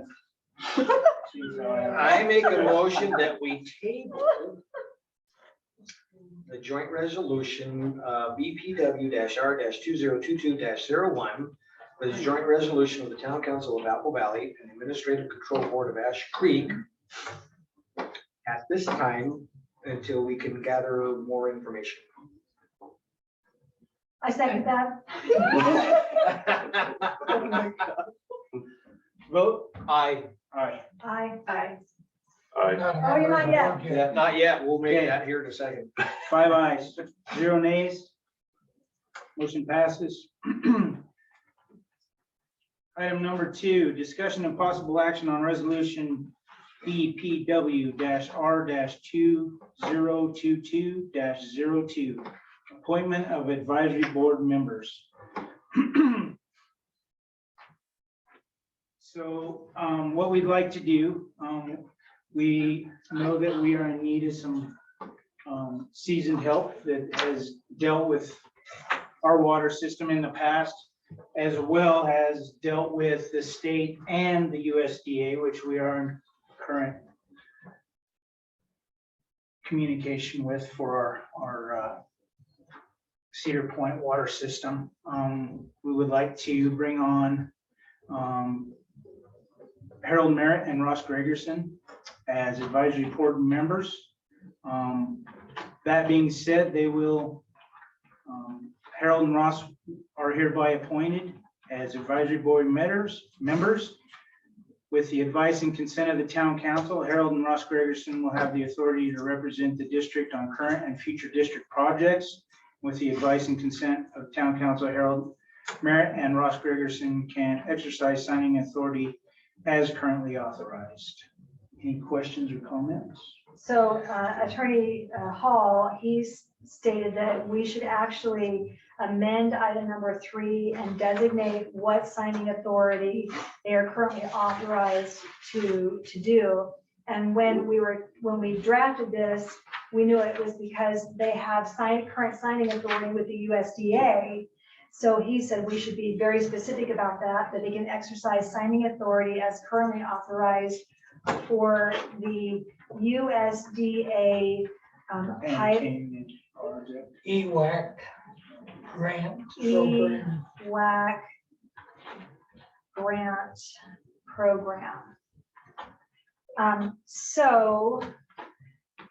And that we don't have to actually go back and retype this. We just state that we will Add that to it. we will approve this based on that addition. So I'll make the motion if there's no more Wait, discussion. Just one minute. So I have a little bit of discussion. Harold, thank you so much. I thought you wanted to get out of here. You must have got some sugar. No, this is long overdue. You and Ross both are stalwart citizens in this community, and you have served your community well, and none of you ever deserved to be treated the way you had been treated in the past. And as long as I'm alive and breathing going forward, let no man step in that direction, for I shall be your personal protector moving forward. Well, I appreciate that. We survived and we'll continue on. We appreciate all you have done and will do in the future. Here. Here. I realize as I looked at that too, this is. big Okay. things, That's you. Make a motion. I'll make the motion that we approve resolution BPW-R-2022-02, appointment of advisory board members, with the exception that we amend item number 3 to include that the signing authority as currently authorized is for the USD EQUAG grant program, and that the signing authority is actually Marshall McGinnis as the chair of the Big Plains and not Dina Mason Walters as mayor, because this is not Apple Valley Town Council, this is Big Plains Water and Sewer District Board. So that's my motion. I second that. Can we have a vote? Aye. Aye. Aye. Welcome aboard, Harold. Welcome aboard, Harold. Thank you. Do we have a request for closed session? No. Not from me. Nada. Do I have a motion to adjourn? I make a motion that we adjourn. I second.